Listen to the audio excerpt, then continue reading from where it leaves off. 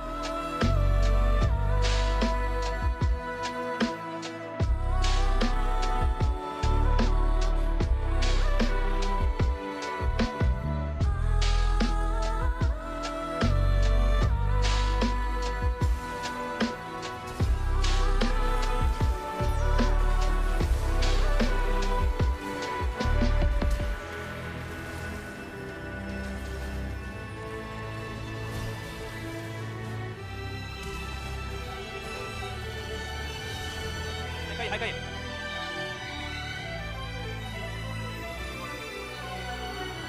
打点助攻啊，蓝宝怎么懂啊？可以助攻啊。一波了，上路一波吧，我觉得上。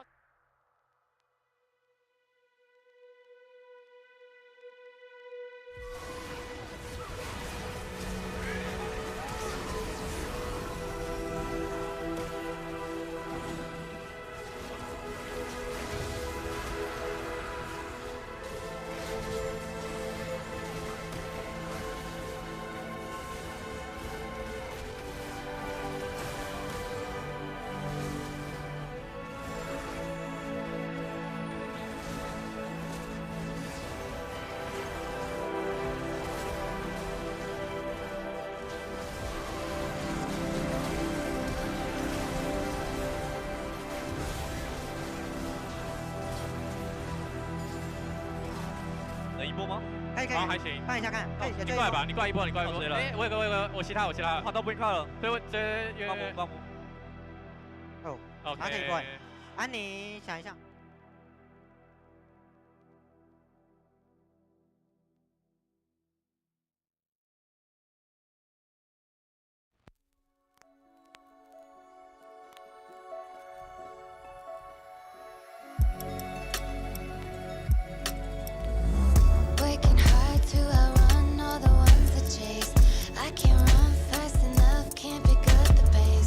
People run towards love, go my crazy craze.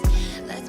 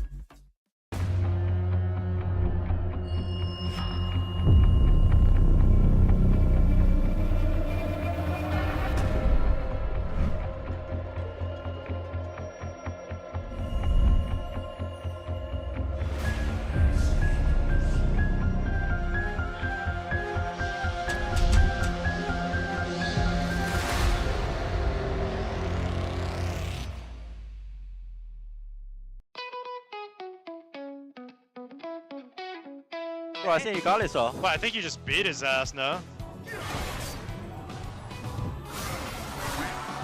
Oh! Ah! Ah! Jesus! What happened? Whole win? No, still going, still going. Jesus! Hey, you win. And you wait till Q cooldown. And there's a kill! Oh! Yes! Yes! Yes! Let's go! Kệ nó chiêu kìa, nó nghe nhạc kìa anh em. Nó tưởng nó giết rồi, nó nghe nhạc. Thua rồi. Nghe tôi tưởng tôi giết được nhờ. Hàng kia bên kia là Không chết rồi. Đó bên kia tôi tưởng nó là John Cena mọi người ơi. Đúng ý cho anh em. Hoàn thành xuất sắc nhiệm vụ nhờ. 能换圈吗？不行，他走踢了，不行，我能走下去吗？不行。好，那我踢上喽。好。帮一下。不会射。哇！还有一个。哎，别插。还有一个。哇，谁呀？我猜的。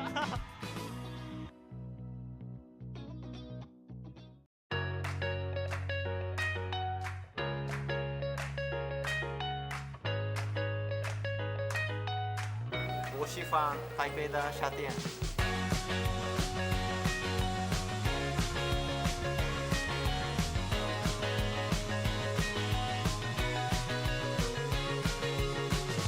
Last time I was in PCS playoffs 2 years ago in Taipei, I came over here and it was very, very hard to compete. I was practicing in OCE for the whole year, and having to come here and level up to play against the teams was very difficult, and unfortunately we didn't perform very well. But now I'm back in Taipei. I love the city, and I think now we're practicing against good teams. We're working together as a team, and we've really, really leveled up. I reckon we'll do pretty amazing this split.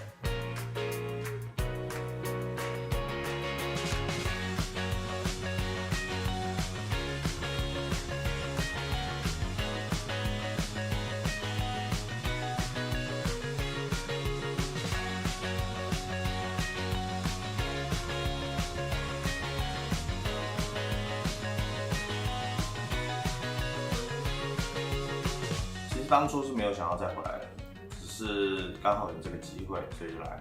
其实赛区合并整体实力强蛮多的，但是对于第一名来说还是很有信心。退役礼包吗？这个有办第二次的话，记得再买一次。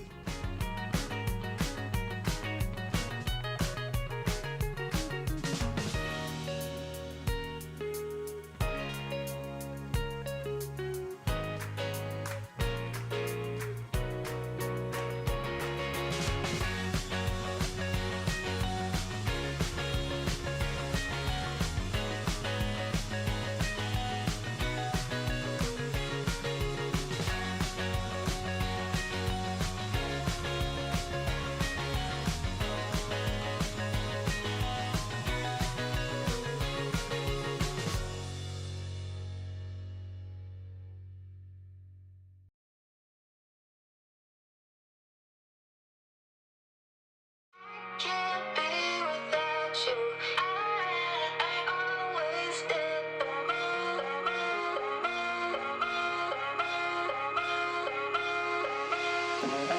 Can't be without you.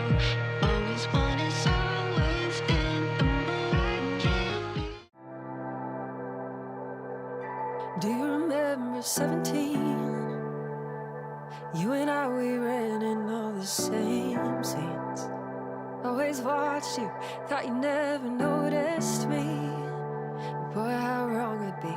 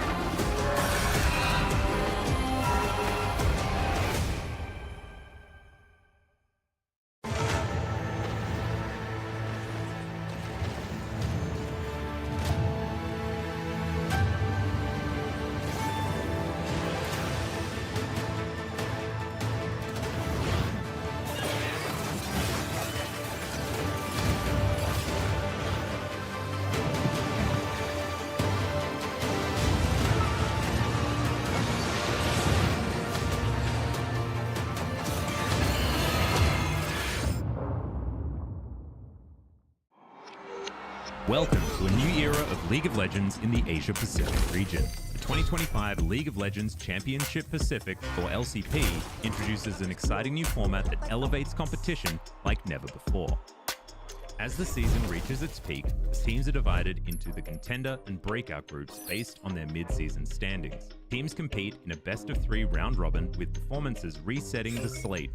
In a group breaker match, lower-ranked contender teams face off against top breakout teams. Winners ascend to the contender group, while losers join the breakout group. Double elimination matches then determine which teams advance to the playoffs. Only the strongest will qualify for Worlds and claim the title of LCP champion. To keep the competition fierce, the LCP introduces a promotion and relegation tournament. Top-performing domestic teams challenge lower-ranked LCP teams for a chance to rise to the elite level. Throughout the 2025 LCP season, the domestic leagues will be taking place. LJL, PCS, VCS, and other domestic competitions will continue battling for their chance to join the LCP in 2026. The top teams from each league will be included in the promotion and relegation event that takes place in October. The 4 guest teams will have a chance to keep their spot as the regional representative for 2026 by battling the winning team from their home region. Each domestic league will send their champion to fight in the promotion relegation match against the current representative from their league. The LCP Promotion and Relegation Tournament introduces high stakes for guest teams. By the end of the season finals, 2 guest teams may face relegation based on league standings. The first, known as the free-for-all spot, will go to the lowest placed guest team, regardless of their home region. The second, the regional merit spot, considers regional placement. If multiple guest teams share a home region, the lowest ranked among them competes. Otherwise, the second lowest guest team overall will enter the tournament. This is the League of Legends Championship Pacific. This is what we're made of.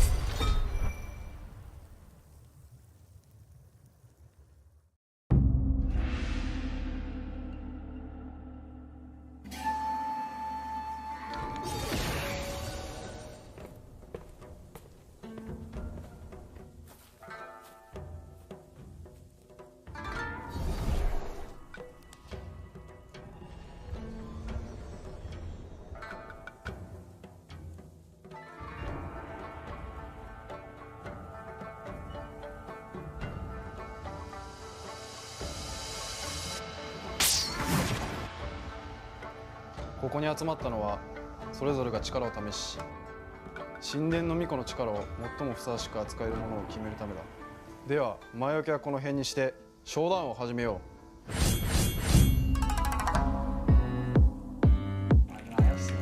我死吧！完打！我操！ユナーラのパッシブがクリティカルダメージを出した時にこう追加ダメージで魔法ダメージを与えるっていうパッシブなんですけど、序盤はやっぱりクリティカルアイテムを詰めないので中盤とか2コア3コアあたりの後半中盤後半あたりに影響力が出てくるかなというふうに思います。ユナーラのメインスキルが9でスタックを8個貯めないと発動できないっていうスキルなので、ちょっと連戦とかはすごく難しい印象を受けました。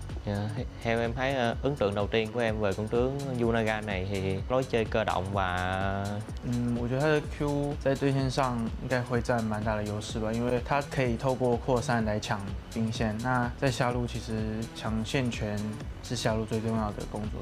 W やばいよ。イカれてるダメージしてる。なんかゼリーの強化版みたいな感じ。em nghĩ là chiêu W của Yunaga thì nếu mà ở trạng thái thường thì sẽ phù hợp với ở vị trí ở lane, còn vị trí ở W ở siêu việt ở trạng thái siêu việt thì sẽ phù hợp ở giao tranh。比较长，好像在放龟外虚攻的感觉。ユナーラの E が思ったよりも早く動けるし、クールダウンも短いので結構連戦でも積極的に使っていいんじゃないかなっていうふうに感じました。他们那个不是你还在睡觉啊？对啊，这里是来了。好，那第一个走了好不好？啊！W。哎，可以直接杀他吗？ウルトのダッシュの挙動もすごく速いので相手からしたらすごいやりづらいだろうなっていうふうには感じます。我觉得他的大招有点像，就是他把他的3招都强化了。個人的に感じたのは、ゼリのウルト中かなっていうふうに感じました。W や E のクールダウンも解消されて Q が15秒間持続で発動するので，对，他就是开了大来配合他的 QWE 的。Thì cảm nhận của em khi mà đối đầu khi mà chơi Yunara là kiểu cảm giác con tướng này đánh tay khá là nhiều nên là đầu game hơi bị khó để đi lane. Còn về giữa game và cuối game thì tướng khá là mạnh. Theo em nghĩ thì nếu muốn chơi vị tướng này thì mọi người cần giữ vị trí trong giao tranh, phối hợp với đồng đội. 我觉得对上他角色的话，就是趁他在 Q 还没有叠起来之前跟他换血。 상대 뭐 이즈카르마나 이런 견제기가 좀 좋은 챔피언 있으면은 힘들 것 같다는 느낌을 받았어요. Theo em nghĩ là tướng để phát huy tối đa sức mạnh của Yonara là những vị tướng có khả năng bảo kê trong giao tranh, ví dụ như là Rakan hoặc là Lulu. 他感觉是需要发育起来的英雄，但在赛场上就是下路不太适合太发育，他需要有一点能够战斗的能力。 もちろんやっぱりプロゲーマーなので、練習しないといけない部分もたくさんあるんで、もちろんそれは練習しようと思ってます。ただやっぱりユナーラ自体がすごくなんていうんでしょう、新鮮なチャンピオンなので、すごく練習するのも楽しみなチャンピオンでもあります。 Em thì em nếu mà con tướng này mà ra mắt thì em sẽ chơi nó, em sẽ luyện tập nó rất là nhiều, em sẽ không cấm nó bởi vì em thấy con tướng này nó phù hợp với em. Cái đó là 我连地铁都不懂，我应该看过来啊，完全看过呀。僕じゃねえし。哇，三分 OP。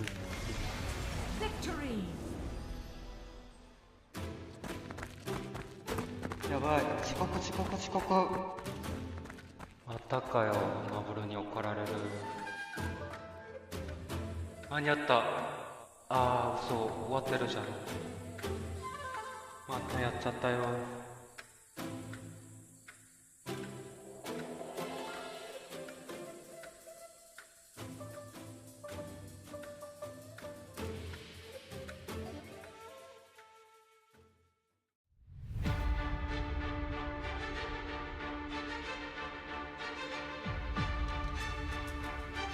看一下吃的速度，5000多滴，乌迪看起来很想开团。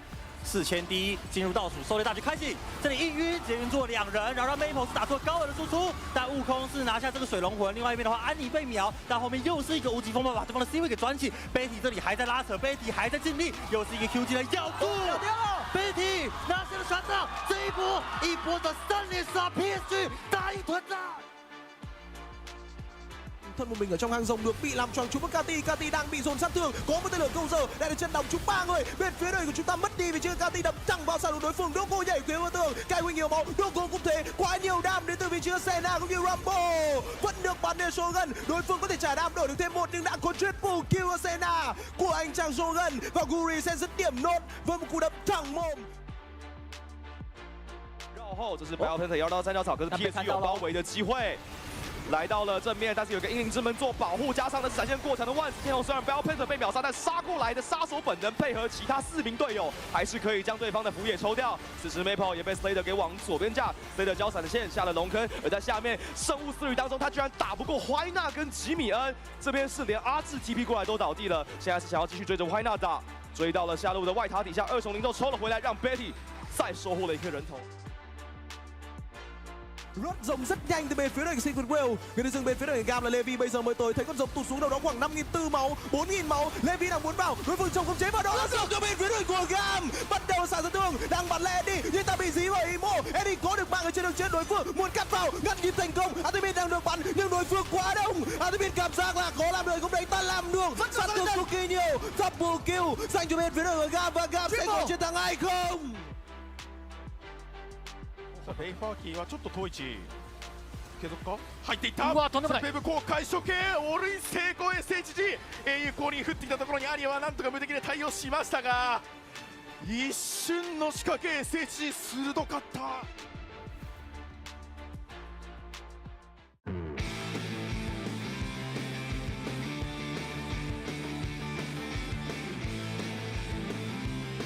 Taki đã có nhịp cản quá tốt. Baron giành bên phía đây team Secret Well. Lính cát đẩy lên xỉa khá đau. Đến với con đường cây kia nha. Tới hết tung được 2 người, đó là 2 người trên carry bên phía đây Secret Well. Artemis được bắn, không thể ngăn cản Artemis. Double kill cho xạ thủ bên phía đỉnh của Gam. Và khi vị trí Hito bị bỏ lại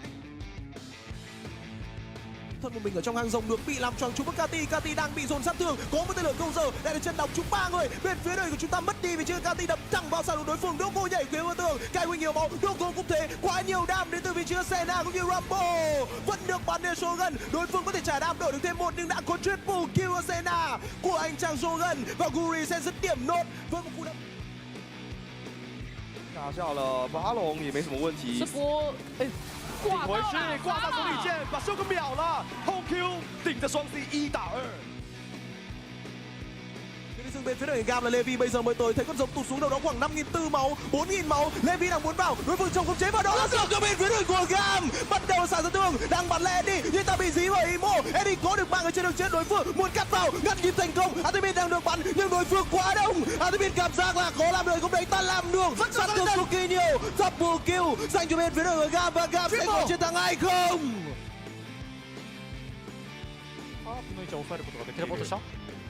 シューターさん見るか。さあ引っ張ったのはゲン、ただ相当ダメージが出ている。それでもエンゲージ2番に対してエロマンしたらその瞬間倒されてしまった。横からエビがやってきてシトラスを狙い撃つダメージを出そうとしました。その死の国の中でシャッタランゴールドエビが回収。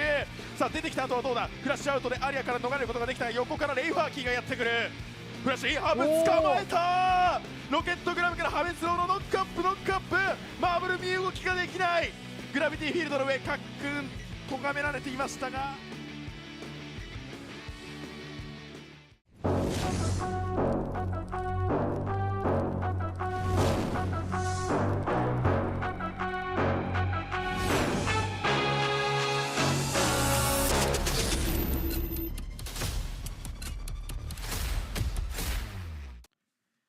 Welcome back, everybody. Week 5, day number 2 here of the LCP season finals. I will once again be your host, Veshian. Alongside me, it is my good friend, Blue Panda. And an end to the year for one of our two teams starting us off tonight. It is Chiefs up against SHG. Chiefs yet to find a win here in the entirety of 2025. SHG, they've done it a few times, but more recently on a bit of a downward trend as they did lose to DFM for the first time. Yeah, look, it's an interesting one. Come the end of this evening, there is a very good chance that the Chiefs are record holders for the worst possible reason in the debut season of the LCP. But yeah, SHG looking noticeably weaker. DFM get the one up on them. You'd have to hold out hope that maybe the Chiefs can do the same. But look, how many times have we been on the cusp of a success, cusp of a series win, only to fumble it at the worst moment? But how many times have we come in for a Chiefs series when I've had a fresh cut? This is the first time. So it could be, you know, maybe it's a new leash on life for them, much the same for me. As you see them just coming across your screen. I think notably for the roster, again, BiPanther, he's been a key member of their team this entire year long. And I think now really looking towards Slater as well, but he came in hot. He came in hot in his first series. It was actually up against SHG, if I recall correctly. Had a really, really good Xayah performance in Game 2, and unfortunately, once again, they fell short. And there's been glimmers of hope down in that bot lane for Chiefs, but unfortunately not sustainable enough to get them through the entirety of a series. Yeah, it is going to be interesting for sure. And I mean, speaking of your new cut, I know you're a big Hugh Jackman fan. It's odd, though, that you went with Anne Hathaway's look at the end of Les Mis. I've never seen it. Wow. Fallen flat, mate. They're going to get it, and they're going to laugh. But maybe you should have gone the Evie look, you know, just clean shaven, because we know when he rips that hair off, he becomes a bit of a beast unto his own. And I wonder if maybe in this do or die moment, maybe he's gone for the shave, because it seems to be an esports tradition that finds a lot of success. Yeah, who knows? But I mean, looking at the side of SHG, Johan's been the standout performer for me. Absolutely. For them this split. I mean, alongside Fate and Marble, admittedly, but it has been Johan the catalyst of their success a lot of the times, even up in their most recent series going against DFM. The game they did end up winning was a lot of him finding a lot of success. It was kind of the battle of the junglers there in that one. And unfortunately for Chiefs, I think here in the season finals, that has been their sore point, where Why Not's really struggled to find grasp in these games. He's fallen behind quite a lot. Now, there has been success on the Tree champions, Marikai as well as Ivan, so I think looking towards getting something like that could be very successful for them. But again, SHG are going to be aware of this and be able to draft. Yeah, I mean, we saw that against DFM last night. Unfortunately, Citra's a little one-dimensional when it comes to the likes of the Talon and the Zed, and he looks really, really good on those. When you ban them out, he's left with a Kiana. So what happens if you see the Ivan and the Maokai banned out against Why Not? So I don't know. I personally, I'm like you said, looking towards Slater, looking towards Bio. They have been the two inarguable strongest points on the Rift this split, followed very, very closely by Luon. So I think between those three, we should be able to make some plays happen. Jimmy feels like he should be an even enough match for Fate that he can hold things down in the mid lane. But yeah, Johan, I think just edges it out a little bit more over Why Not in this matchup. Yeah, absolutely. I mean, Johan's come into the league looking really, really hot, and so if you're able to keep him down, if you're able to control the pace, it seems like SHG do struggle a lot. I mean, Vikings are a really good example of this, where SHG went up against the Vikings and Guri was just all over Johan, able to control the pace of everything that's happening around the Rift. And so, again, if you're able to do so, then it's going to be a very good look. And look, there's been a week between the last time we saw the Chiefs and now, and that's only going to be the 5th week that Why Not's even been in the competition. So there is the chance that he can, level in, find his groove, and then possibly find avenues in with those bruiser champs that most other teams are using. But again, we're going to have to wait till we get on the Rift. We're going to have to wait to see the drafts, see if the Chiefs are looking for that Maokai Yone, which was so successful for them last time. There's so many opportunities here. And I think, unfortunately, for the Chiefs, even going past what the players are playing, like who's looking good, who's looking a little weak, I think the drafts have been a really, really sore point for them, where they get these even drafts and the games are pretty exciting, pretty close, and then you get to the game 3 and it's just all falls apart, and I'm really hoping to avoid that. That and the desperation. We've seen a number of desperation plays for the Chiefs where they just throw everything at the wall and hope something sticks, and unfortunately it wasn't really a wall, it was a curtain, and then they've just wasted everything, and then from there the team then collapses in on them. So I do want to see them just be a little bit more measured in their approach to looking for targets. Yeah, absolutely, and they'll be able to do that, right? We've seen glimpses of just absolute, I don't know, genius out of them. Like we've seen the Biopanther fight, if you remember, on the Cassante, where it was like, oh, this is looking like a disaster, and they find the perfect time to turn it around, perfect time to find an angle into the fight, into the game, and so they're going to have to do it here. This is this is do or die for them. Right Fist, we'll see you soon.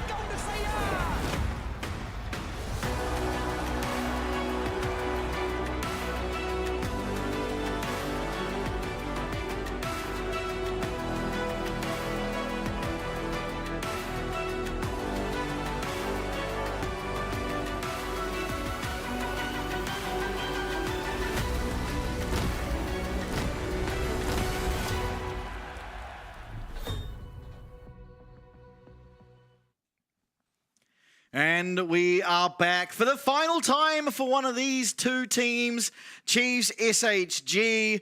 SHG can't be put into the relegations, but for the Chiefs, if they do fall here, that is it for their 2025. And possibly with the strength of the VCS, the PCS, the minor regions, possibly the end of the Chiefs in the LCP. Of course, they're still fighting for their lives. If they win today, they get their chance to go up against DFM tomorrow for their chance to make it into the playoffs and then send DFM into the relegations. But considering their record so far, it's looking bleak. Yeah, that record being, and what did we say? It was 18 now. Yeah, so it is impressive in its own right for all the wrong reasons, as we see Bio and, Evie is out here absolutely aura farming. Unfortunately for Bio, his mullet's cool and all, but he definitely lacks the gravitas that Evie has. Yeah, absolutely. Just switches up hairstyles on a whim, does Evie, and even the graphics half the time don't know what he's going to be coming out wielding. Johan and Why Not, two junglers for either side. Johan, I mean, he's been looking good ever since joining the league, and Why Not, I mean, he's had glimpses of looking great. The Ivan and Maokai, again, we talked on the pre-show, really good games out of him, really being able to control a lot of the map, but needing to try and replicate that success here as Jimmy and Fate into the stage. Fate, again, we didn't really touch on him that much, but he has had a really good season finals for himself. Yeah, absolutely. I mean, he's been doing, it feels like a lot more, but realistically, it's just he is joining with the rest of the team and putting in some of those monumental efforts that we've seen out of them. But down in the bot lane, Marvel and Slater, I mean, realistically, these are the two players on the Rift with the most explosive potential to blow this game wide open between SHG and the Chiefs. I think you just give that little bit more to Slater, who is just that much more proactive as an AD carry, which is something that we don't see as much outside of the top 4. Yeah, for sure. I think Marbles are much more reserved AD, happy to just sit there, scale up, get to the late game, and then that's where he really hits his stride, whereas Slater, more often than not, wants to be aggressive. Unfortunately, I think what he's been limited by is the drafting, and I don't even necessarily blame Ceres. I think a lot of the time, these players have a lot of autonomy over what champion they want to pick, and there's been some Zayas being picked up that we know is so synonymous with him that does struggle in the sort of areas of or the team compositions he finds himself playing against more so than playing for. Yeah, unfortunately, just because you're good at something doesn't mean it's always going to work into your enemy's comp. And we see, yeah, look, his Xayah, his Kai'Sa have looked crazy good. Sure. But when you can draft around that, you can't really have that autonomy that you're looking for. He does. He will continue to still look to force those plays, but we find him struggling more often than not. Yeah, absolutely. That is the problem, right? When you are so good at certain champions and the other team realize that, they can sort of prepare for the fact that, okay, well, we're in game number 3. He's already used the Kai'Sa. What's he most likely to pick if he wants to carry this game? Because most teams will identify that Slater is that sort of firepower in the team, right? BioPanther has some great games where he's able to do a lot to carry, but he's on like a Cassandre, so he's never going to be that takeover champion that really gets the ball across the line. But it is Slater they generally look towards, and if you're assuming, okay, game 3, going to go comfort, going to try and get it done, they're going to go Xayah, and you're able to draft around it, then if things get very, very hard. Yeah, I mean, it's an interesting spot for Bio up in that top lane. The Cassandre, unfortunately, has felt like somewhat of a rut, even. You look at traditionally what he's been good on, it's those tank champions, and he's slowly changed things up coming to season finals. Looked phenomenal on the Jax. He's had a couple of great Aatrox games. But then he just keeps slotting back onto the Cassandre because it is so good for him, which does mean that we see some of these other champions fall by the wayside. Yeah, and part of it as well is you think of like BioPanther, he's clearly wanted to play some more of these bruisers, and he has been getting that opportunity. And again, not due to him, I think he's been playing pretty well on them, but the team just doesn't seem to function as well when he is on these bruisers comparative to the tanks. And when it comes to the tanks, Cassandre is kind of the tank that is somewhere in the ballpark of bruiser/tank, right? He's still very tanky, he's still be able to be at the front and sort of conduct how his team positions. He's your Eddie Hall of the top lane. Yeah, if there's a timer that he can turn the team fight around, go all out and try and look to really take someone 1v1, then he's able to do so on that champ more so than the Ornn or the Sion that we typically do see. Yeah, I mean, to me, his Jax stands out for sure. It was a crazy good Jax game that he played the first time he brought it out, and in the season finals looked very, very clean. But obviously, going into the draft phase, I would be surprised if we saw the Sion Jax being let through because they have been targeted out against him in the past. But of course, it does come down to what the priority is for this Chiefs roster coming into what could be their final play day of 2025. Yeah, absolutely. We'll be heading to draft in no time, of course. SHG with side selection, highest seed. Heading here into the second round robin, does get that side selection. And with this camera angle, I believe we're heading in. Nico taken away from Luon, as well as the Varus from Slater. Then Wukong Vi away from Johan. So Chiefs recognizing where a lot of that firepower comes from, trying to take away some of those really key initiation-esque bruiser junglers, and that is the two sort of at the tippy top there. And the third joins them, courtesy of SHG. Not something that we've seen why not play, but I mean, a jungler at this level, it is just an incredibly good jungler, so anyone is going to be able to pick that up and put it to great use. Yeah. Semi-global presence. What the Chiefs round it out with, I mean, is there that much? I mean, Rumbles to me stands out. Yunara. Less so Talia. Okay, so Rumble and Azir going to be both open. Maybe throwing a Gauntlet here because they're going to know that Fate will want to play Azir. That leaves Yunara open, but yeah, SHG, they just take the Yunara. There's answers into the Azir. So now, if Chiefs want the Azir, they can take it, which they will. And then whatever jungler they want to slot alongside it. I mean, thinking of the typical, there are the Trundles. They go for the AD carry for now. So Corki for Slater up against that Yunara.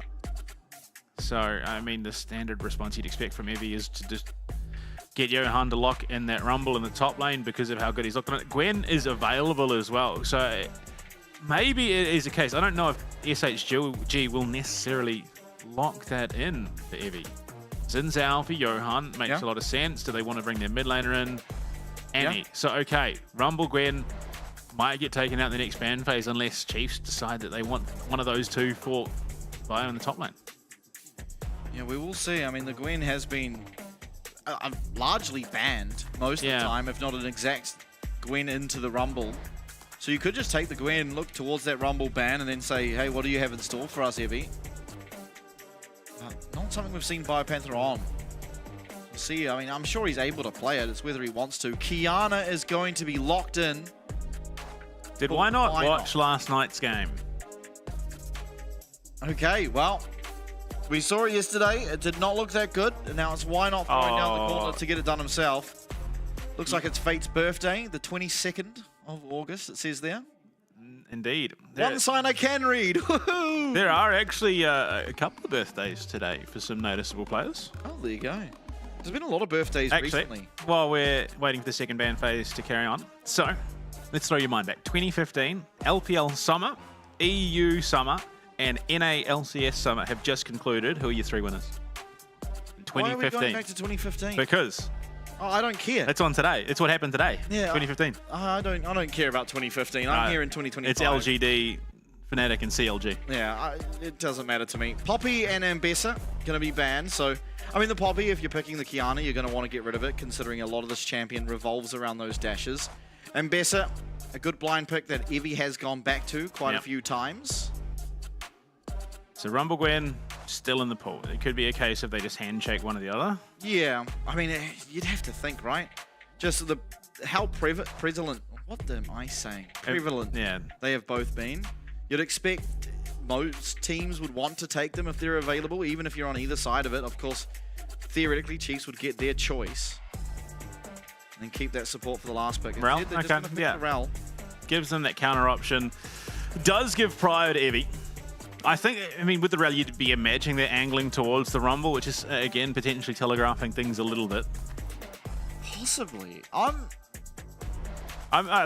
more blown away by the Kiana pick. Yeah. I don't know if there's really that much justification for it. I'm struggling to work out the identity of the Chiefs comp. Rakan, okay. So it plays very well into the Chiefs comp. And what does Evie want? I mean, he's got anything that he could possibly want at this stage. I mean, I think there's also just better supports than the Rakan, but I guess a lot of band. I mean, it does well with the Zinza. Cassante, okay. I mean, what is going on? And the Rek'Sai top? Okay, Rek'Sai top recently receiving buffs again, so not quite as egregious as it was last year, but has received some buffs, does a little bit more damage now, and I mean, when back's against the wall, trying to do something unique, and it's something I credit to DFM for, and I'm going to credit Chiefs to do as well, is that things get bleak. They're looking, you know, you're on the verge of going to that promotion relegation tournament. It's time to give up do what every other team is doing and now play the Chiefs style, and maybe this is something they've practiced a few times in scrims and realize, hey, we've been able to make this work, and what better way to shake things up here against SHG, who just had it happen to them, you know, in their most recent game. Do it yourselves, and I really do rate it. I mean, look, it's an odd time to choose to go for the high gamble option, but well, it's the last opportunity. Yeah, exactly. It's like one of those situations in sports where, like, well, why have you waited for the last 5 seconds to call a timeout? You probably could have used this a couple of minutes ago, but yeah, look, why not? It could be what makes that difference here for the Chiefs, but staring down the barrel of that promotion relegation tournament, like you said, it's going to be an interesting one. MVKE in the crowd. Yeah. Cosmic Dawn and Rakan, once again. All but that one game. Yeah. Okay, well, I mean, it's going to be very interesting to see. The Rek'Sai top, again, last year, many people will remember where it was just an absolute beast. You'd trade your entire health bar, and then you'd burrow, and your entire health bar would be back. Now, it doesn't do that as well as it used to, but it does do a lot of damage. Importantly, here in it was the PCS at the time, when Evie had come over, he was the first player in the region to actually bring it out. So he's going to be relatively well-versed as to how this Rek'Sai does function. Yeah. Oh, it's a bold call.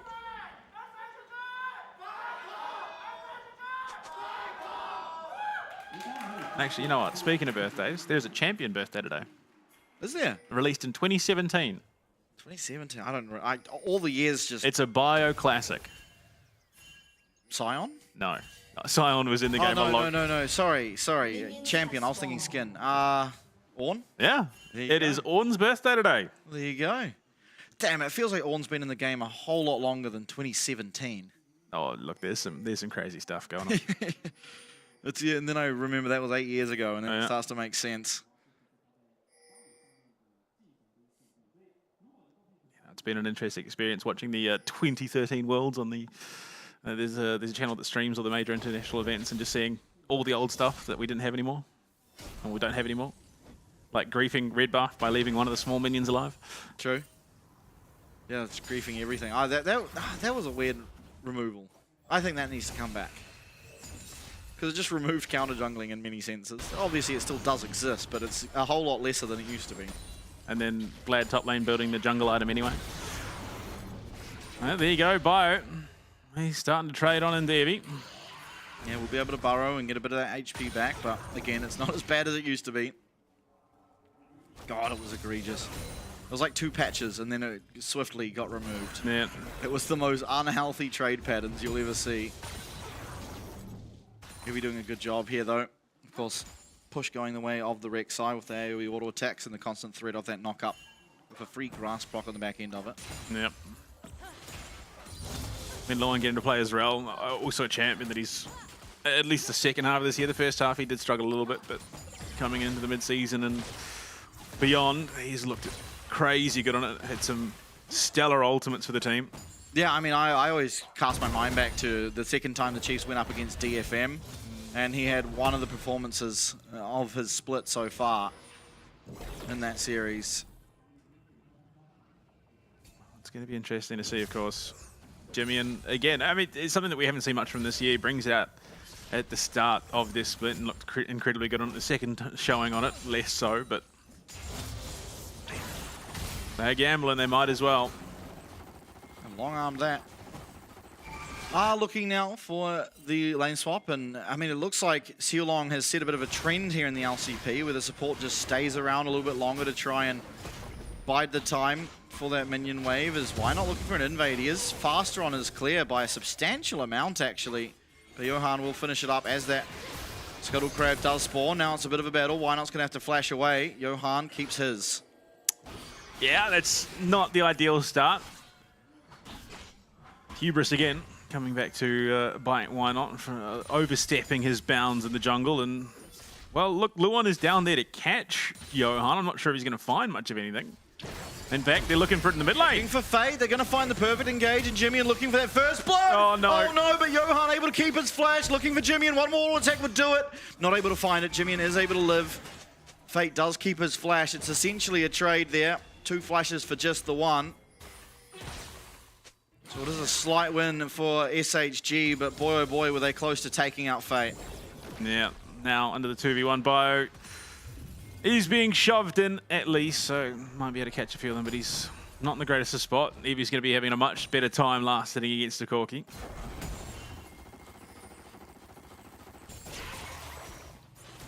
Absolutely. Bio up here in this 2v1. Not going to be the greatest of times, but never is as a top laner. As to how League of Legends has been being played for the past couple of years. Absolutely. Again, gang off on a roam. Get some of that vision down. Probably look to reset again.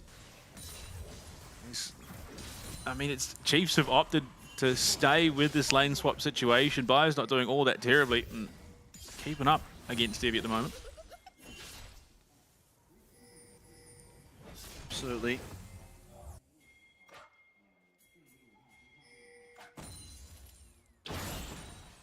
So, slight lead in terms of gold here for the Chiefs.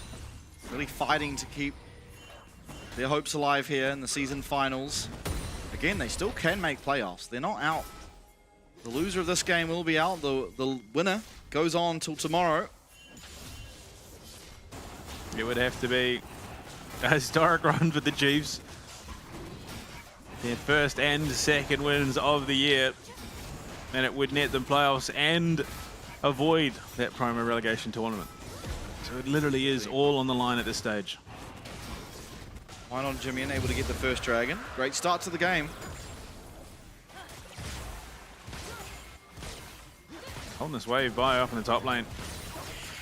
6 now, gang. He's just going to dive on in, do his thing that Rakan does so well.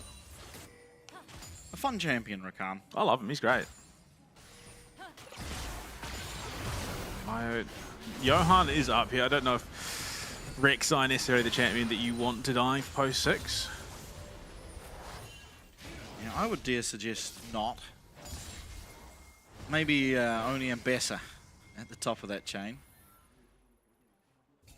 I don't know. As the years gone on, our top laners have gotten better at avoiding those situations. That's what I'm saying. I mean, Ambessa is probably the champion absolutely. that is the worst to dive, because I don't even remember a time I've seen an LCP team dive at Ambessa that didn't at least end in a 1-for-1. No, we've had like 2, but it was because it was a 3-man CC comp that just literally she did not play the game at all. But even then, 2 out of about 40. Yeah, it's crazy that it's happened that many times. Yeah. Marble going to be coming up top again. Now lanes are mirrored this time. So Gang. Void drops 40 seconds. Both teams being up here with their bot lane does suggest that they both are wanting to try and scrap for that objective. Hard to say necessarily who it favors. I mean, generally Corki a little bit stronger than Lunara would be at this stage of the game, but in terms of that uptime, if Marble's able to find some space, we'll hit a little bit harder over time. And spreads that damage quite nicely. Yeah, absolutely. Let's heal Bond. Marble and Gang taking a lot of agency. Yeah, doing really well. Corki, a champion that really wants to get ahead early, hasn't really been able to do so. A very minimal CS lead.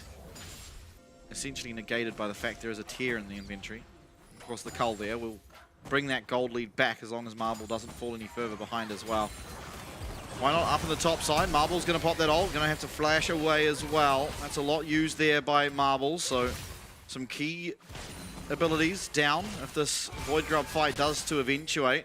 It's going to not be the strongest of Lunara's. It's rotated up though. Slater. Slater's lost a lot of health, but able to live, and now turn it around. Valkyrie's forward, takes another auto attack there from the Lunara's Gang.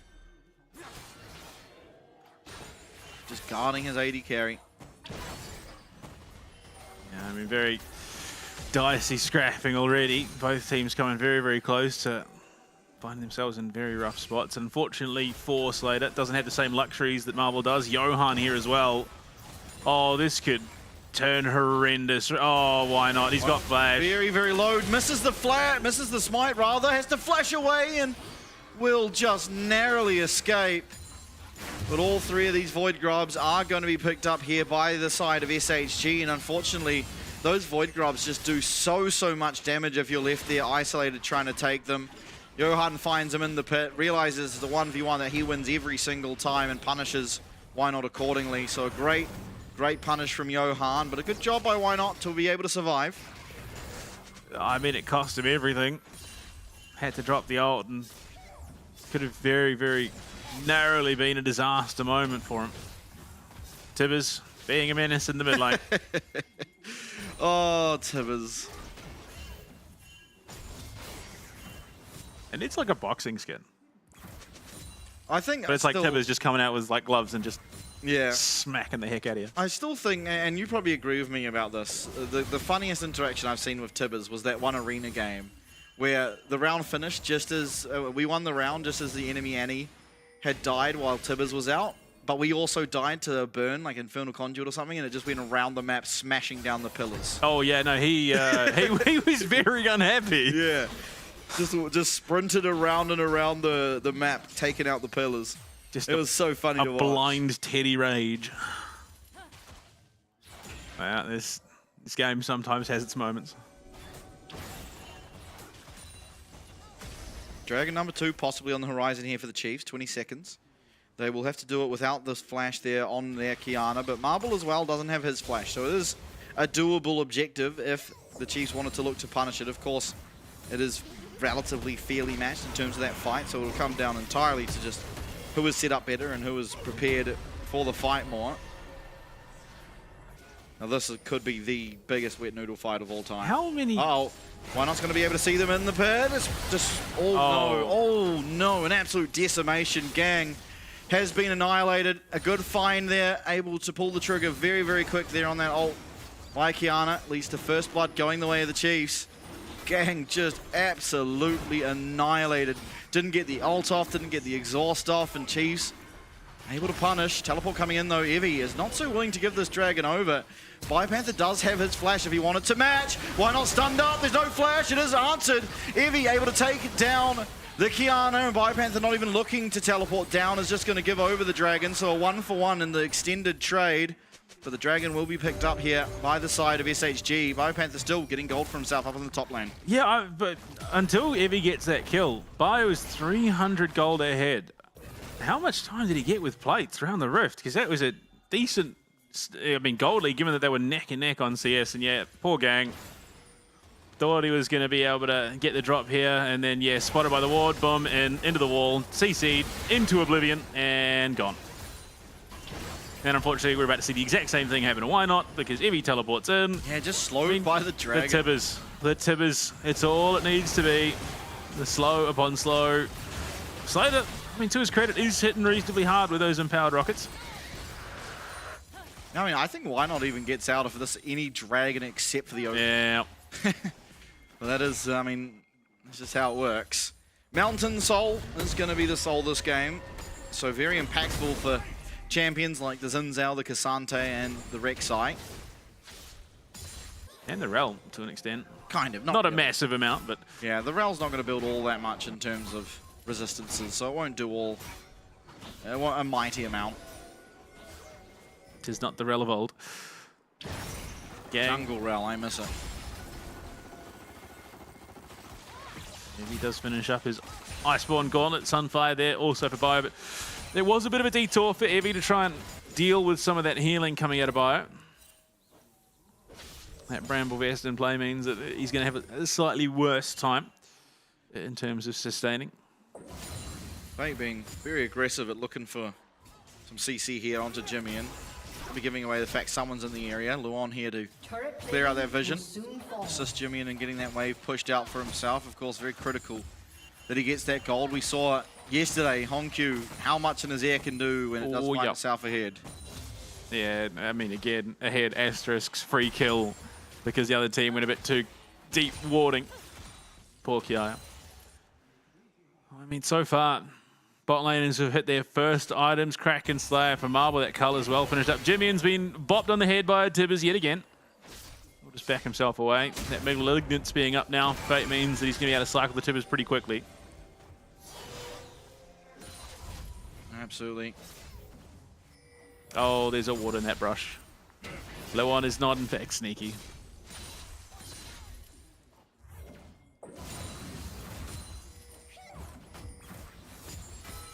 Well, very quiet game in terms of any kills or anything like that, but still there has been constant looks towards finding some aggression. Yet to result in all that much. One dragon apiece. It is SHG who have the additional grub bonus. So they are ever so slightly closer to the feats of strength, but still not quite there. Yeah, Bio really starting to struggle into this matchup now. Heal cut and the Iceborne Gauntlet just means that Evie can stick to him that much harder.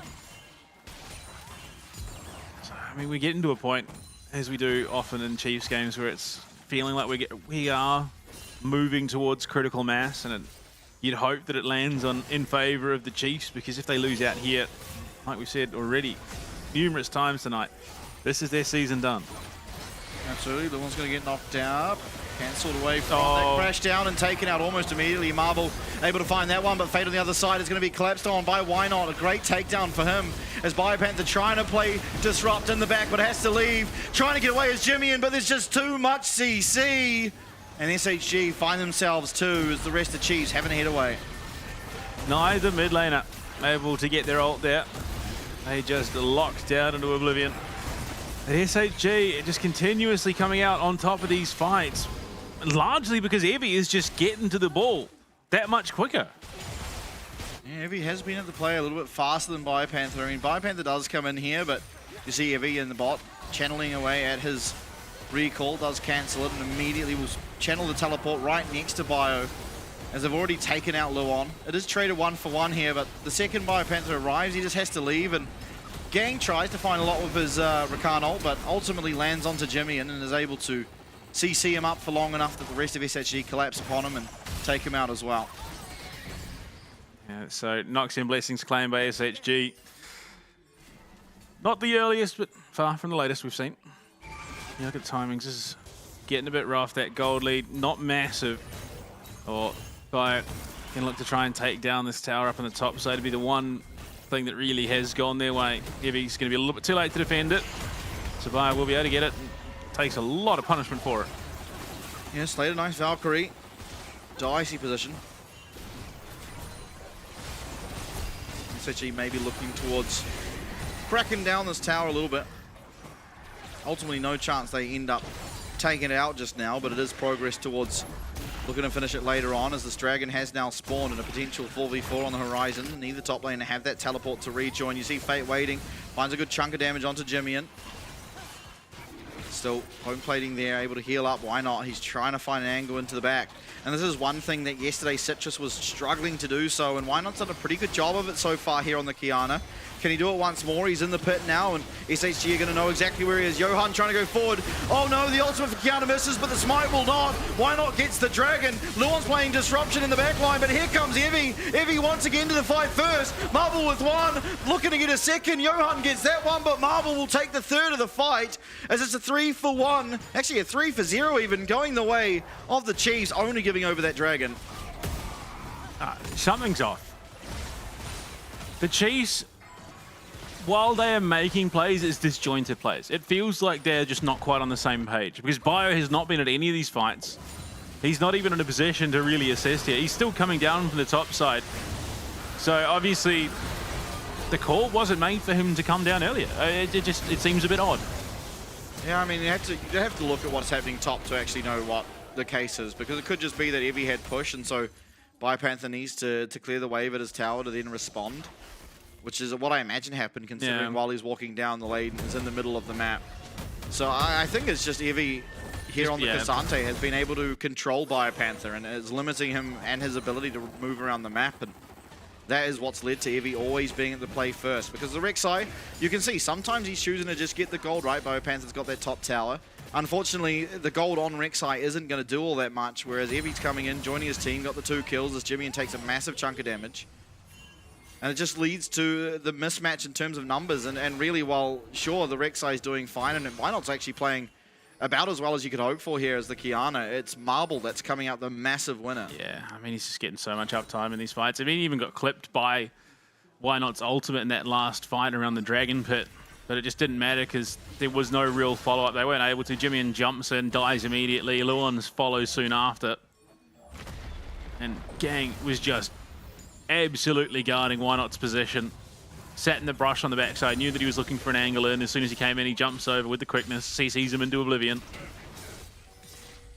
So they are really just checking this draft so well. I think more than anyone, it has been Evie, the catalyst of it. Just because, look at him, he's completely controlling where the positioning of this top lane is. And I'm not sure about the current state of Rek'Sai, if he's able to turn that later on, but I mean, Evie happy to take these trades and doing very well in them. It's never going to result in a kill, but all it is doing is making sure he has access to the wave first, so if anything breaks out, he's going to be able to move first. Yeah. Why not? I find Fate here is going to be able to do so. The ult connects, but the stun does as well from that Tibbers.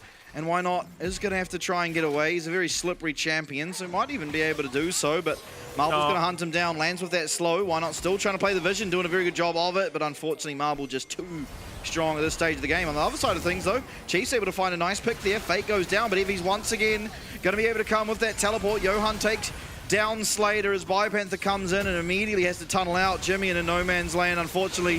Sandcastles aren't the greatest form of defense. And down he will go. We are at a rift, not a beach. Yeah.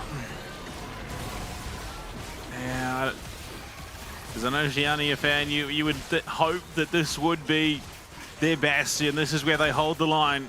Unfortunately, SHG got to the beach first. They got to the bastion. They've set up. They've set up camp. And unfortunately, yeah, Chiefs forgot to make a reservation. I mean, they're able to find Fate. This is what occurred off our screen, but Johan coming down. Slater just completely annihilated. I mean, Tib is doing the majority of the heavy lifting there, really only coming into last hit. And then Jimmy, who was pushing the wave all the while, is then left completely alone and isolated. There's no way he's ever going to be able to defend himself in that 4v1.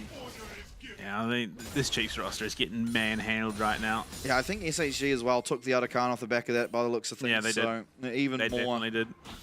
And unfortunately now we're at, while it's only a 3k gold lead, the problem that Chiefs are running into now is that the 3k gold lead doesn't speak to everything because, first of all, their AD carry is the one that's very far ahead. Pretty much the entire lead is between the AD carries. But even more now, you got a lot of power coming through from the roses you did get from the other Khan. So there are hidden bits of power that you cannot see just by looking at the bar at the top, and all of them favoring the side of SHG, barring Dragons.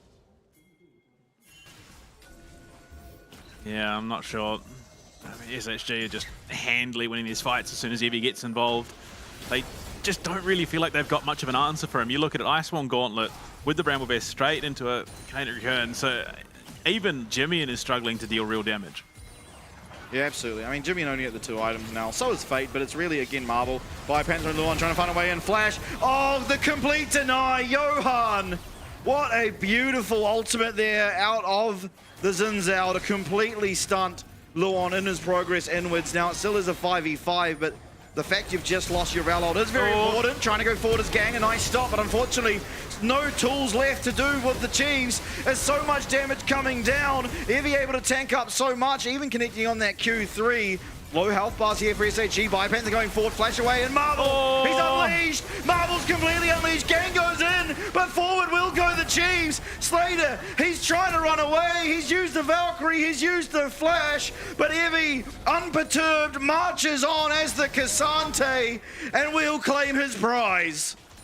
I mean, this has just been an absolute outclassing in the top lane. Evie has just become this unbelievable monster, and Bio is all but irrelevant at this stage in the game. It's just crazy. This is Hongq level gaps in the top lane. Yeah, very, very good game out of Evie. I mean, the fight is so back and forth. You see Jimmy outputting a lot of damage, Slater on the other side of the fight doing much the same, and Panther doing a good job of staying in that front line, but unfortunately they go forward looking for Marble, who still has flash, and that was enough. If you go in and the flash is there, then the fight goes disastrously. Yep. Cassante, more dashes than Corky, will eventually get to him. I mean, it's just a 6-0-3 Cassante in the top lane. A monstrous performance out of Evie. Yeah. Very commendable. And absolutely fraudulent damage numbers out of Slater. Now, the good news for the Chiefs is here in split number 3, they've in fact won more games in the game number 2. So, while I do think game 3, 5k gold lead isn't necessarily the end of the game, it is getting to the verge of, and you're still not out, right? You still have those 2 games to come back. They've found more 3-game series than not here in split 3, and one of which, of course, was against SHG. Yeah, and also worth remembering that SHG versus Chiefs manufactured the shortest game of the split, 25-04. Won't be this one. No, luckily. But they are just, I mean, they are getting gapped in every single lane right now. Yeah, I mean, true, but again, it's kind of just stemming from the fact that Evie's always been at the play. Yeah. I don't think you necessarily look towards Slater's performance or Jimmy's performance to say they're being gapped. More so, the fight's just always going to favor the team with more numbers, and Evie's been able to be at the more critical. Oh, absolutely. It is more often than not, yeah, a product of Evie being there, but I mean, Slater barely being able to do much in these. Oh boy. Speaking of, here he is. Yeah, Evie in the back line, going to be able to find his way onto Panther, drags him into the team, but a bit of a missed engage there as Panther pretty happily just scurrying away. Going to cost Evie his ult, doesn't cost the Chiefs anything. Yeah, but SHG are not happy with just getting a sniff of Bio there. This feels like they're going for a bait. Yeah, they are. Yeah, starting up the Baron. Panther has his teleport, can come and join the rest of his team. See, what is SHG? Oh no, why not? Well. Oh, why not one shot? Is he able to get his ult off at least? Yes, maybe even able to find the one shot. Not able to do so. Fate gets it. Jimmy's down as well. And this absolute herd of Chief members are going to get taken out. Double kill for Marble. We're going to make it a triple kill here. Actually, Evie takes it. And Johan able to find the 1v1. Yes, is a clean ace going the way of SHG. It's going to give them the Baron as well, and all but certainly game one. They just got wiped. Oh dear, the Chiefs. It was, I mean, look, valiant effort from Why Not to fight that back into Fate, but he just got caught dead to rights, in on the backside. The ultimate only clipping Fate because the rest of SHG had collapsed down onto the Chiefs. I mean, this is the most dominant defeat that the SHG have given to the Chiefs all year. Yeah. Gang able to go forward. We barely even saw this because of what was happening at the top, and Jimmy, and he CC'd for too long. Even though he gets his ult off, it's much too late, and yeah, everyone's pretty much dead before they even start. SHG very much wallet gapping their opposition for the time being. With Baron in the back pocket now too. All they got to do is look to try and take down some of these structures, break open the base of the Chiefs, and maybe even be able to solidify their win here. But for now, Chiefs are hanging on, at least in this game. Well, I mean, even a good fight feels like it's not going to be enough. I mean, you think synergistically between the Azir and the Kiana, if you could layer those ults, that's a lot of time. SHG CC, but it just feels like Chiefs lack the damage to do anything really on the backside of it. Yeah, absolutely. Tower number one, the bot lane in the tower. Getting taken out exceedingly swiftly here. Yunara dealing with them pretty well. Will be the inhibs looked at next. Slater not able to walk up with Gang positioning aggressively. Johan as well in the area. Inhibitor will fall at least in the spot lane. What more can SHG get? They have a minute and a half left still of this Baron. Luan pulling the trigger. He finds his way onto 4, but Fate is one shot. Both Why Not and Jimmy in. Fate denies any chance. And unfortunately for the Chiefs, their chances in game one are all but zero, as SHG will take down the Nexus, and they will be one game away from having their rematch against DFM to try and get themselves into the playoffs for 3 splits straight. A truly bleak affair for the Chiefs, unfortunately, off of game one. They gamble, and unfortunately, they leave without a house, without a car, and without pants. And there's SHG going to be able to go back to the back room. A lot to look at for the Chiefs, but SHG really playing very, very well in this game. There were moments where possibly you thought maybe, okay, Chiefs, Why Not found a nice little flank there, but there's always been someone guarding him or just Evie first to the play, and unfortunately the numbers disadvantage just meant SHG were able to just walk over the fights, and bit by bit Marble got further and further ahead, and once again showing the real strength of this Yunara champion with just the tiniest ounce of gold.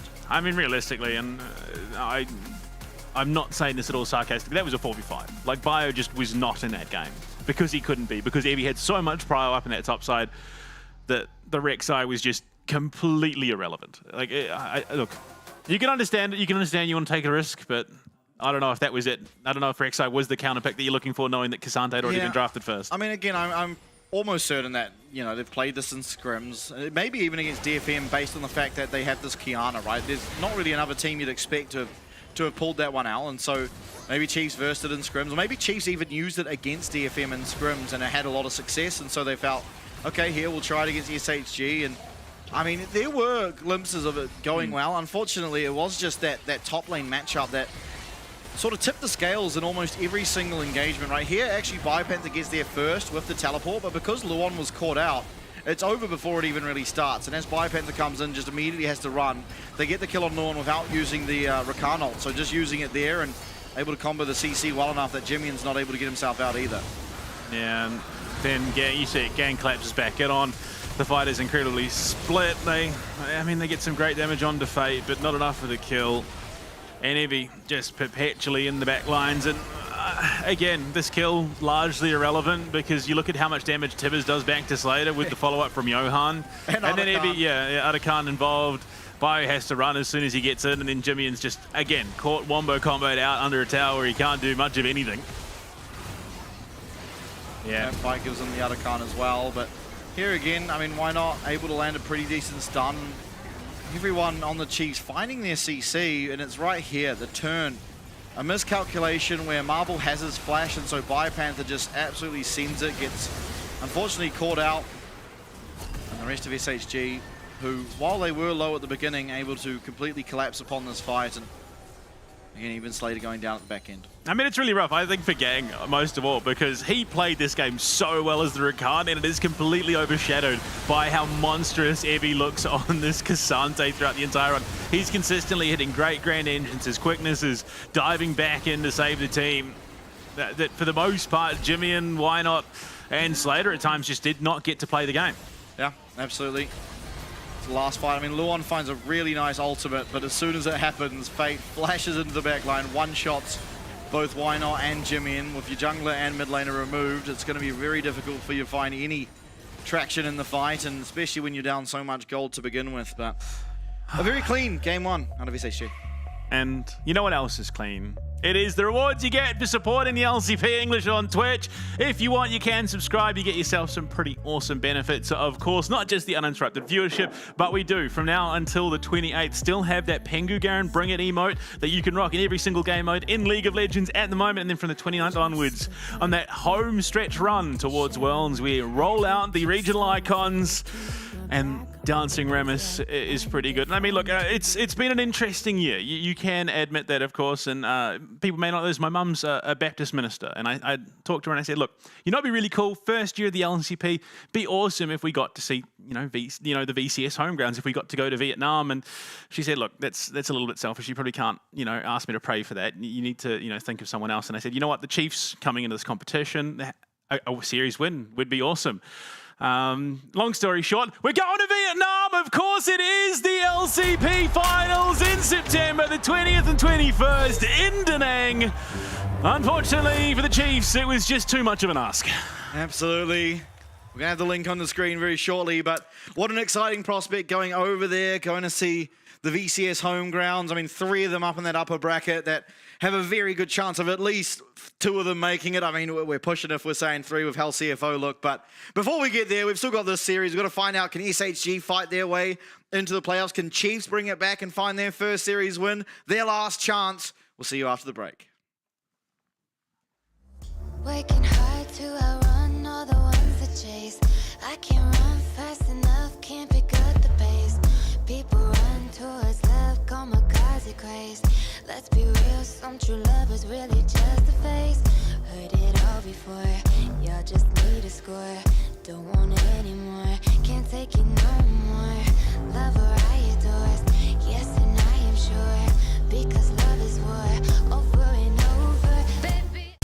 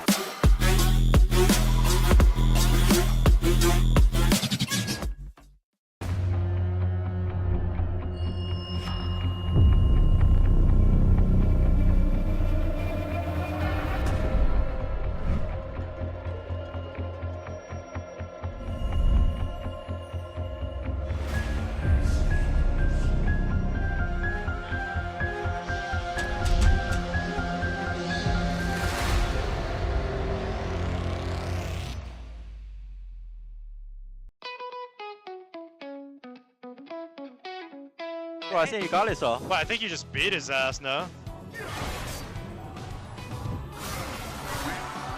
Oh!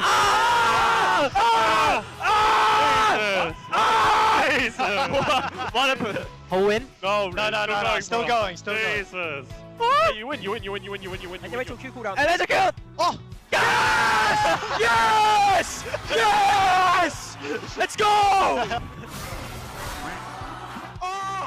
Kệ nó chiêu kìa, nó nghe nhạc kìa anh em. Nó tưởng nó giết rồi, nó nghe nhạc. Thua rồi. Nghe tôi tưởng tôi giết được nhờ. Hàng kia bên kia là không chết rồi. Bên kia tôi tưởng nó là John Cena mọi người ơi. Đúng ý cho anh em. Hoàn thành xuất sắc nhiệm vụ nhờ. 能换圈吗？不行，他走踢了，不行，我能走下去吗？不行。好，那我踢上喽。好。帮一下。不会射。哇！还有一个。哎，别插。还有一个。哇，谁啊？我猜的。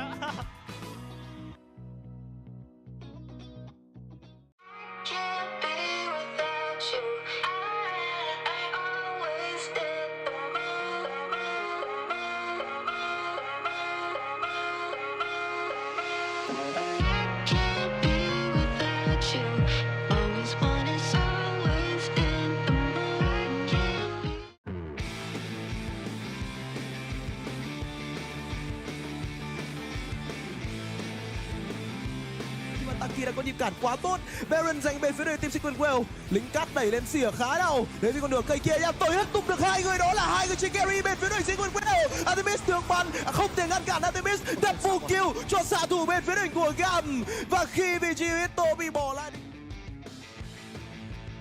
thân một mình ở trong hang rồng được bị làm choáng trúng Kati. Kati đang bị dồn sát thương, có một tên lửa câu giờ đang đến chân đóng trúng ba người. Bên phía đội của chúng ta mất đi vị trí Kati đập thẳng vào xạ thủ đối phương. Dogo nhảy phía vào tường, cài huy nhiều máu. Dogo cũng thế, quá nhiều đam đến từ vị trí Senna cũng như Rambo. Vẫn được bắn đến Shogun, đối phương có thể trả đam đổi được thêm một nhưng đã có triple kill ở Senna của anh chàng Shogun và Guri sẽ dứt điểm nốt với một cú đập. 拿下了巴龙也没什么问题。这波顶回去，挂上手里剑，把秀哥秒了。后 Q 顶着双 C 1打2。 dừng bên phía đội Gam là Levi bây giờ mới tới, thấy con rồng tụt xuống đâu đó khoảng 5.400 máu, 4.000 máu. Levi đang muốn vào, đối phương chồng không chế vào đó là rồng cho bên phía đội của Gam. Bắt đầu xả sát thương, đang bắn lên đi nhưng ta bị dí bởi Imo. Eddie có được mạng ở trên đường chết đối phương, muốn cắt vào, ngăn kịp thành công. Artemis đang được bắn nhưng đối phương quá đông. Artemis cảm giác là khó làm được, không đấy ta làm được. Sát thương cực kỳ nhiều, double kill dành cho bên phía đội của Gam và Gam sẽ có chiến thắng hay không? 抜いて抑えることができる。さあシューターさん見るか。さあ引っ張ったのはただ相当ダメージが出ている。それでもエンゲージ2マンに対して目の前したらその瞬間倒されてしまった。横からエビがやってきてシトラスを狙い撃つ。ダメージを出そうとしました。その死の国の中でシャッタランゴールドエビが回収。さあ出てきた後はどうだ。フラッシュアウトでアリアから逃れることができた。横からレイファーキーがやってくる。フラッシュインハーブ捕まえた。ロケットグラムから破滅ローのノックアップ。マーブル身動きができない。グラビティフィールドの上カックン咎められていましたが。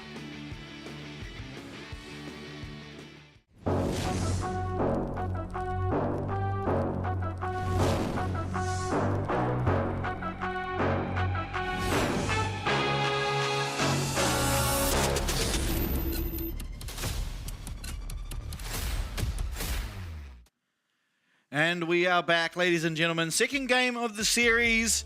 Last life for the Chiefs. SHG handily take it to them in game one. Coming back with a vengeance after their series loss to DFM and still looking to fight their way into the playoffs. And for the Oceanic hopefuls, it is your last opportunity potentially to raise those koalas. Get behind the Oceanic boys. Biopanther, he's been here all year. He's tried his absolute damnedest. Alongside Jimmy and Luon, of course. The new additions, Why Not and Slater. Reasonable game out of them. Unfortunately, it was a pretty insurmountable task dealing with that Kazante. Yeah, I don't know. I don't know if you really want to raise your koalas in Taipei. It gets just as hot as Australia, and those things are flammable. So maybe you want to protect them from the sun a little bit there. Either way, it is an interesting gamble they go for in game one.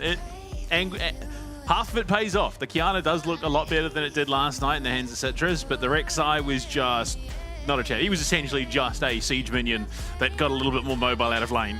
Yeah, very true. Unfortunately, for Biopanther, one of the lowest impact games he's had, and I mean that it's not that sad, but considering how high impact he's been for the Chiefs, but still, and when it comes to crunch time, you really need the guy that has more often than not been that driving force behind your victories to play like he has all split long, to find it in it. Does he have enough left in the tank? At least game 1 he didn't, but with Rek'Sai Cassante gone now, maybe a bit more volatility in the top lane could allow him to spread his wings, so to speak. Yeah, I mean, the craziest thing, the Rumble and Gwen were both open. So you could have picked the Rumble and been more of a problem in the backside of those fights with the equalizer. Either way, Wukong, Talia, and Vi banned out. It is, of course, Nico, Varus, and Pantheon. Aurora is the opening pick for Jimmian. Absolutely. I mean, a champion that has very, very high impact if you're able to find it. Of course, yesterday, possibly the worst game of Aurora we've seen in a while, but not necessarily the Aurora's fault. No. Somewhat. Honkyu was... It really just did not matter who was playing that mid lane against Honkyu that series. They were just... They were getting spanked regardless. Yeah. He was really, really shining yesterday. Marble gonna pick himself up the Lucian. So, very, very early Lucian pick here in game number 2. See what they want to pair alongside it, if they even want to select anything just yet. No, the Rai is going to come in for Fame. Okay. So things get a little bit scary. Oh, Nocturne for why not? Okay. I mean, I like it. Making things a little Rumble, bit more okay. volatile. And yeah, okay. And the Rumble doesn't have any setup for now. So you really hope that something can come through in that support role. Oh, this better not be a Jin game for Slater. Oh no. Of all the champions that I'd want him to see him play when the team's tournament life is on the line, Jin pretty much bottoms out the list. Yeah, I mean, yeah, I don't know. I don't think it will be Jin. I really don't. Knowing Slater, I doubt it, but... Kai'Sa, again, is a champ he always goes back to, and maybe SHG realized that and banned it out because it would pair with the Nocturne somewhat. Of course, there isn't really the access to the back line because you don't have that Ari, you don't have any hard CC to reach that back line that you do typically need to enable that Kai'Sa. Well, there it goes. It's banned out immediately in the second phase by SHG. A great read. The Galio taken away from Evie. Oh, I was trying to work it out. I mean, it could be Gang, but it's more than... I mean, no, it can't be give it Gang. Brom. Yeah. No. Honestly, in theory, Rise and Galio. I wouldn't have hated that for Luon, in all honesty. Senna, okay. Again, not the champion that I would have immediately said, yeah, that screams Slater to me, but the range offered would definitely go a long way to help in setting up some of these plays. Absolutely. Yorick taken away from Evie. Again, it's a champ that he somewhat goes back to any opportunity he's given. And Bess is open, unfortunately, so I think that's potentially where Evie's going to go. Trundle picked up for Johan in the jungle. Yeah, this is becoming more and more concerning for SHG. Evie will have that counter pick. What are the Chiefs gambling it all on in the bot lane? Smolder. So, some stacking, some scaling potential. Okay. And Alistair, I mean, look, if Slater can get a decent roll going. So the Nocturne here, more or less, to turn off the lights. Yeah. Which isn't bad. I think the champion's very good even when it's just kind of filling that role. So I do not hate it. And on for Evie here. Again, I mean, what are you going to pick? It's Cassante's gone. On his 8th birthday. Yeah. Oh, dear. I mean, yeah, look. He's going to survive lane. He's going to come into it later and help turn SHG into some real monsters. Some great setup for the team fight as well. I mean, you look at it. Call of the Forge God, the Pillar of Filth, and then, of course, the Glacial Fissure. There is a good chance that anyone caught by one, if not two of those, are going to be locked down into oblivion. Yeah, there's not a lot of threat for the Smolder, though. So yeah, which is good for the Chiefs. Slater might have his opportunity here to get Game 2 across the line if he is able to get those stacks going fast and able to position those team fights adequately. Should have a reasonably okay time. There's not a whole lot he's threatened by, right? I mean, a Rise ult could be the worst of things, but in general, the pillar he can fly away from. The Rise shouldn't be in range to root him. Absolutely. And once again, Bio, one of the few players in this competition to steer away from Super Galaxy Rumble. Absolutely. There he is. Oh. Mr. Steak. I missed the sign. It started with I am not a commentator. It was the Beethoven. Oh, yes. Yeah, it's the okay. Jimmy and Beethoven one. Well, I mean, if it was ever going to happen, it would have to be off the back of their loudest and most avid supporter being in the building. Absolutely. As we load it to Rift, I think we have to take a moment of silence here in the studio to listen.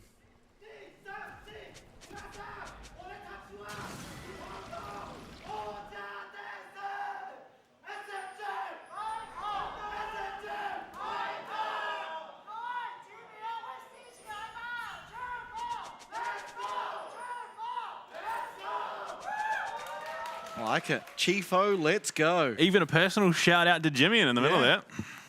Absolutely. Deservedly so. Obviously, in his hometown, playing here for the Oceanic team. Been there all year long. It's been a rough year. And they're really looking to end it on a bang. Try and get this game across the line. Take us to a third. Give at least that one last glimmer of hope for all the Oceanic fans. For all the fans of just the players themselves.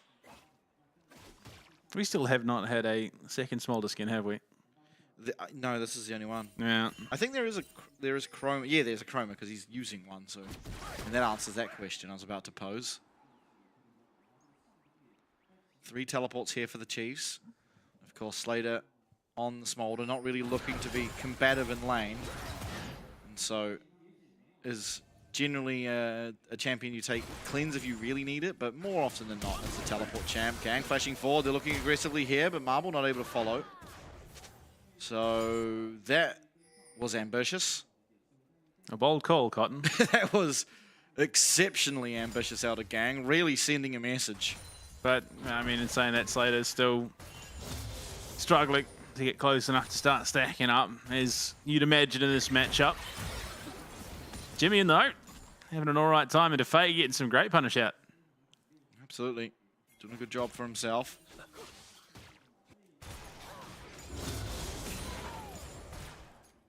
Now this wave of position, Slater can start building up some of those stacks. Turn into the monster that he wants to be in the later stages of the game, although it is kind of unfair that your big bad move is to call your mum. That's true. Bye Panther looking for a turnaround on last game. It's a flash for flash exchange. And that was a great call. Bo immediately realizes, hold on, Evie's put himself in a horrendous spot. Yeah, and his jungler's also path top, whereas Johan's path bottom. So it's punishable now.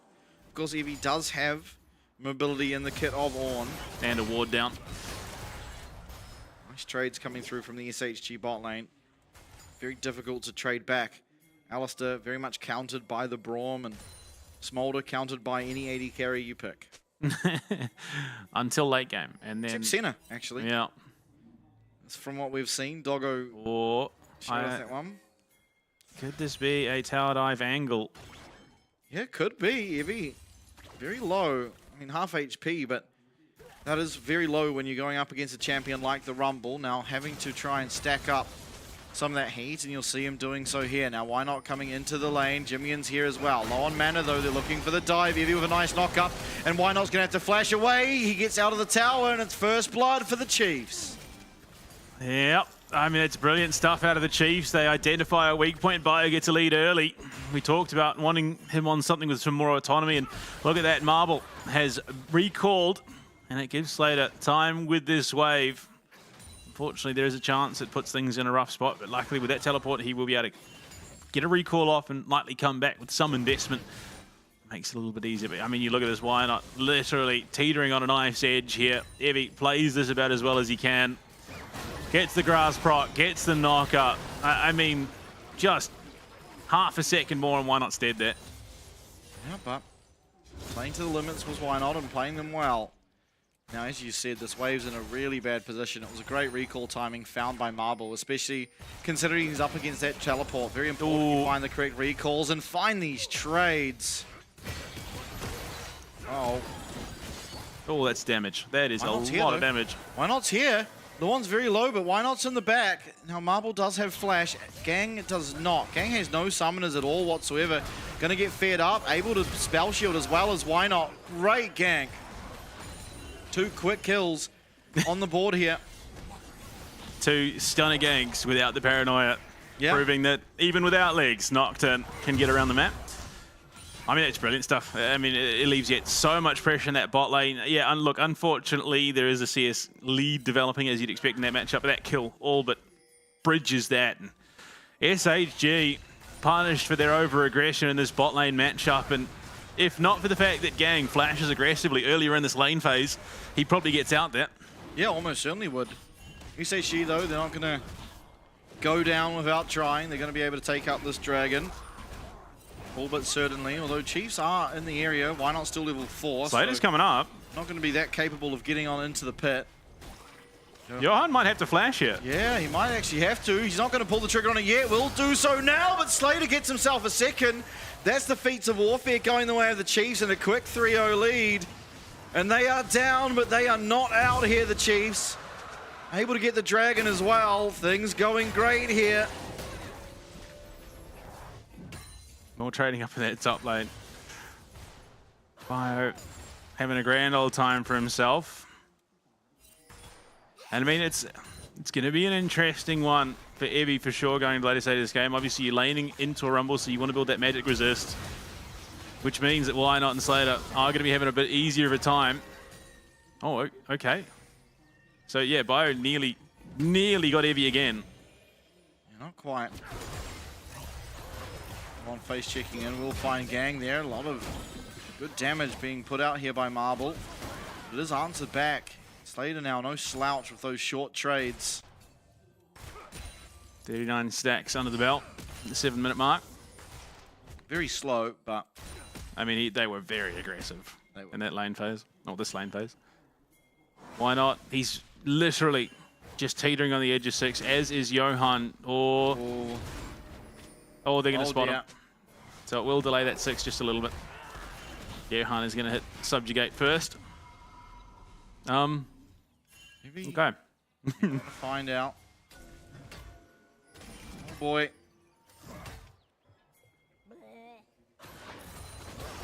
Marble.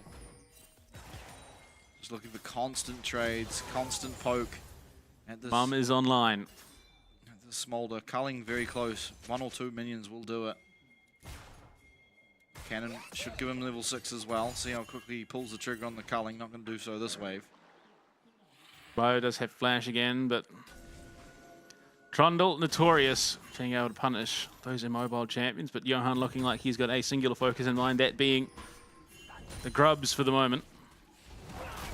That would be a great pickup for champ like Trundle, although this game not likely to be largely in the side lanes. The best side lane champion really in this game is the Rise, but against the Nocturne, you're not going to want to be Paranoia's up. Much. Chiefs are up here. Slater doesn't have teleport, and will go Why Not. He finds his way onto Johan. Oh boy, here comes the Horn. Can Evie find it despite it being all dark? Yes, he can, but Biopanther, he's burning away those health bars. In comes Jimmy, and 1 kill found.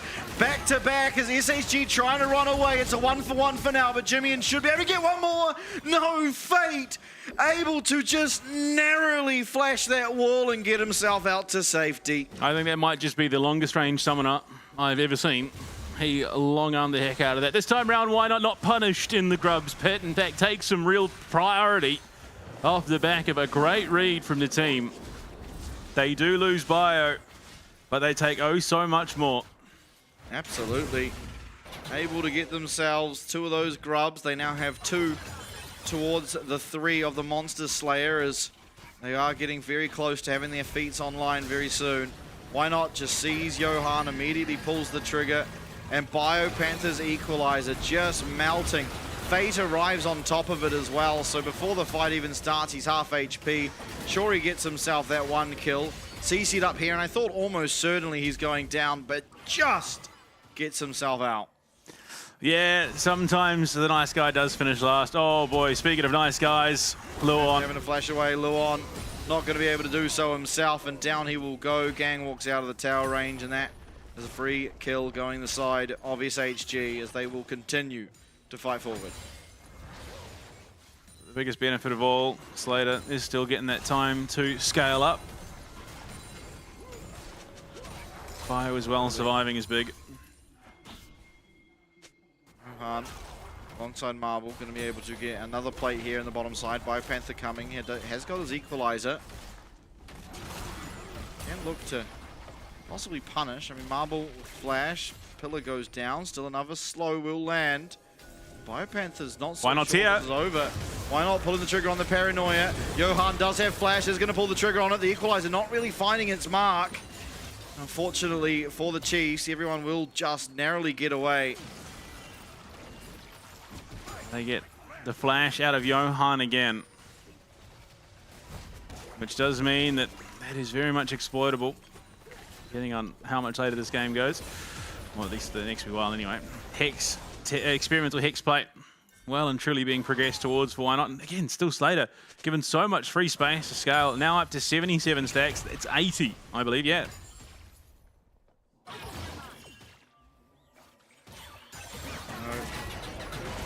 Heavy ignores the minions, just walks straight at Jimmy. Doesn't garner him all that much.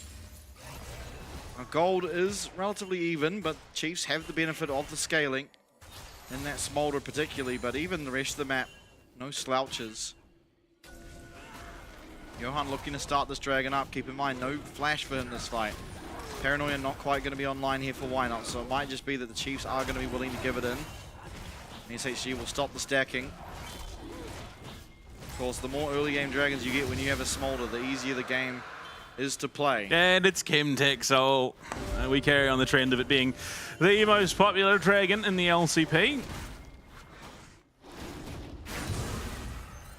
Why Not has to be. Oh no. Yeah, I don't know. This might be a strike breaker actually. Yeah. No, okay, good. I was going to say, yeah. I think just the cyclability of Paranoia is going to be that much more important. The item just got buffed, and it went from, I think it was 25% attack speed bonus to 50. It is so incredibly strong now. That plus just being able to turn the lights off pretty much at whim. Yeah. Even with just the single level in it, it's just going to be very impactful into this comp. Suddenly Fate's going to struggle to figure out where that realm warp needs to go if they time it right. Absolutely. Chiefs, they're in a good position. Again, they're just scaling away. While their lead they had has fallen a little bit, it is to be expected. They're not supposed to have a lead at this stage of the game. And Slater, 100 stacks now for himself. Leandri's finished up for both top and mid. So that equalizer is now going to be hurting even more. Ping's going down. Herald's still a minute 45 away. But a lot of posturing on this top side jungle. They're going to get vision onto Johan, but he's may not have the flash. He's still very, very mobile. Turret plating will soon fall. Sure.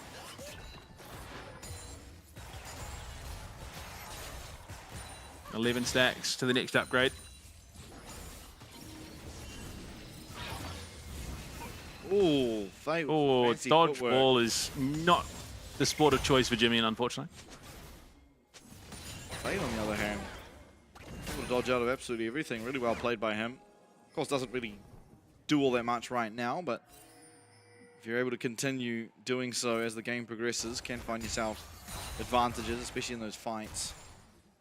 Absolutely. They just keep funneling these waves into Slater. More than happy to receive them. 4 more stacks and you'll have the second upgrade online, which of course means you do exponentially get more and more for yourself. Jimmy and Flash, he's rooted up and everyone's here. Teleport coming in. Unfortunately, BioPanther will be a little bit late to this party. Oh, so is someone else. Oh lord, Evie, oh my lord, he flashes away. Luckily for him, he is on, and oh no, Luon Marble. Gonna have to pop the ultimate. Yeah, Marble's found here by Why Not. The equalizer's great out of Biopanther. He's biding time. No. No. Marble does go down, but 2 kills. Oh, it's a disaster. The game was going so well and just getting way too overzealous. It looked like Marble could possibly be out of position, but the turnaround was there. And unfortunately, a bunch of gold going the way of SHG. Now, the game is still relatively even, and it is still in a fine position. It got a hell of a lot worse than it was. Oh, just a really rough spot. I think if they just completely look at Evie there.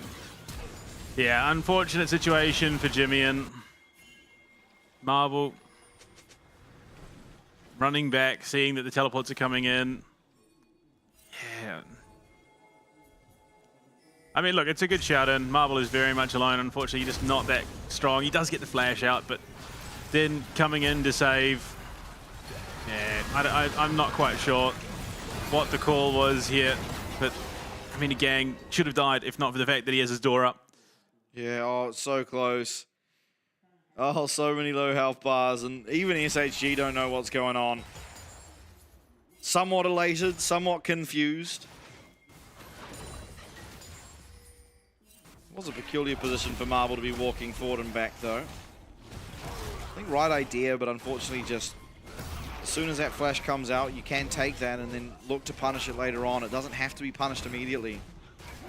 Craziest thing is off the back of that prio. This might just keep SHG in that conversation for the Noxian Blessings. They're tied up on monster slaying. It is going to come down to the next neutral and potentially the tower. And with that Rift Hero going down mid, it's not going to take the tower, but it's going to do a decent amount of damage in terms of setting it up. Yeah, exactly. Similar to what we saw last game. Gang maybe caught out here. Does put down a pretty decent Glacial Fissure to stop Biopanther from continuing to drain that health bar. But still, it is an ultimate used here by Gang. Heavy now joining the fray. And a lot of damage out of Jimmy. Some very good damage. Almost 1,000. Oh, Heavy's very deep. Knock up. Again, very tanky, but this is exactly the kind of fights you like as Smolder. Just able to free hit every now and then, building up those stacks. Maybe, just maybe, bought himself the room to get this dragon. I think SHG have just conceded Noxian Blessings there, but I think they're looking for something in the top lane. Potentially that tier 1. 11s across the board for the carries of the Chiefs. So second point and ultimate now to come down. Yeah, they're just going to give it over. Look for that tier 1 in the top lane. Open the map up a bit more. Yeah, will be the feats completed for Chiefs. Yep. So unfortunately for SHG, they'll go without. It's a good find. Not a good answer as well. SHG finding themselves that objective. Biopanther's able to get this one, and it would certainly swing who it's favored towards side of the Chiefs well, but unfortunately, much the same with this mid lane tower going down. So they take themselves 2 for a dragon and potentially a 1 tower in response, which I think it realistically will be for Bio. No one's going to be down here in response. I don't think Fate's willing to burn the teleport for just that. So, I mean, not the worst trade in terms of net positives, but SHG now ahead, of course. Absolutely, Fate, importantly, very, very far ahead. But even Slater, I mean, already at this stage of the game, has a gold lead for himself over Marble, so will, again, get very, very strong on the Smolder and could even look to potentially put this game on his back. Oh, very much so. 180 stacks from now at 18 minutes, so averaging 10 a minute. Yeah, back to a little bit more normal. Yeah. Obviously, you do just stack exponentially faster as the game progresses and as you get more upgrades. If you just check outside real quick, a Rise Q just came flying past the studio. Absolutely. This kid's playing with balls down the street. It's crazy. Yeah, I mean, this is... I mean, they just seem, SHG, quite happy to keep funneling these waves into Slater for the time being. Yeah, maybe looking to try to play away from the Smolder perhaps, but that's kind of what Chiefs like, right? If you're trying to look for these weird angles on side lanes, when you have a Nocturne there, you can punish it very aptly. Absolutely. All the while, well, he might not be quite even with his lane opponent. Jimmy is still racking up some gold. Still keeping himself as relevant and possible to play around these team fights, and I think a large portion of it is going to be playing around Slater, looking for those executes. Yeah, I mean, you definitely have to. On the other side of things, of course, you got to remember that having the Ornn, you do get those upgraded items, and now at this current stage, has his own next level, will be able to upgrade someone else's. You'd have to imagine it's going to be Fate, just with how the current state of affairs look for the side of SHG. Now, battle over this blue buff will be secured by Wynot. Yeah, I mean, look, you want to take away those resources. Unfortunately, missed opportunity there. Slater claims the follow-up for that blue buff. Gang. Just gonna, oh, why not? Oh, okay, yeah, it's Chemtech. What was I thinking?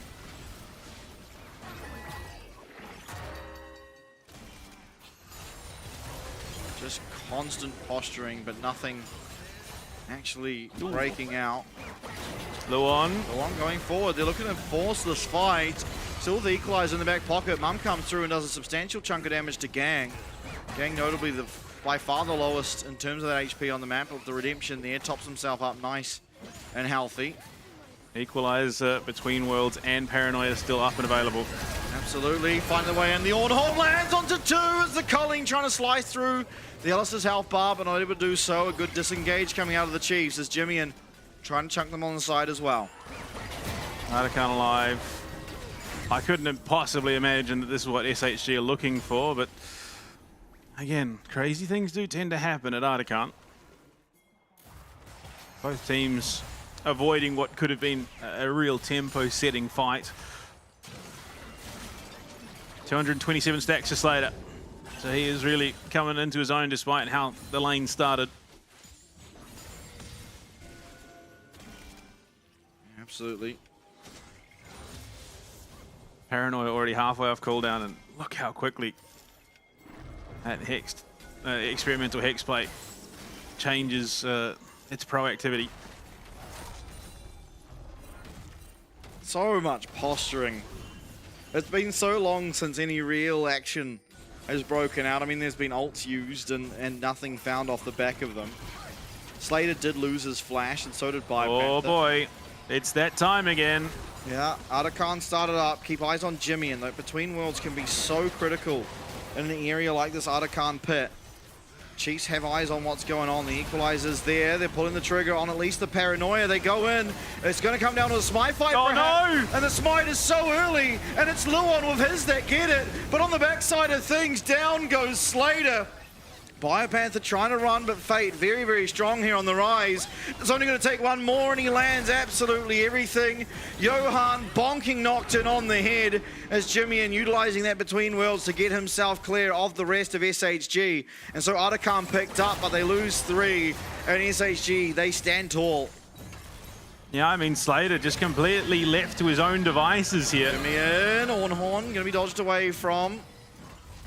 Could have been even more of a disaster, but able to get out of harm's way on this occasion.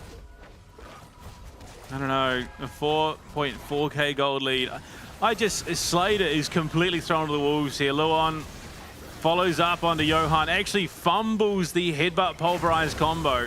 Right, maybe he doesn't. I think he just headbutts Johan to get him away, but all the while Fate comes in, they just sacrifice Slater, which is arguably the strongest point on the rift for them. For an Artican. And then they just lose even more off the back of it, and it's here too. And Jimmy and Luon do make it out. If he even tries to pull the trigger on the Ornn, not able to find anything with it. Now SHG trying to look for this dragon. Chiefs, they're biding their time. They're trying to find a way in. Culling will not find its mark onto all that much. That's a wasted ultimate. The door's down. SHG. Paranoia now coming through. Wynot's going into the back line. Having to flash out immediately. Gets himself the dragon. That's the 3rd now on the board for the Chiefs. And Evie's getting melted. No damage coming out from SHG whatsoever as of yet. As Slater consistently firing away with these fire bombs. Evie narrowly getting out just for the time being. Fate trying to find some damage on the back end and does find a relatively good chunk onto Wynot, but Wynot with that blast cone has been sacrificed. Down he goes, it's a 2 for 1, but these fireballs are roaring. One more from Slater could take down 3 members, and Marvel doesn't make it into the realm warp, and he's taken out. It becomes scary If you think about how that Artican fight really goes, if Slater is not just completely abandoned, because the damage he was doing was just egregious. Evie did not stand a chance. I mean, you just look at it. Gang has to throw up the door to block that damage that's already coming out, which means that from here on out, the Chiefs can just throw whatever they want at. Paranoia goes in. He's very deep, flashes back, secures the dragon, equalizer on the backside. All the while, look at the damage Slater does to Evie here. He literally takes out 60 to 70% of his health bar with 2 Qs. Like, it is just crazy damage at this stage in the game for this Smolder. Absolutely, and yeah, SHG not even really able to answer back with anything, as this was a little dicey, but Luon's able to be there, and the sacrifice of Why Not for what ends up happening was very good. I mean, Jimmy comes over that wall, the Between Worlds slows down enough, and Marble just on the outside of the Rise ult means that he's left and going to be taken out as well. 2 kills and 4 flashes. That is a man who is not daring to hope. Yeah. Yeah, unfortunately. I mean, Sarah's very happy, of course. And again, the Chiefs, they're in a relatively good position now. The gold lead's still in favor of SHG, but the talking point will always be for the rest of this game, this Smolder. If he has the uptime, they will be able to win these fights. If somehow SHG find him, which they do not have the tools to do. Yeah, I mean, he's working his way to a Lord Dominix even, which means that Evie's going to be getting hit all the harder. Unfortunately, SHG looking like they might be going for a sneak angle here, but all that posturing, they decide better of it. Evie is coming in from the wings. Oh, this could be hugely, hugely disruptive. Yeah, they don't know where Evie is right now. They will spot him out. In comes the Ornhorn. He's trying to find an avenue in, but he's headbutt away. He's not going to be able to come back with it. Jimmian takes a lot of damage from the culling, though, and Luon is left in the middle of everyone, has that ultimate gang. Very low, puts up that wall. In comes Mom, and in comes Slater. Slater is ripping through these health bars as SHG try to fight back, but they have absolutely no chance. And Luon will come roaring in. It's only Johan left. Oh, Luon. Even in the bleakest of hours for the Chiefs, he puts in the most monstrous efforts. He will give his life for the success of the team time after time after time, and Slater has become that final boss. The damage he was doing. Absolutely. Baron will be picked up now. Chiefs will have the next 3 minutes to try and crack open the SHG base and take us to a third. I mean, you look at it, this looks so scrappy to start off with. Luon again completely throws off the call of the Forge God. Means that the team is not locked up. Jimmian takes most of his HP off the back of a culling. The redemption comes in, a great equalizer, and gang, look at him. Just burns to death. The bounce from Johan finishes him off. Fate cannot stand in the face of this off the back of the Golden. And just watch Evie's health bar here. Boom, boom. Yeah, he's gotten some more armor, but it just does not matter. Now 45 seconds away from what could be the Chemtech Soul for the Chiefs. They're in a fantastic position. They are but seconds away from something that could define their split. The year, honestly. Slater, an absolute monstrosity in this bot lane, given how the game started. SHG's aggression onto him. Now SHG looking to clear some of that vision. They need to catch Slater. That is the be-all and end-all of these team fights. This is literally get down, Mr. President, and Slater is Mr. President. Absolutely. It is currently SHG with control over the river, but Chiefs fighting for it back. They have the mid lane control with that Baron buff. Trying to find a way in. Why Not will find his way onto Evie. He's going to be able to land that fear in this Evie on the Orn. He does flash away. Fate trying to join the team. The culling coming out. Oh, the Ornhorn's great. Fate's in the back line, but he's not got the damage. Marble comes wailing over. That's Slater down. It's now a 3v3 as gang on such low HP, as is Fate, but he finds the bounce. Oh, Jimmy and Bio. Jimmy and Bio find the fight. Johan is all that stands. the solo laners of the Chiefs. 2 of the 3 members who have been here all what a clip. year. What a and clip. Bio finds the harpoon. Moby Dick is down. He finds his white whale, and the Chiefs are going to look to take this Chemtech Soul. It has been a game and a half, and this is the half they've been looking for. Absolutely, Chemtech Soul gonna go down.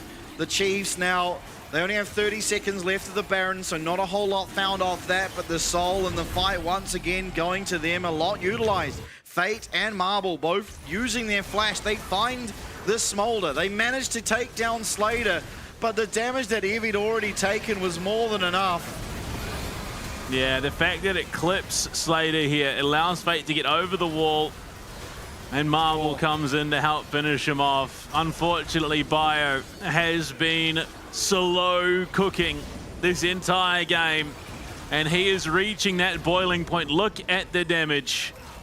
And Johan, despite his best efforts, is only a mere troll. All he can do is run and bonk. So accurate with that Rumble E. Able to land the last 3 in a row to take down the last 2 members of SHG in that fight.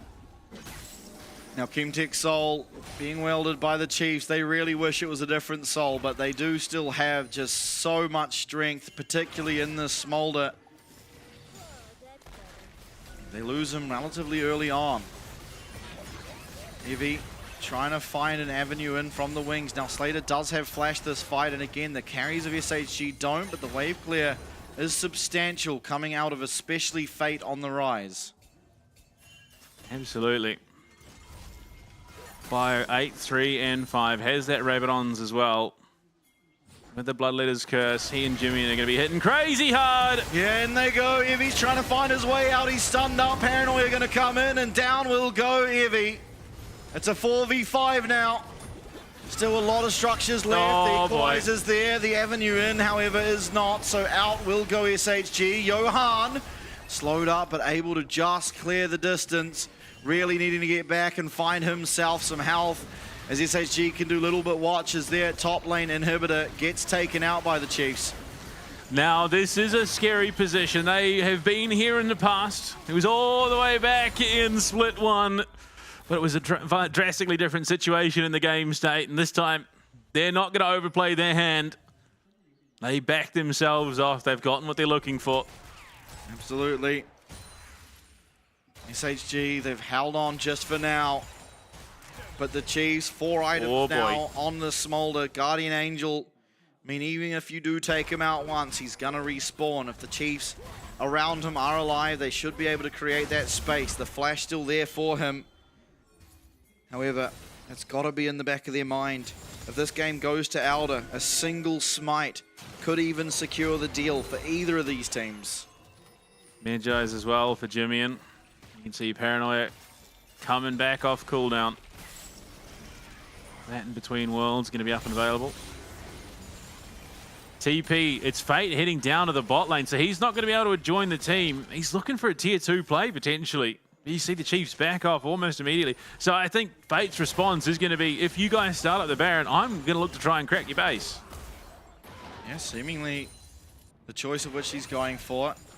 Rise will be able to take down that tower, of course, at this stage of the game. A lot of AP. 4 items for him as well.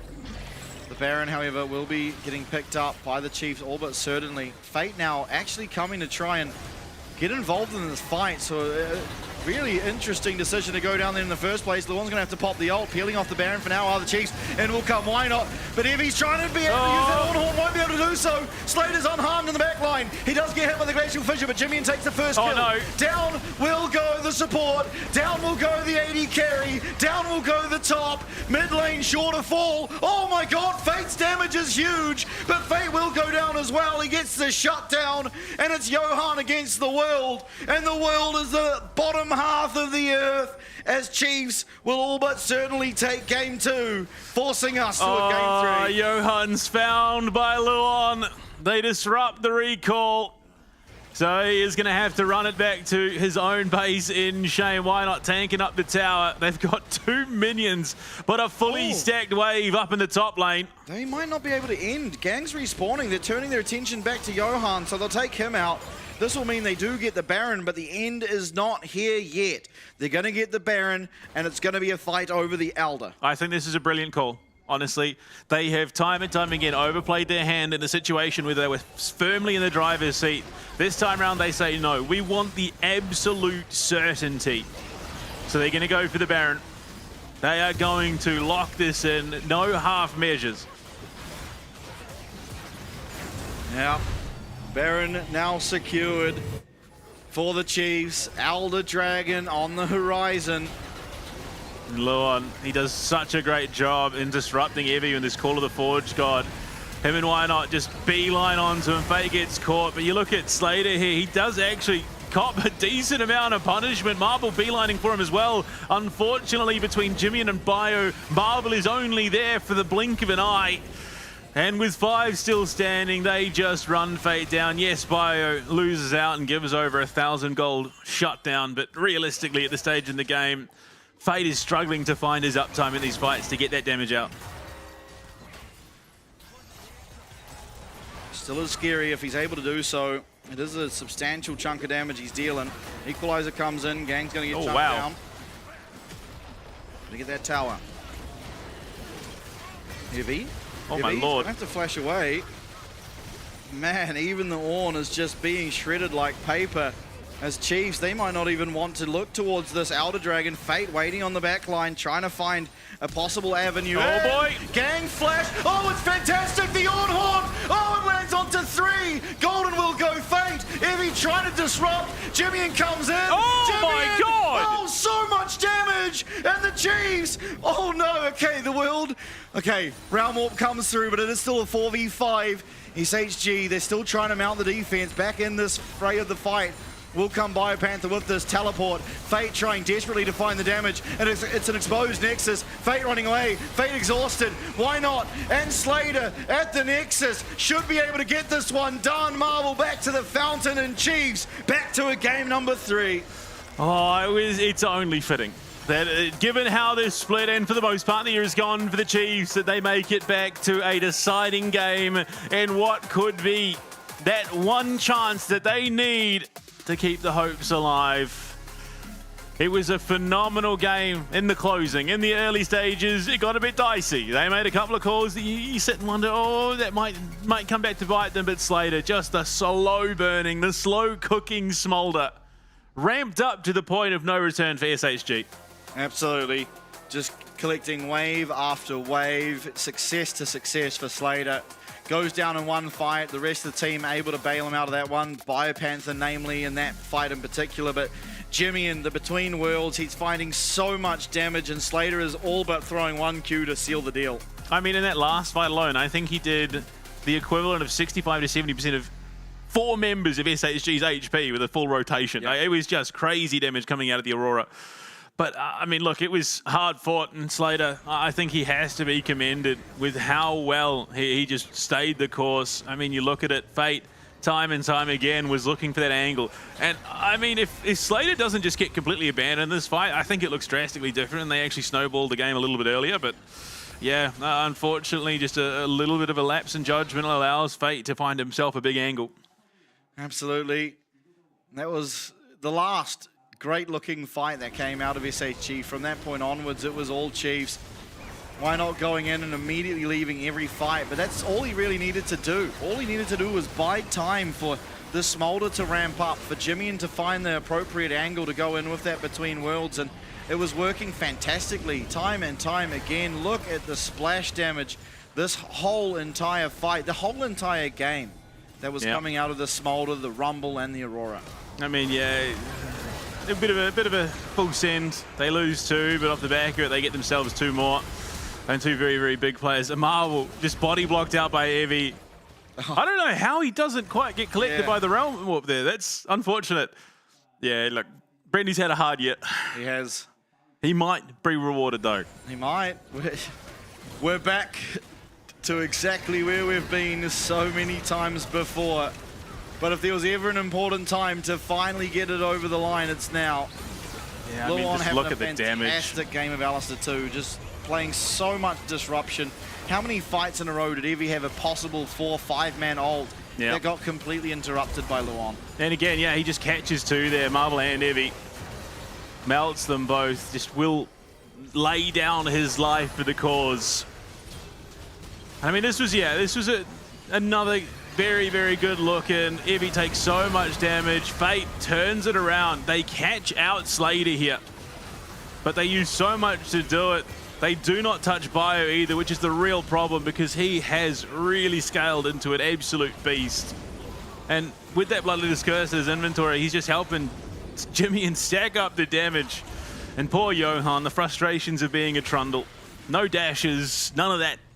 Can't close the gap and just has to run. Absolutely. Now Panda, we're at a very familiar position now. Do you think this is finally it? Do you think they finally get it done here in this game number 3? Oh my lord, you have learned nothing when it comes to Caster's Curses, so I'm going to hold my tongue, and all I will say is we have a game 3 on our hands. Oh, that's not good. I think they might, personally. I mean, it's been a hard-fought battle this series, and Chiefs fans, you know where to send your messages of adoration after this game if it goes wrong. No. The Chiefs, it can't happen every single time. I told you, the choices were the Chiefs win a series or the LCP goes to Vietnam. Mum told me, the big man, he can only do one of the two, and the LCP's gone to Vietnam, so.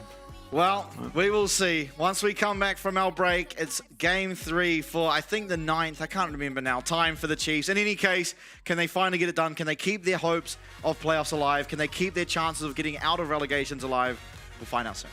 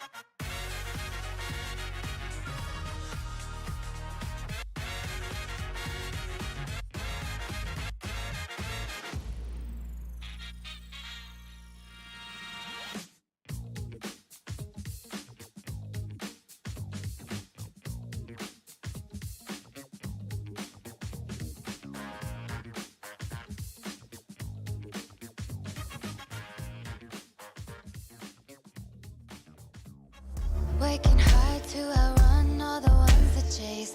I can't run fast enough, can't pick up the pace.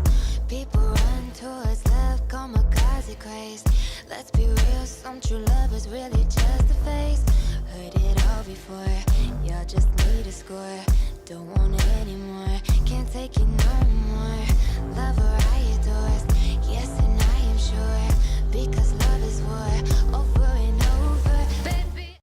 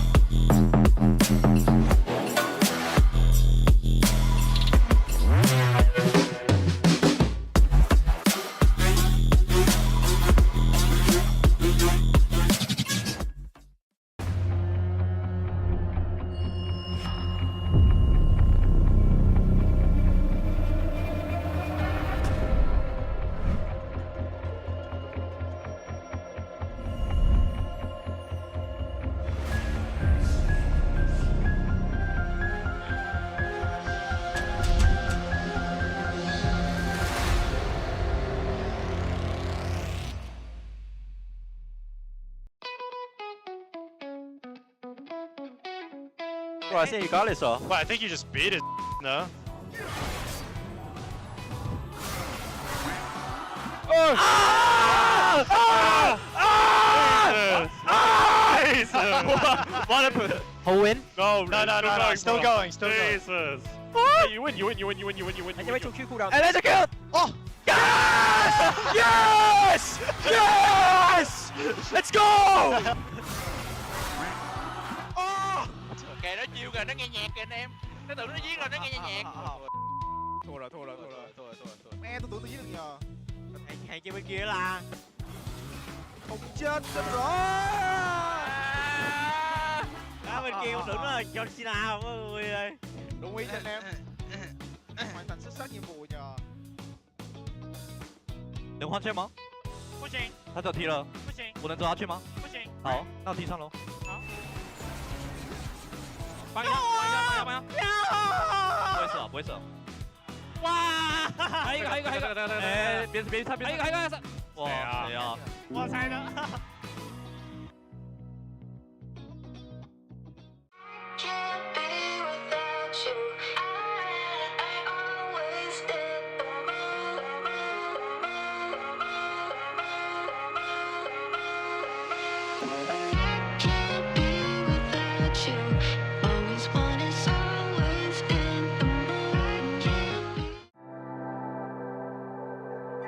Do you remember 17? You and I, we ran in all the same scenes. Always watched you, thought you never noticed me. Boy, how wrong I'd be.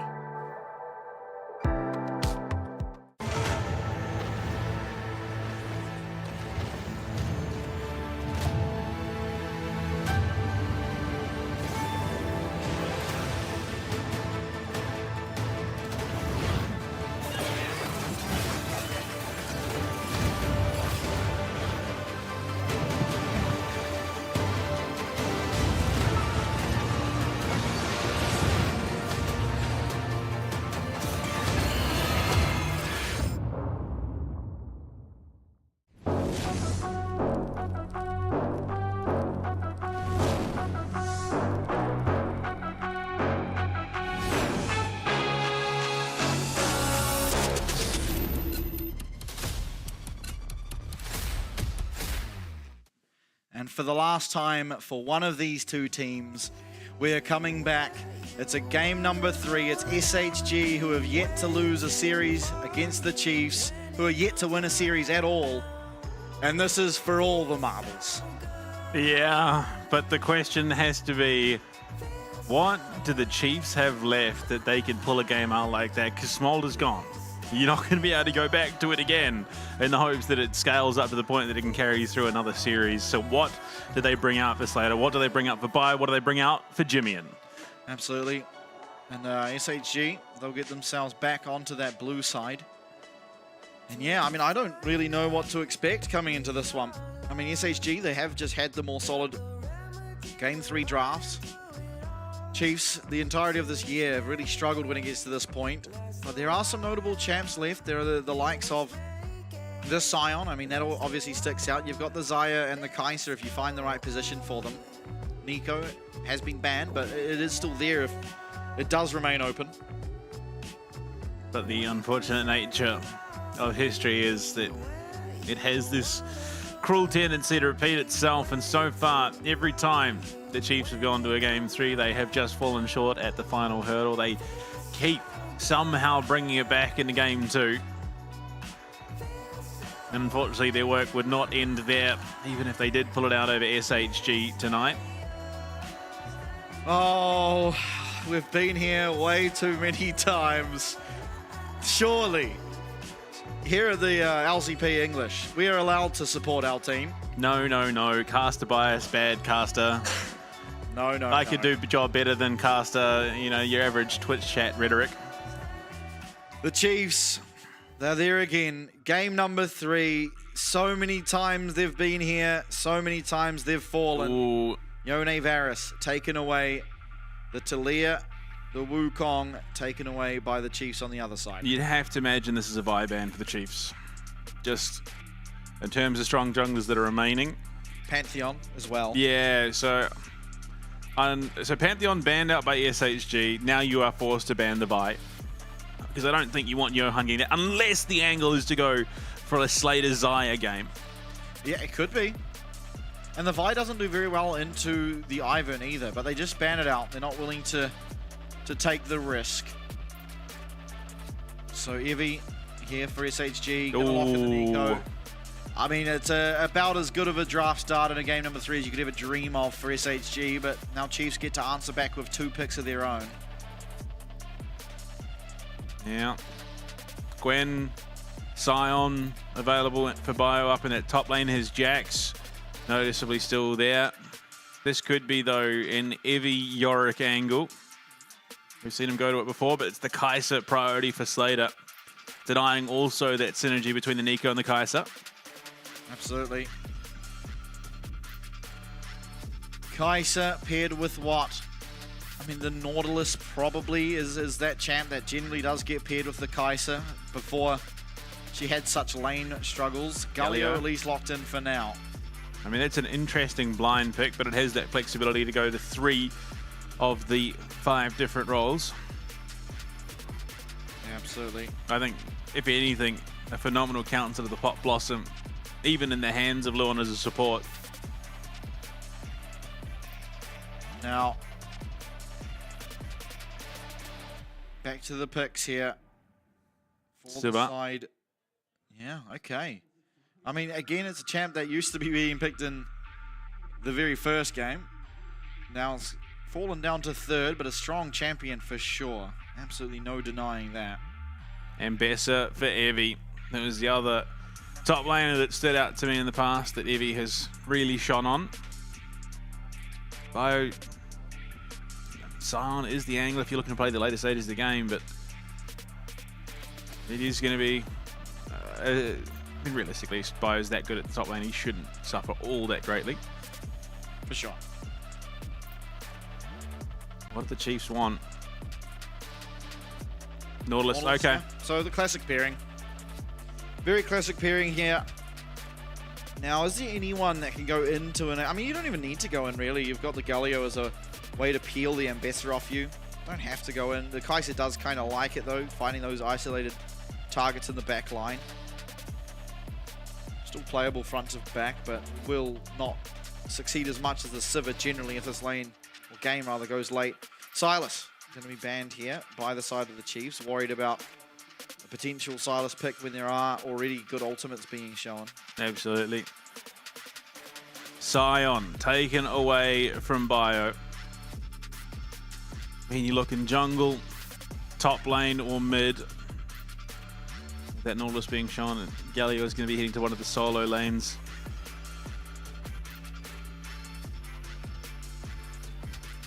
So far, you're not getting the most amazing value out of the Galio at the moment.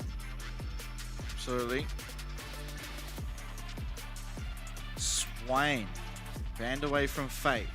Now, you chuck your mind back quite a while ago. It was a Hongq special, seeing the Galio and locking in the Swain into it to great success. I mean, in terms of what Bio's played in the past, again, you're leaning towards tanks. Jungle, ban in the Jarvan. Picket is what Ceres is saying.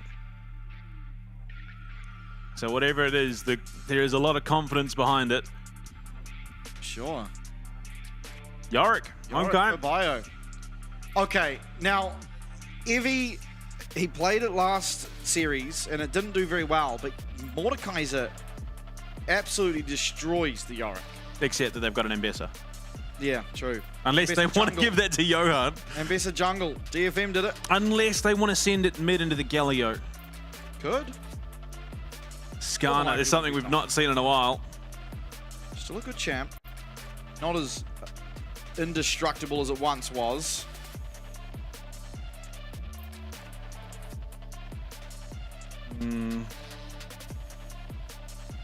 Our last pick to come through to round out the comp. Most likely looking for a mid laner. Into the Galio. Orianna. Pretty stock standard. You can use that ball on top of the Nico, on top of the Ambessa. Has a good early lane into the Galio, but Galio doesn't suffer all that much. Absolutely.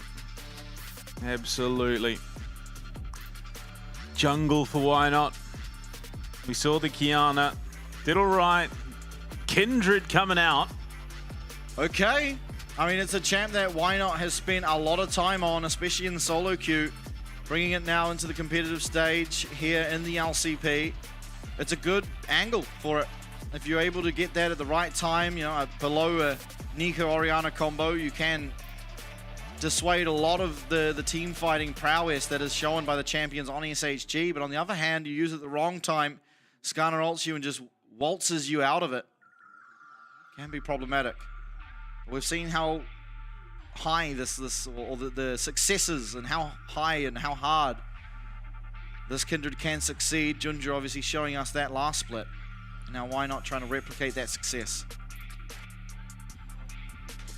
Well, all the marbles, all the cards, everything on the table for the Chiefs. They lose here.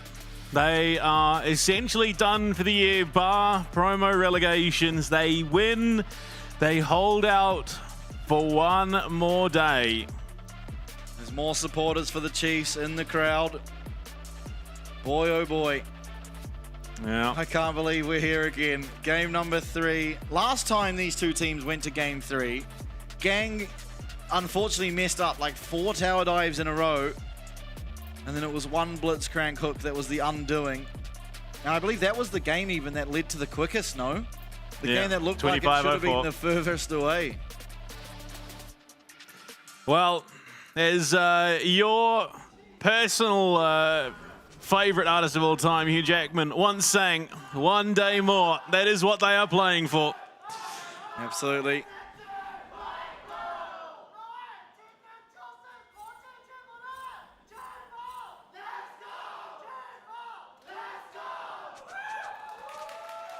As we hear the cheers of the crowd for both of the competitors. They're both now with their tournament lives on the line. The year on the line for the Chiefs. Absolutely. Vanilla matchup in the mid lane. No skin in the game, so to speak. Oh, well. Pretty hard to beat IG Kaiser Subterranean Nautilus. Yeah. I don't think it has a chroma, so it should just be a yellow Nautilus rolling around. I wouldn't have thought so. I mean, if you were going to bet everything on one final game for the Chiefs, you would definitely want it to be Slater's Kaiser. Yeah, absolutely. Fate really punishing Jimmy in with these auto attacks. Of course, the lane gets better and better for him as it progresses. Absolutely. In the bottom lane. Siva typically will scale relatively well. Doesn't get all that punished by the likes of the Nautilus, being that his main CC is just that anchor and you can spell shield it. Yeah. Boomerang Blade. Just giving a nice clean haircut to Slater. And I would imagine this game should follow similar pacings to the others this series, where it is a bit of a slow start. Absolutely. Things going well for Bayern on the top lane, but again, he's not fighting this alone. And that shovel is pretty heavy hitting.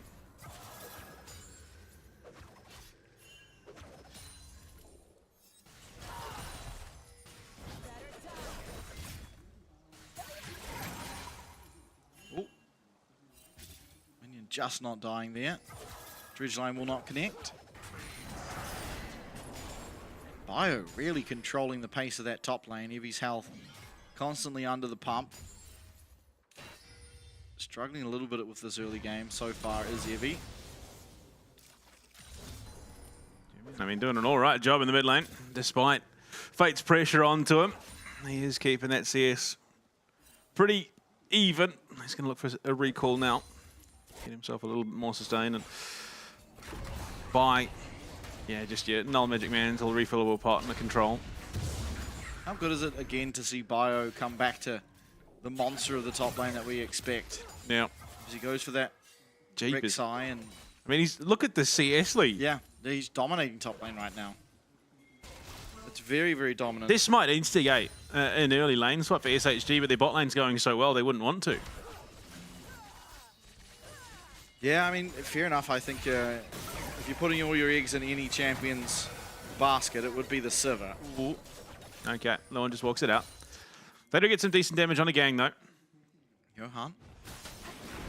Junglers are going to meet each other, and Johan, realizing this is not a fight that Askana should be taking, will just head on out of his jungle. Why not? Will have the ability now to look to take this Gromp.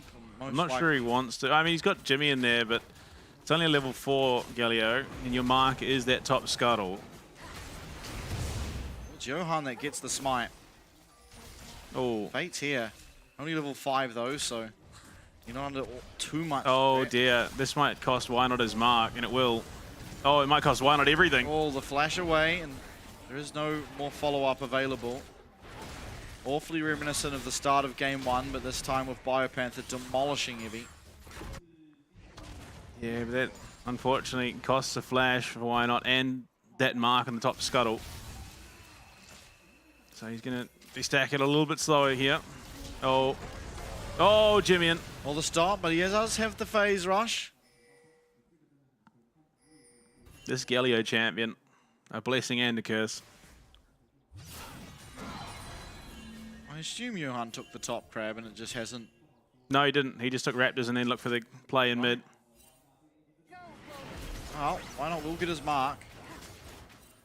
So 1 mark secured. Of course, 4 is that breaking point where you do get that extra range. Nice dodge from Eevee there. Gets himself out of that tomb, as it were. Fortunately, Bio has no mana. Yeah. Yeah, Eevee surviving the worst part of the lane now, I believe. Of course, as the game progresses, this Yorick champ gets a little bit absurd in those side lanes. Yeah, he's likely going to force an Executioner's calling out at some point for Eevee. If he wants to be able to contest the Yorick. Marble, I mean, he's doing so well in this lane that he's even able to go for the Yuntal this game, being that his first recall was enough gold in pocket to purchase that BF sword. So it is going to be a higher damage Sivir build. Quite often we see that Essence Reaver, easier build path to get into, and does keep you very topped up in mana. Pretty much never going to ever have mana problems if that is in your build. Johan looking again. This time Jimmy does not catch on to Fate. Has 6, so the Hero's entrance is up and available. I mean, the bailout potential in this Chiefs draft is just absurd. Between the Hero's entrance and the Lamb's respite. Why Not's down here? Chiefs bot lane need to be careful. They are backing away. Luan flashes forward, and it is the correct Nico, but back to the tower already. Why Not takes a tower shot, takes a lot of damage. No flash on the Kindred, keep in mind. Not going to be able to follow up, though. Mark is, unfortunately, Johan's Gromp. Speaking of Johan, he has just found himself 6 by taking Why Not's red. Yeah. And he's going to take his Raptors as well. So Why Not is losing out on a decent amount of his own jungle. Oh, yeah, boy, is he. Falling very, very far behind now in the jungle is Why Not. Looking a little bit proactive, trying to find too much in terms of these ganks. If they work out, of course, it's going to explode him and get him very, very far ahead. But when they don't pan out, you're left wanting. And I mean, it's worth mentioning, the main reason we see Sivers often fall short, at least this split, has been because Brom Pantheon, more often than not, has been drafted into it. Neither of those champions available, one through the Fearless and one through the ban phase. So those ricochets are going to be hitting.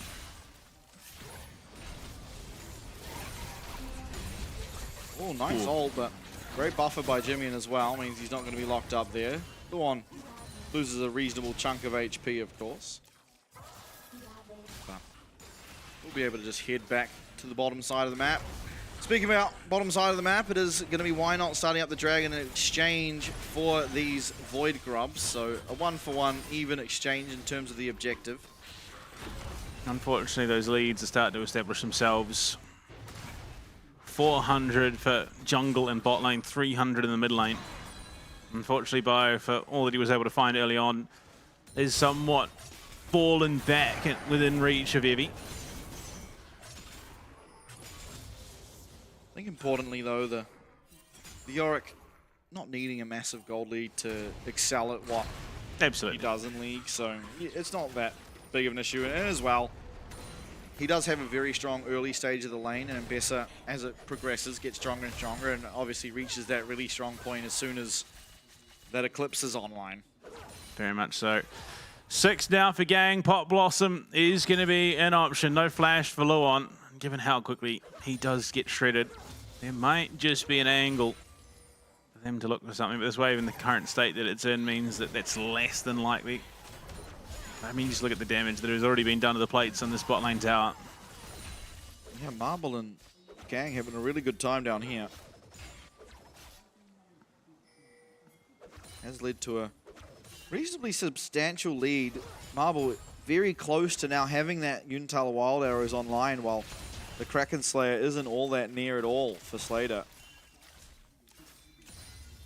Again, Fate just keeping up that pressure. Jimmy, to his credit, doing a phenomenal job of keeping that gold value close. Yeah, doing perfectly fine, realistically, here on the Galio. No real opportunities presenting themselves for that hero's entrance. Johan again, just running pretty freely through Why Not's jungle. Oh, they are looking for something down in the spot lane. Absolutely, Johan. Ooh. Getting hit by the hook, but it's Slater that pays the price for that. This Gang in the area are able to take off a reasonable chunk of Kaiser's HP. Why Not finds Johan, but all it's going to be is a trip on that blast cone. Yeah, absolutely. Evie up in the top lane has yet to go back to base and pick up his Eclipse. Sheen now in pocket, Bio well on his way to that Triforce. Another plate goes the way. Oh, Jimmy. Should be fine. One Shockwave still there. Damage onto Why Not, but looking to try and aggressively turn it. Fate able to kite around, especially with that phase rush. My goodness. Jimmy does remember that he's been run down several times in the mid lane, right? He's really tempting Fate. Literally. Yeah. Oh, my Another lord. plate. I mean, SHG, while no kills are going across, are just bit by bit growing their lead slowly but surely. It will mean that this next fight, they should have an item advantage. As we'll see. Here's the Eclipse. Triforce done as well. Not quite the same disparity, but you could see Luon teleporting to the top side. 8,000 damage. That is more than the entirety of the Chiefs, just by Fate alone. Yeah, it is hitting a melee champ as a range champ, but for sure doing very well at controlling Jimmy in here in this lane. Heartsteel online as well now for Johan.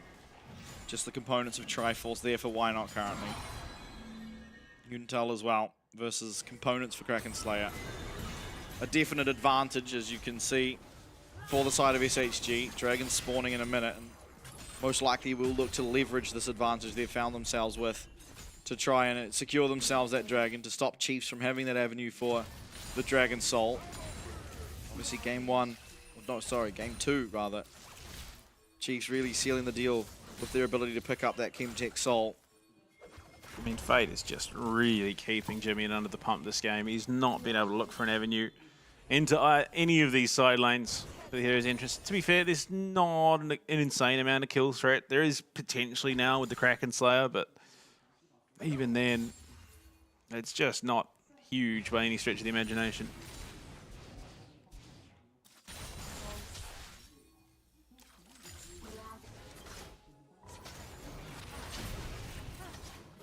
The fact that Johan is just able to this confidently wander into Why Not's jungle without repercussions is truly problematic. Down comes the depth charge. Marble's going to be able to spell shield that one up. Luon now pinned against the wall as on the hunt, going to be used there by Marble. Luon very low on HP as this Ricochet is going to come through, and this is going to be mostly blocked up there by the shield. Still, SHG continuing to pressure down on this bot tower. That was some crazy Nautilus tech there from Luon. So depth charges onto Marble, flashes so it clips gang and gets the knock up, but this should be yet another plate going the way of SHG in the bot lane. Possibly. They're just going to take the tower. Yeah, they've cleared out the wave for now, but another one coming in. My Marble lord. will be able to clear it out, and Slater, with how low his HP is, not looking to stay around. And the Chiefs, unfortunately, kind of just falling short in terms of the laning. Of course, it is a very difficult lane, but I mean, having a Sivir this far ahead, as they are going to claim the dragon as well, is going to be very problematic. And once again, they don't really have the tools to get onto her. Marble really set up for success here in Game 3. Absolutely. Of course, for SHG, they still have hopes of making playoffs. They'll need to finish off this game and then take down DFM, and they would secure that 6th seed. Chiefs much the same. Lead. Jeepers. Yeah, why not? Has a single mark so far this game. That is his second. At 15 minutes, Herald now up, and you can already see that SHG are looking to set themselves up to threaten this, which would mean that the Noxian Blessings are, yeah, they're just going to take the Noxian Blessings here at 15 minutes. No? Okay. Potentially more respect than I would have thought that was warranted at this stage in the game. Be looking for a fight up here on the top side. Johan is going to be spotted out by that Scryer's Bloom.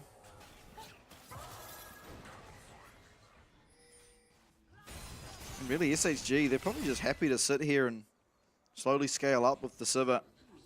Of course, Bipanther has made some good work on that top tower. Still not quite able to take it yet, but getting himself into a good position where the side lane could be where Chiefs look to find success. I mean, meanwhile, Fate's just shoving in that bot wave. Slater cannot catch a break, man. Marble is just there to match him everywhere he goes. Don't pull the gold back a little bit with the completion of the cull. It's a bleak situation for sure. Second item, though. And then inventory of Marble. Johan starting up the Rift Herald. Why not in the area? He is on a ward. Biopanther even headed down. Both AD carries looking to join. Teleport as well. Evie trying to come in from the top side, clearing out the minions first. Rooted up is going to be the Skarner. Finds a really nice impale. And it will be Why Not who secures the Rift Herald and picks it up for the team. And getting out unscathed for the time being are the Chiefs. Well, just the threat of the Wombo is enough. And the damage that was down, I mean, that was crazy. Luon sets up such a great play under Johan. The Impale finds next to nothing. I mean, the fact that we haven't had a single kill and mid laners are hitting 11. Why not? Why not? Has the Lamb's respite, but still. Able to get himself out now. SHG looking for a chunk of damage here on this mid tower. They lose the Rift Hero, but if they do get the tower off it, are going to feel completely fine with the trade, and it looks like they will.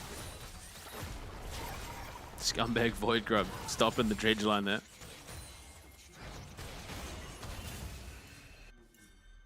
Yeah, I mean, the one stronghold for the Chiefs is this top lane of Bio. Has been so often. The Yorick will deal well with the Ambassador in the side lane. Again, a possible avenue in. And this will just be the top tier one going down. There's no two ways about it. Bio gets it. Looking for the recall. Oh, Bio. Yeah, going to be using that public execution now. Bio a little bit too late on the recall. Does not have flash available and will be going down. It's a matter of who takes it. He's finding a lot of damage, but the shielding there, Johan secures first blood. That was, yeah, a little bit greedy from Bio. He probably could have run it back, but yeah, tried to, he thought he maybe had the time. Unfortunately, Ambessa has that, you know, darn gap closing ultimate of hers. Oh, and look at that. They're just going to take themselves another tier one.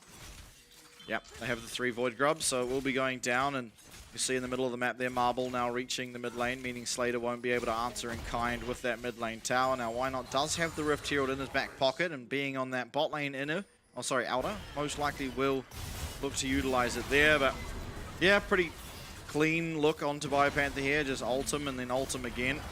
Bot lane tower, as you see in the picture-in-picture, will be going down in the meanwhile. Thanks to the Herald. I mean, look, the one thing is that these leads aren't blossoming by any crazy margins. But it's still not an ideal situation to be in, the Chiefs. The goal ultimately reasonably close, right? 2k, and it's very spread out, so it's not leading to massive item advantages as of yet, but it is still advantages nonetheless, and with the scaling that you get out of the Sivir, it is very problematic. And while Kindred does scale well, largely off the marks, and only 3, I believe, currently, Why Not? Yep. The Flicker Blades is well done, and the Execution is calling for Evie. So this lane isn't going to be as one-sided for Bio anymore with that heal cut. Dragon now spawning. Top laners both have that teleport, both have ultimates. Chiefs might just look to get this here. I mean, we have not seen Jimmy and drop the ult just yet.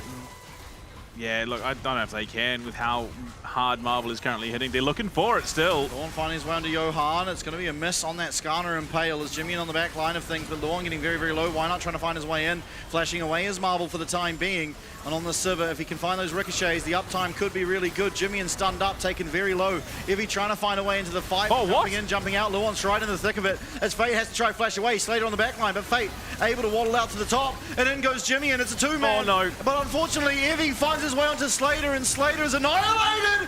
And the Pop Blossom comes in, but there's no damage on the back side of things, as they will end up taking down Bio. Oh, as no. Ivy is looking to run amok. Jimmy going in, but not got the damage. Double kill for Why Not. 4 for 3 in favor of SHG. Oh, it's such a scrappy fight back and forth. Again, this Orianna proving to be such a nuisance in the middle of that team fight. But Johan and Evie just play it so cleanly. There's only so much you can do. They will take themselves Dragon number 2. And they rack the kills up even higher.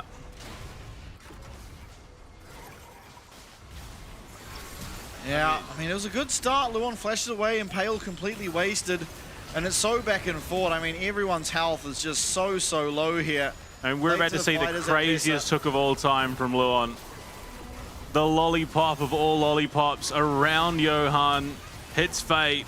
Unfortunately, Slater is just well isolated in the back lines here, and Evie just beelines straight for him. Which is a bit rough. Had the flash there. If he'd just been a little bit faster on the trigger, might have been able to get away. And then, of course, Pop Blossom from Gang disrupts things on the backside. Bio does not have enough fuel left in the tank to finish off Johan in the face of Evie as well. Yeah, very close to taking out Johan. Not quite. I mean, he was so low the entirety of that fight, but yeah, able to just survive. It means the Dragon is picked up there by SHG. Gold even slightly favoring them. There's also a 4th mark there for Why Not. He's starting to at least make some progress back in. Unfortunately, it has been very, very slow going for him. Oh, it's back on the Gromp on Johan's side of the map again. Unable to get that one, but Arakan on the map.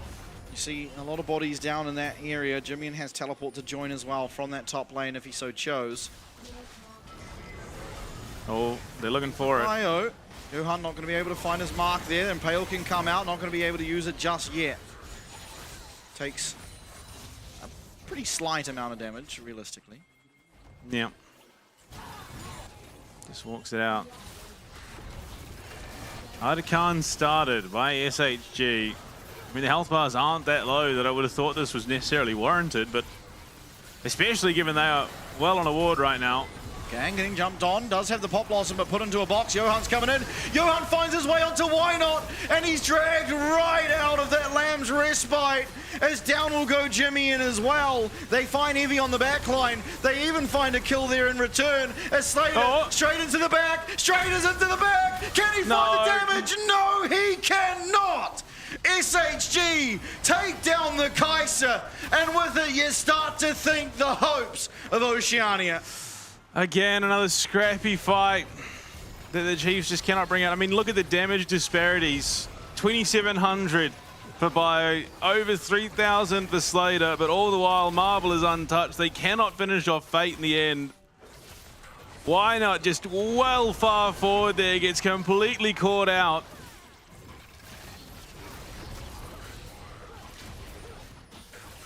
Nadakan going to be picked up now by SHG. Quickly getting themselves a lead that they can start feeling very confident in. This Sivir is a problem. BioPanther able to put Gang into a box, but why not is just intercepted, completely thrown out of the fight. And unfortunately for Evie, he tries to use that public execution to get himself to safety, but because Johan, and wisely, is dragging why not out of that Lamb's wrist, but not able to find his way back in. And Slater, I mean, it's so close.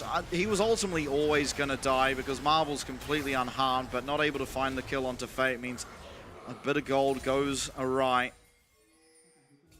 Yeah. Very, very rough situation. Baron 20 seconds out, but I mean, SHG realistically, other than the grubs, have not needed any major tools of taking down these towers. 1,300 gold lead, and it's 9 assists and 30 CS, the difference maker in the mid lane. Top lane in the tower is going to be taken down as the gold lead continues to extend here for SHG. Fire in the bot lane is just going to be immediately answered by Evie. Chucks down the ult, but teleporter's there to respond. Why not here too? Evie does need to be a little bit careful. 5 stacks now for the Kindred, so at least they are slowly going up. Nadakan taken, 2 dragons. This is just a very, very strong SHG at the moment. Infinity Edge now done as well for Marble, so these team fights are going to be ending quicker and quicker.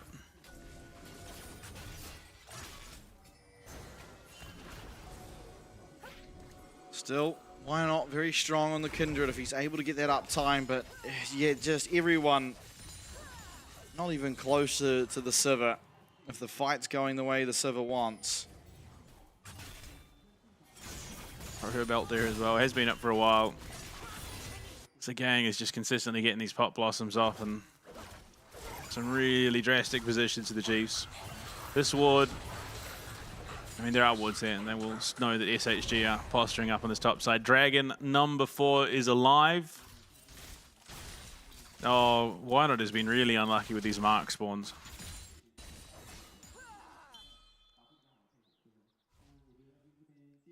Dragon not yet being looked at really from either team, but it is SHG that have complete control over the map with just how many structures have been removed from the red side. There you go, Johan's looking to start it up.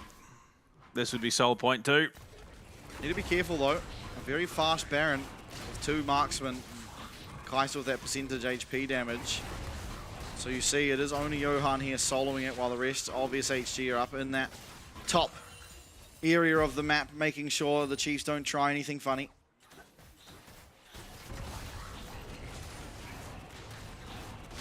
Meanwhile, in bottom river, he's called in the reinforcements, so they will just speed up the tail end of it.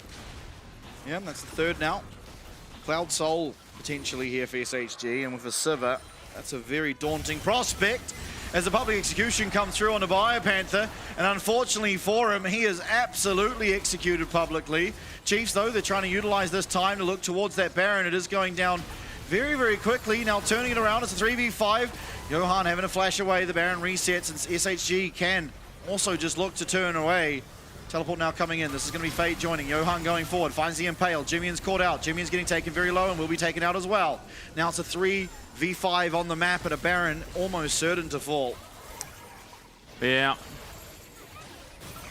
Pop Blossom is still there. Yeah, they still have that Pop Blossom. The most key ultimate they possibly could have is why not just trying to see if there's any avenue in, but with Evie coming as well, this is a done deal. SHG get themselves the Baron and extend that lead even further.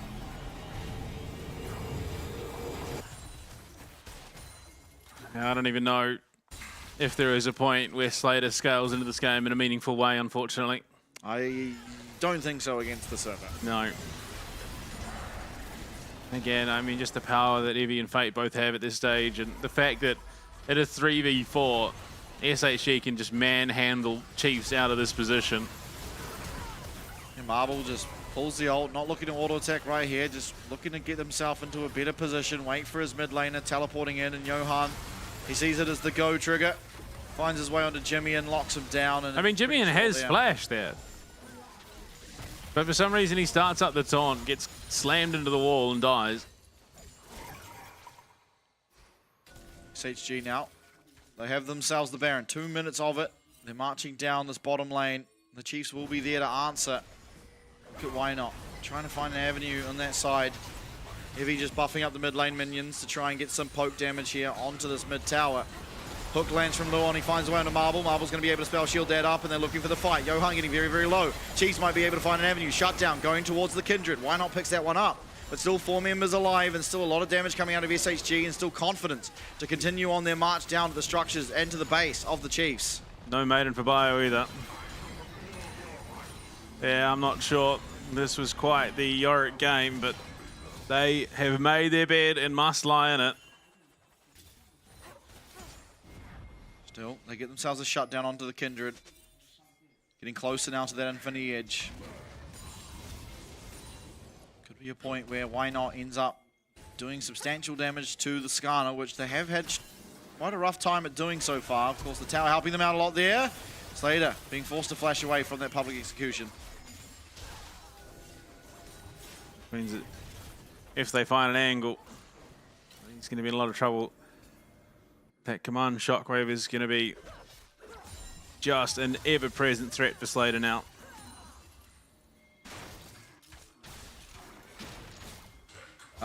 Taking the upgraded buffs as a non-jungler. An arduous task. Yeah.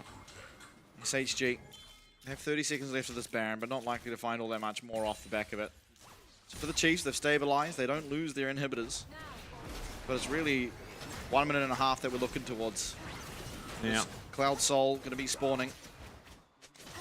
It's a Soul for the side of SHG. It would just be the second dragon of the game for the Chiefs. Oh, Luon needs to be a little bit careful. You can see that SHG are looking to force the fight here. Absolutely. Somehow Luon this game is still yet to die. Yeah, unfortunately he has limped his way out of more than a few fights, but that was also Johan's first death, and all it took was the entirety of the Chiefs and a tier 3 tower. Oh, now it's math time. Do land the W onto the minion, which Gang is juking backwards and forward on. He's trying to mark the backside as in will come by. Panther from the flank, and Johan finds a two-man! Oh, there's so much damage! Public execution right onto Why Not, and executed is the the Kindred. Executed is the Chiefs, and it's going to be SHG who take game 3. They will fight onwards. They will fight DFM to try and secure themselves into the playoffs. An unfortunate end to an unfortunate year for the Oceanic hopefuls. Many a game win, but unfortunately nearing a series. It's Slater up against the entirety of SHG minus Fate, and naught can a Kaiser do in this scenario. It is SHG. The Chiefs will spend 2025 without the series win. So many times did they get close, but unfortunately close will simply not be good enough. And while you might think their season is over, unfortunately now they have to weather the storm of the promo relegations. And there are some dangerous looking teams working their way through it at the moment. There certainly are. There are some very good teams coming from all sorts of areas in the world, and unfortunately for the Chiefs, that is their next task. But for SHG, on the other hand, they've bought themselves one extra chance to go up against DFM to try and get themselves into the playoffs. They've done it twice so far this year. This would be the third in a row. And DFM finally in their last meeting were able to take them down. It's retribution for SHG that they're looking for. Yeah. Fool me once, shame on you. Fool me twice, shame on me. SHG are going to try and put that blame back on DFM and take them down and claim that playoff spot for the third split in a row, denying DFM a spot in playoffs at all this year. And Evie, a phenomenal game from him to close out that series. An amazing game one to start things off as well. Well, Johan, the rest of SHG can be very, very happy. Chiefs will take to the stage for the final time in 2025. They'll take their bow, particularly for Biopanther, Luon and Jimmy. They've really been here the whole year, and it must have been a grueling, grueling year to have been through. Yeah. But they continued to improve, even though they never got to the point of getting it over the line. You can see the improvements from Split 1. They only had the singular game win in that split. Split 2, so many games going to 3. I think half of their games in this split, I think it was only one game didn't go all 3. Yeah, absolutely. And yeah, it's a rough way for Oceania to end the split and the year as a whole, but I mean, depending on how this Pro Morales tournament goes, maybe they find a way to hold on. And then we look to our 2026 campaign. Absolutely. Oh, my heart bleeds for them. Jimmy, once again, for the final time, clearing off his gear. Here are the post-match stats, and Marble well and truly topping the leaderboard there. On the Civer, just the dominance in that bottom lane. And unfortunately, this is why we see the Kai'Sa paired with the Nico. It struggles so much in the lane phase. It doesn't have all that much wave clear until you get the upgraded Q. It doesn't have all that much range. And so unfortunately, Civer just gets to breeze through the lane alongside the Nico. It gets to that point of the game where there are very few champions that can match. Yeah, absolutely. I mean, again, you look at this SHG roster coming off the back of that last series, and I mean, the split as a whole for the likes of Evie, who has been the source, I mean, the focal point of a lot of criticism for this SHG roster, and it definitely feels like, especially in this bracket, he has been working his utmost to try and prove the doubters wrong. Absolutely. Of the highlights, I mean, yeah, this was the play that ended the game. So much damage, and the CC layering. There was not a second that Wynot could even dream of pressing his R button. And even if he did, it was all but over at that stage, as Fate will claim player of the match for the series, and very well deserved. Even in the Rise game, he was the last bastion of hope they had in that game too. His Orianna was dominant over Jimmy in there in the mid lane, and Annie much the same over Wynot mostly on that Kiana. So, I mean, well played by Fate, very well deserved, and if he can continue that up, it's going to be a very interesting matchup up against Aria. Yeah, I mean, look, for my money, the only other person I think who came close to player of the match there was Evie, but his game 2 left a little bit to be desired, in all honesty. It was game 1 and 3 where he really shone, and Fate just not easing up for any of the 3 games in this series. Justifiably deserves it. And yeah, it was just, I mean, SHG continue to play these chaotic team fights so cleanly in and around that chaos, and I mean, it's becoming a trend where this Orianna is just let through, not really considered a threat, and then it finds these massive command shockwaves and completely guts fight, especially for our LGL teams. Yeah, absolutely. Even here, I mean, the Nico, you see why it's so consistently banned. While Gang goes in and finds a massive knock-up, it doesn't actually lead to all that much because there isn't really the follow-up, but eventually if he's able to flash on in and get the fight over with.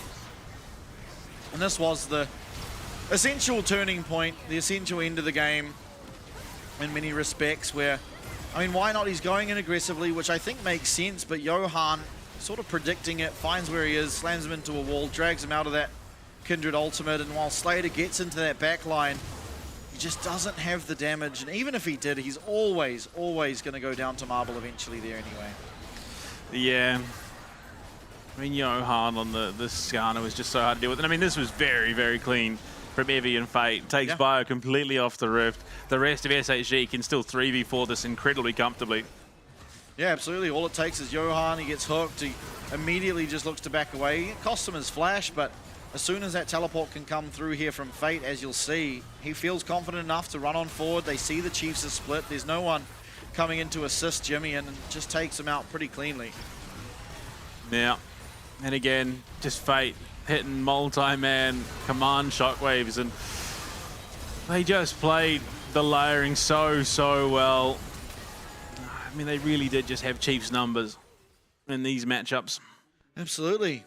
Now, that is only the first series of the night, and arguably the more exciting one is topping us off. We have Team Secret Wales on your screen there, up against the Vikings, and historically this has been the most fun series to watch. It is two teams who are never, ever going to back down from a fight. If there is an opportunity to brawl, they will find it and they will run with it. Yep. Yeah, or they will swim with it, really. And sail with it, because the Vikings, yeah, a bit nautical in their time, so I would imagine these two have probably crossed paths in history, but I mean, I'm so excited for this matchup. I mean, you look at Taki and Eddie in that bot lane, they have just been so dynamic. Dyer in the mid lane has been an army of his own for the most part in this Team Secret Wales roster. They have had some crazy moments throughout the year. The only team so far to take down CFO domestically. And while, yes, they did fall a little bit short through both mid and season kickoffs playoffs, you gotta hope that the way that they're looking at the moment, they might just be the one to take that third spot. Yeah, absolutely. I mean, they ultimately have been playing very well, but first of all, they got to prove their worth up against this Vikings roster there on your screen. Kratos just going strength to strength. I mean, this team started the split down in the breakout group and now made their way, earned their way up into the contenders group, and have looked dominant the whole time doing so. Of course, they started off up in the contenders group going up against CFO. They got kind of trounced, but it's CFO. They are the team, the team for LCP, and so I'm very excited to see what this team have in store, what both teams have in store for us. But before we get there, we're going to go to a break. Our voices, they need rest. My emotions need He's some not playing rest tonight. Well. He's already through. Yeah, that's true. But we are going to go to a break. Once we're back, we're going to have that matchup for you. Team Secret Wales going up against Vikings. We'll see you very shortly. Working hard to outrun all the ones that chase. I can't run fast enough, can't pick up the pace. People run towards love, kamikaze craze. Let's be real, some true lovers really just a face. Heard it all before, y'all just need a score. Don't want it anymore, can't take it no more. Love her I adore, yes and I am sure. Because love is war, over and over, baby.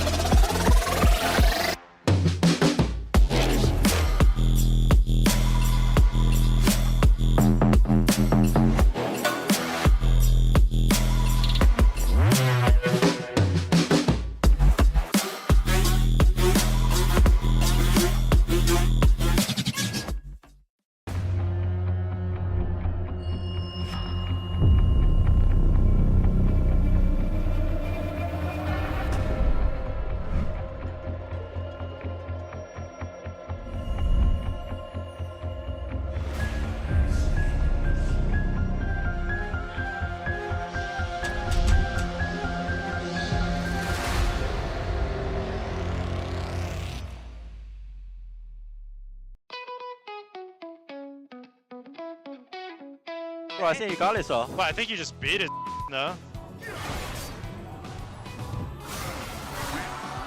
Oh! Ah! Ah! Ah! What happened? Who win? No, Still going, still going. Jesus. Hey, you win. Anh cho mấy chung cooldown. Execute! Oh! Yes! Yes! Yes! Let's go! Ok, nó chiêu kìa, nó nghe nhạc kìa anh em. Nó tưởng nó giết rồi, nó nghe nhạc. Thua rồi. Mẹ tôi tưởng tôi giết được nhờ. Hàng kia bên kia là Không chết rồi. bên kia tôi tưởng nó là John Cena mọi người ơi. Đúng ý cho anh em. Hoàn thành xuất sắc nhiệm vụ nhờ. 能换圈吗？不行，他走踢了，不行，我能抓他去吗？不行。好，那我踢上喽。好。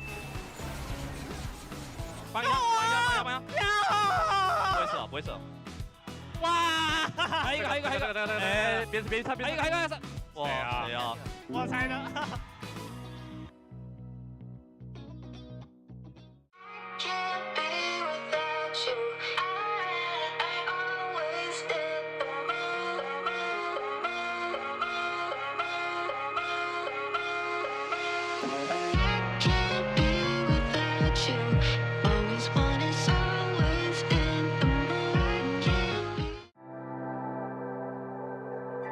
Do you remember 17? You and I, we ran in all the same scenes. Always watched you, thought you never noticed me. Boy, how wrong I'd be.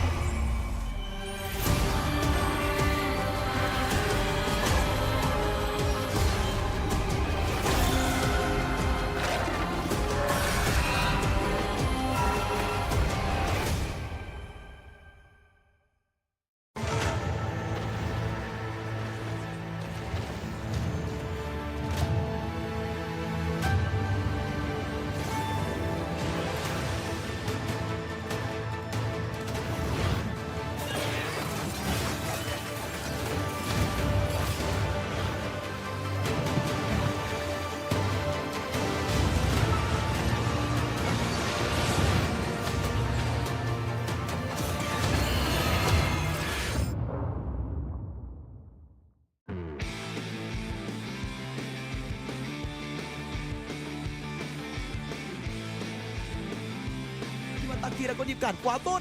Baron giành về phía đội team Sequence Well. Lính cát đẩy lên xỉa khá đau. Đến với con đường cây kia nha, tới hết tục được hai người, đó là hai người trên carry bên phía đội Sequence Well. Artemis thường bắn không thể ngăn cản Artemis, double kill cho xạ thủ bên phía đội của Gam. Và khi vị trí Hito bị bỏ lại thân một mình ở trong hang rồng được bị làm choáng trúng với Kati đang bị dồn sát thương, có một tên lửa câu giờ lại được chân đóng trúng ba người bên phía đội của chúng ta, mất đi vì chưa Kati đập thẳng vào xạ thủ đối phương. Doko nhảy phía vào tường, cài huynh nhiều máu, Doko cũng thế, quá nhiều đam đến từ vị trí Senna cũng như Rambo vẫn được bắn đến Shogun. Đối phương có thể trả đam đổi được thêm một nhưng đã có triple kill ở Senna của anh chàng Shogun và Guri sẽ dứt điểm nốt với một cú đấm. 拿下了巴龙也没什么问题。这波顶回去，挂上手里剑，把秀哥秒了，后 Q 顶着双 C 1打2。 dừng bên phía đội Gam là Levi bây giờ mới tới, thấy con giống tụt xuống đâu đó khoảng 5.400 máu, 4.000 máu. Levi đang muốn vào, đối phương trong khống chế và đó là dừng cho bên phía đội của Gam, bắt đầu xả ra tường, đang bắn lên đi nhưng ta bị dí vào Imo. Eddie có được mạng ở trên đường chết, đối phương muốn cắt vào, ngăn kịp thành công. Artemis đang được bắn nhưng đối phương quá đông. Artemis cảm giác là khó làm được, không đấy ta làm được. Sát thương cực kỳ nhiều, double kill dành cho bên phía đội của Gam và Gam sẽ có chiến thắng hay không? ハープの位置を抑えることができる。テレポートした。さあシューターさん見るか。さあ引っ張ったのはただ相当ダメージが出ている。それでもエンゲージ2枚に対して目の前したらその瞬間倒されてしまった。横からエビがやってきてシトラスを狙い撃つ。ダメージを出そうとしましたがその死の国の中でシャッタランゴールドエビが回収。さあ出てきた後はどうだ。フラッシュアウトでアリアから逃れることができた。横からレイファーキーがやってくる。フラッシュインハーブ捕まえた。ロケットグラムから破滅ローのノックアップマーブル身動きができない。グラビティフィールドの上カックン咎められていましたが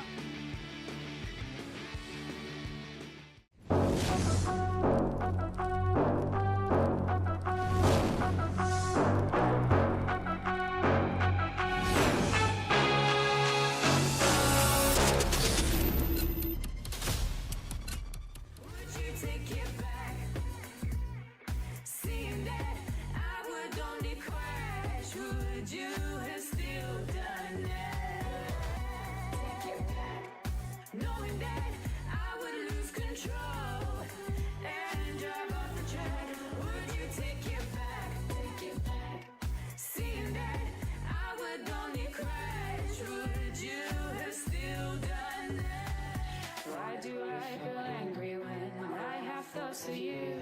I find it hard not to have this selfish point of view.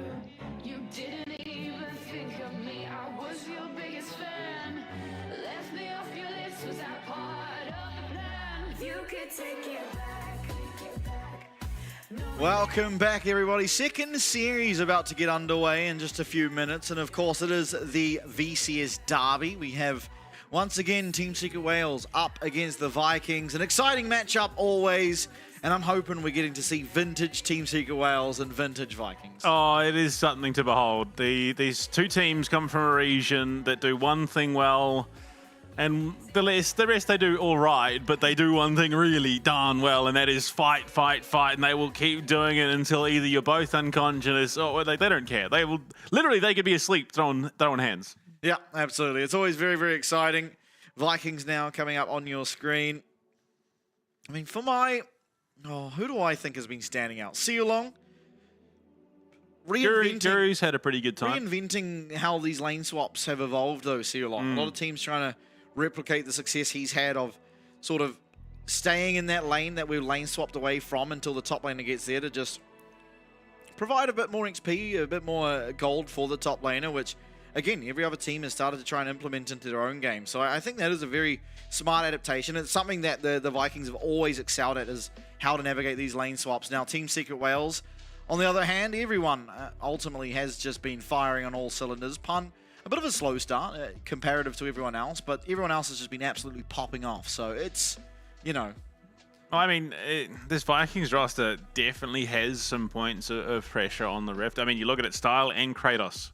Two of the top 5 top KDAs in the competition at the moment. And I think Style, there's an asterisk there, of course, because obviously you've got Shogun, who has had at least one from my memory showings in this split, of course.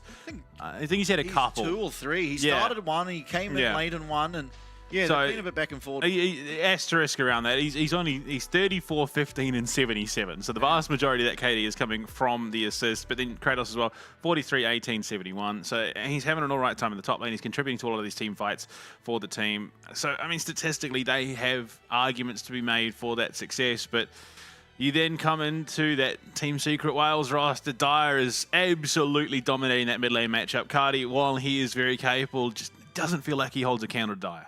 Yeah, it does feel that way as well. And really the only mid laner that has had Dyer's number has been Hong Q. And I mean, if you take my back to last week, he's had his number and more. Yeah, Hong Q had Cardi's number well and truly. I mean, again, it's rough considering that Cardi ended up having to lane into SHG game. So they might be on a bit of a campaign to get that title back for them. They have, however, been part of the longest game this split, 49-40, and I think the longest this year, if I remember correctly, by about 12 seconds.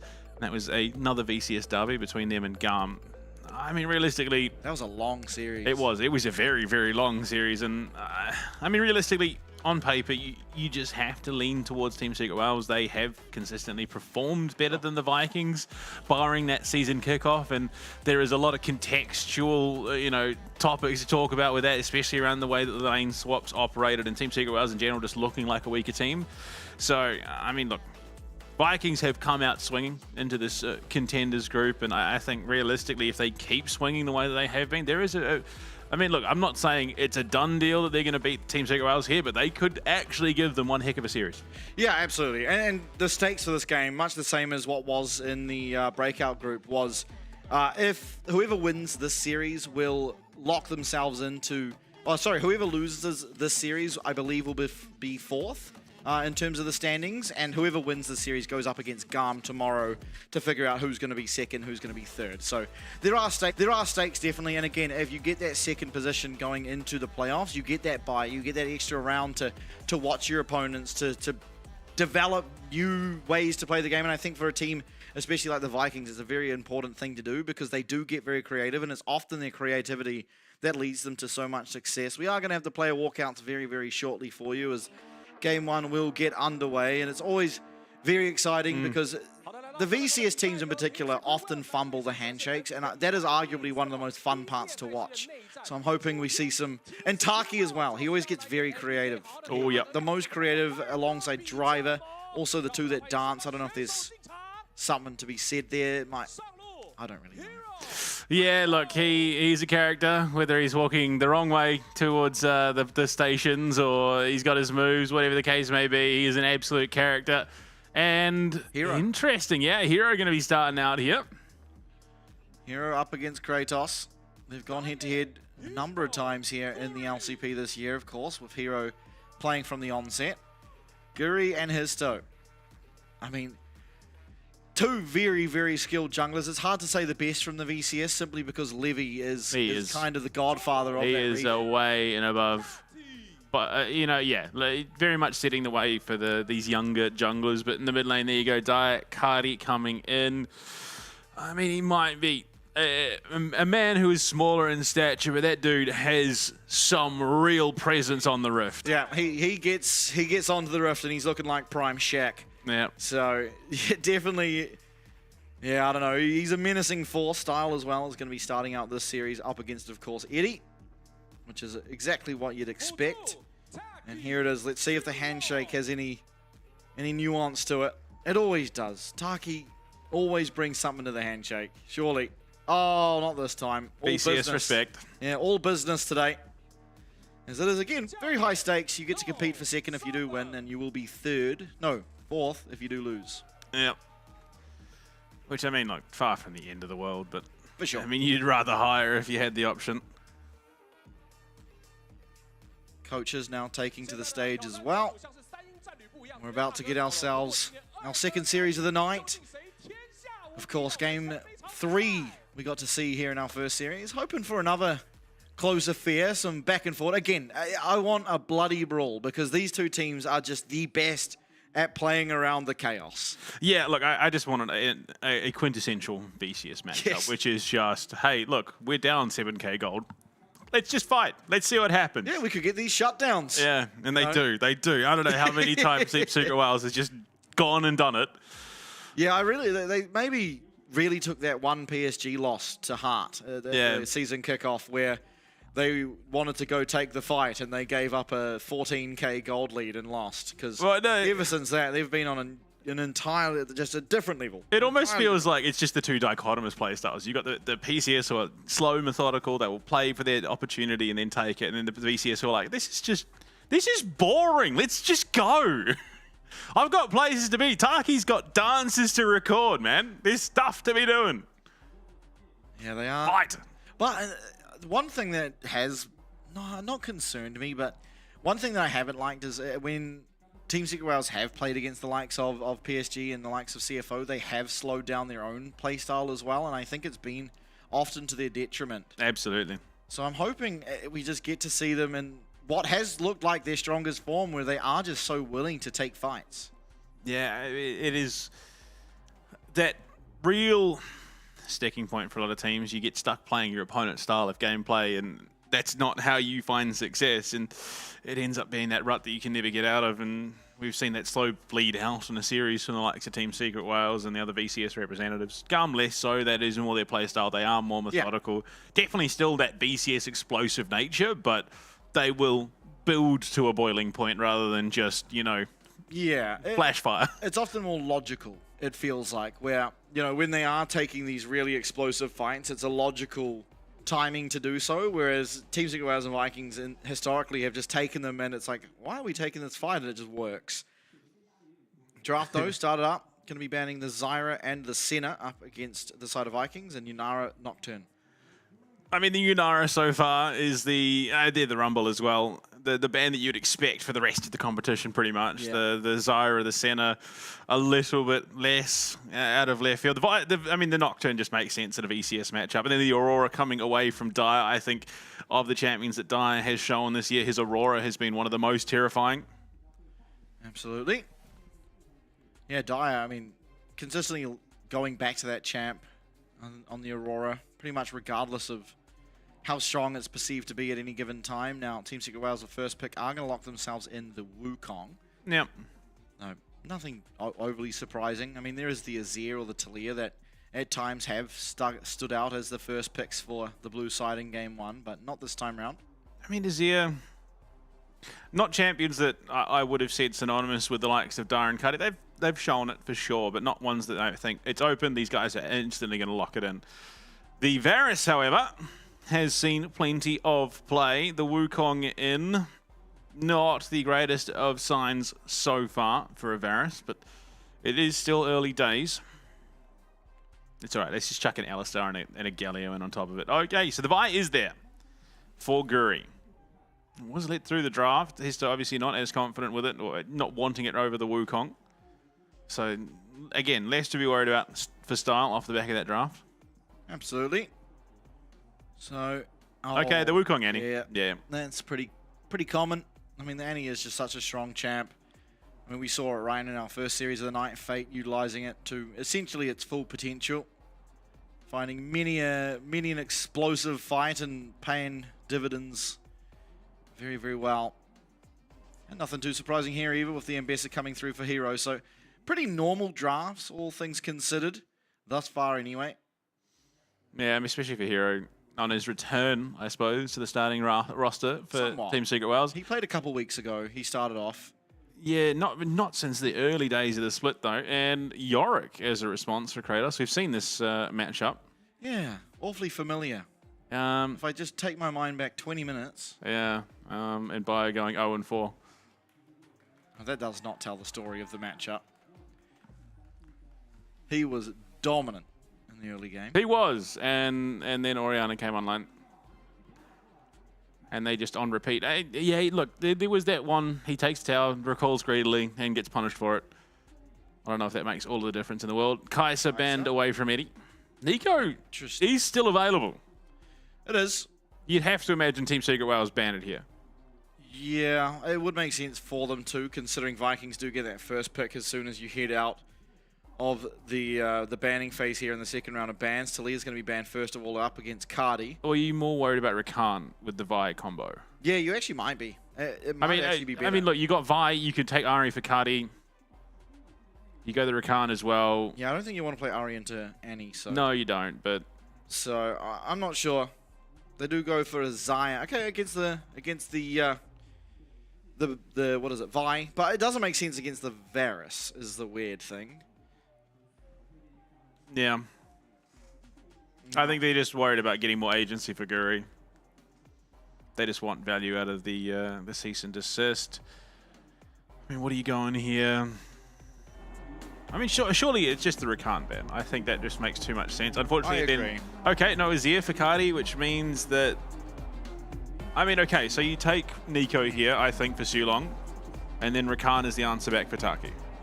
I mean, or Bard. It could just be a Bard game. I think you can just still take the Rakan, being that you have the Vi. Because what you're worried about is your mid laners, right? Yeah. Because they already have it, but they just go for the Ryze first. So, I mean, they already know exactly what it's up against. The Ryze versus Annie, we've seen it many a time before, and no one gets any substantial lead. It comes down to all the junglers, how well they can protect the Ryze or how well they can protect the Annie and also attack the other side at the same time. 2 picks now to come through for Team Secret Wales. They're looking towards their bot lane as things stand. Yeah. Sivir, okay. It is going to do pretty all right going to the later stages of the game.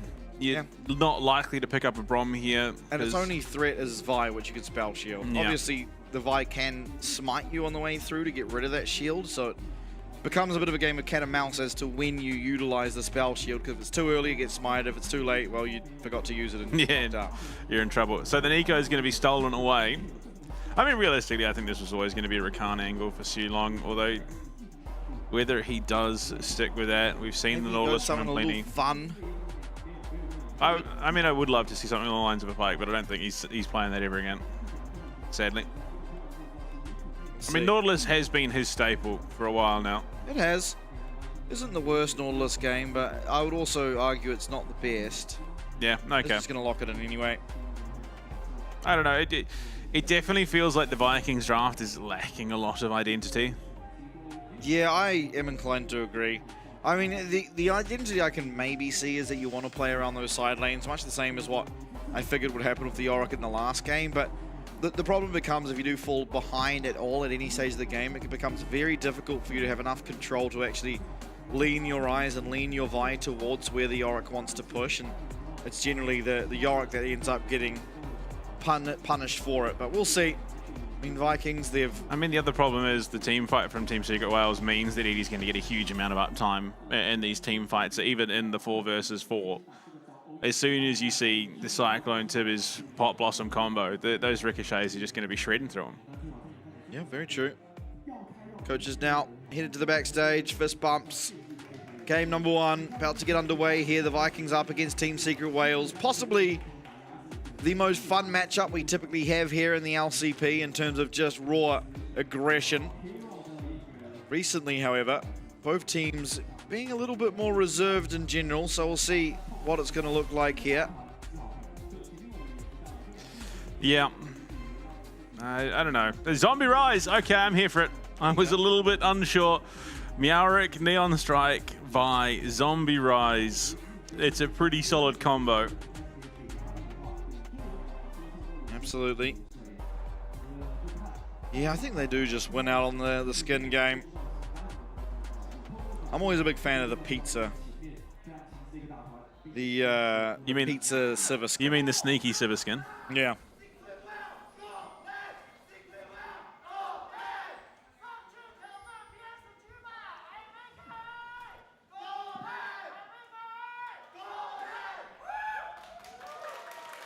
It's always good to hear. It seems that Mr. Steak has found a partner in crime. Yeah. Yeah, I believe he has.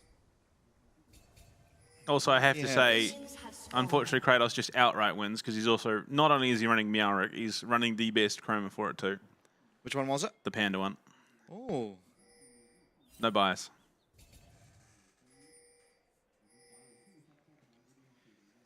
Oh, well. That is a very bright Nico skin. It is. It's fine, he can turn into other champs and be less noticeable. He can turn into a minion, depending on how well you can count. Yeah, we haven't really seen too many people caught out by it, which is always good. Hook doesn't quite connect out. Missed it by that much. And what would you know, the Sivir has established lane priority by pressing W on the first wave. Crazy. I mean, I'm not expecting a whole lot to be in this early game, other than obviously the ricochets just being egregious. I'm ready for a fight. I would be too, but unfortunately Sulong missed his dredge line, so it was stopped before the engine even turned on. Eddie getting 10 out of the 12 minions. We'll see how well Style does under his tower. A little bit harder in general to do so, but one thing I always find about champions like Sivir and Tristana is if you ever miss one minion, it tends to lead to missing all of them.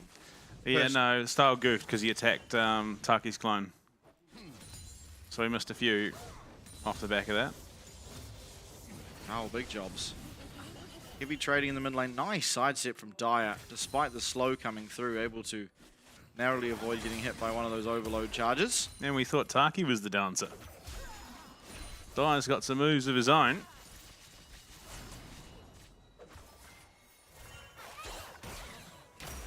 Just straight aggression. I mean, this is looking awfully reminiscent of last game's bot lane with the exact same Sivir Nico matching or pairing. Except that Varus was banned. I don't know if it would have made much of a difference with Slater. Well, it doesn't look like it for the time being. Of course, the Varus does have that bonus of having a little bit of a power spike that other AD carries don't generally get in the serrated Dirk very early on. And so far, I mean, the mid lane is going as you'd expect. Just lots of trading. Cardi's going to instigate his recall earlier. The jungler's going to take the respective crabs. Oh, okay, this is a call.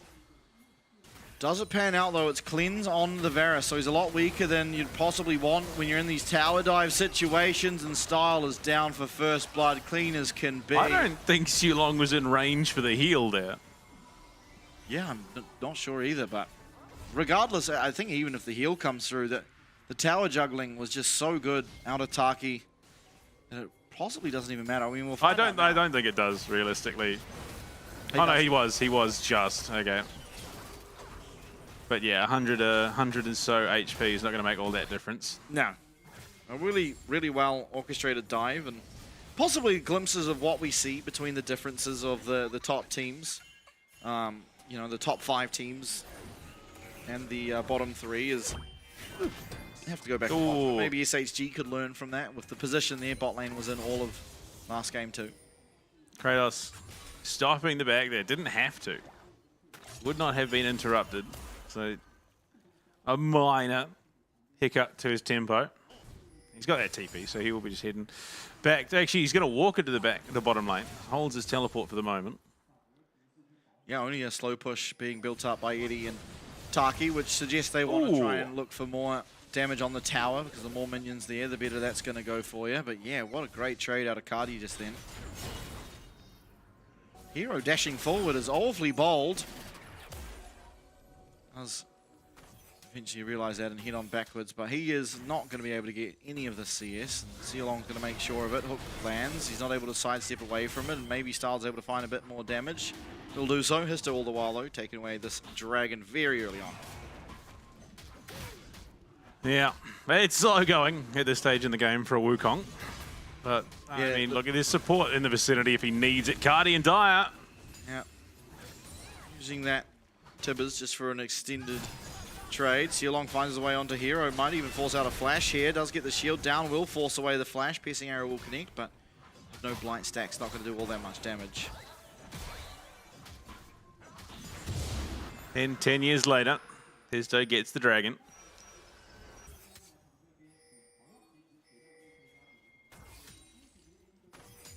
Yeah, I mean, rough position now for Hero, but again, it's the Sivir that's really benefiting off all this. And again, Sivir, unthreatened, is going to have a lot of free time to wail on Kratos. Look at those little pandas go. Oh, Histo, that's... Pretty sure that's a crime, smacking a panda.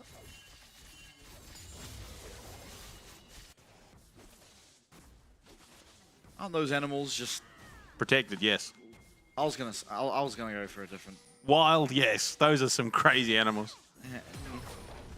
Again, not quite. Have you seen like a panda? Like those things will just fall out of a tree. Yeah. Like yeah. I mean that's the quickest way down. Yeah. And then roll down the hill below it too. Yeah, it's crazy that that's how they get around.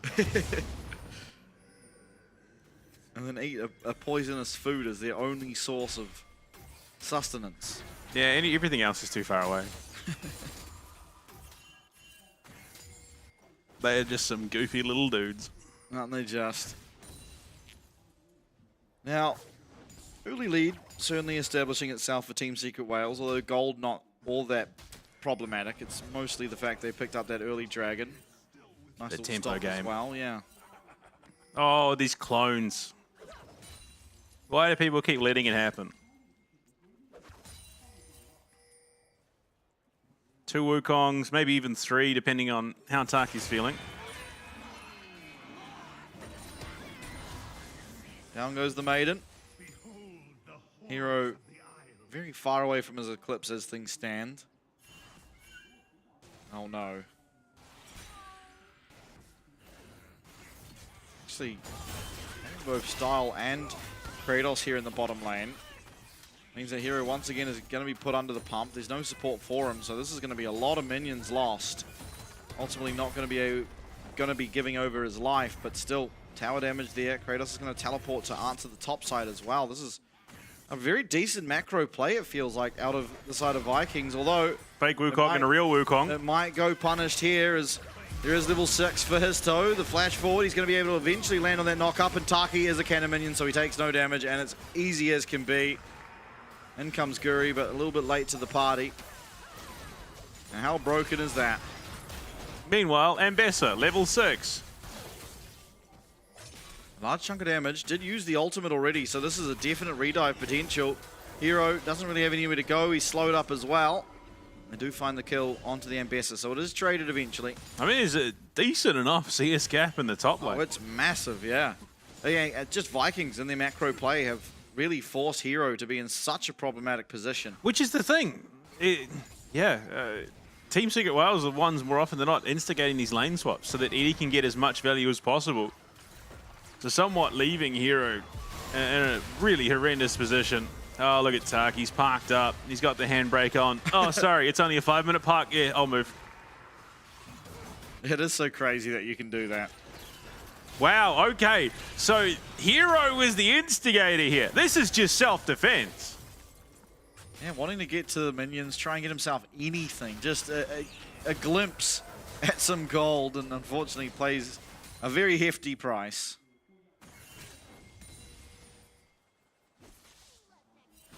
Yeah, it was a call.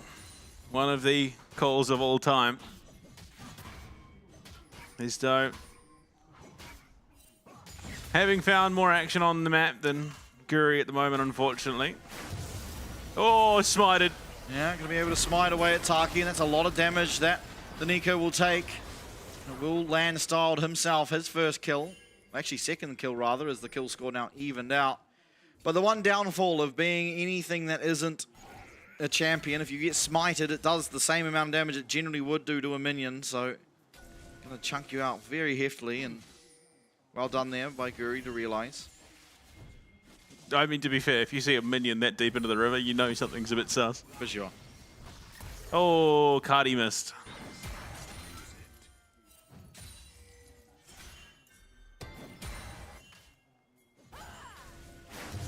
It's a lot of damage. That's so criminal. It's a lot of damage. No, it's the timing of it. Gets the ward down, smite straight into the cease and desist, so the clone doesn't actually get the deception that it's looking for. That was crazy. Oh, and okay. Well, he got the deception top, I dare suggest. Bonk. Wait a second. Yeah, no, he was dead. Playing with their food a little bit. It does get worrying at some points. We have seen the Yorick champion do some criminal things in the 2v1 at times. Generally a bit later on into the game, but Hizdo, he's going to try and look towards the second dragon. Guri's not in the right area of the map. Taki's going to be found by him, however. Unfortunately, it's a Wukong. Yeah. Oh. Big chunk in the mid lane, and... what? Dai is dead. The tower. I know. Okay. No, just a gank down in the bot lane. It was just Cardi doing Cardi things. And Team Secret Wales see their mid laner die and decide this is our time for Dragon. There is no one that can follow up on the side. And Guri's just topside. Yeah, exactly. So it is a free Dragon. Second of the game, very early on. So a very early Dragon's Soul potential here for the side of Team Secret Wales. Yep, Taki. Oh, yeah, okay. So Kratos can't count. Well, I don't even think he got the opportunity to, unfortunately. Unfortunately, with those little panda ghouls running around, it just overcomplicates things. As soon as you have to start using more than both hands, it gets a bit hard. For sure. Entire. Oh, okay, he just straight goes with Long there. Both flashes utilized, but they do get the kill for themselves, so a good find. Dyer does have his flash, though, so any fight that may happen up in this top side around potential Rift Herald look could be very disastrous. Smite from Guri does get himself the crab. Yeah, as strong as any may be at any stage in the game, I don't think you're pumping out, what is it, 1,200? Yeah, 1,200 damage. Right now it's 900. Yeah, no, going into the later stages of the game. Yeah. So, I mean, even 900, you're struggling to match that. Style. Yeah, you're in a bad position when the Varus is losing to the Siva. I mean, very handedly too. Luckily for Style, he has picked himself up 2 kills, so it has brought that gold back a little bit. But as this game continues, Eddie's going to find himself further and further ahead in terms of that strength. Tower going to be looked at. They do have the 3 Void Grubs, so it will take a reasonably large chunk of damage. Long and Cardia here. Yeah, Plating's not far off going down anyway. Gold value just leading in favor of the Vikings, but the longer Eddie is left unfettered, the more he scales into the later stages of the game, and with the synergistic lineup that Team Secret Wales have, Cyclone, Pop Blossom, and Tibbers, Eddie is just going to be the ultimate problem for Vikings. They just don't have the best of tools to deal with it. Absolutely. Ah, the lane gank.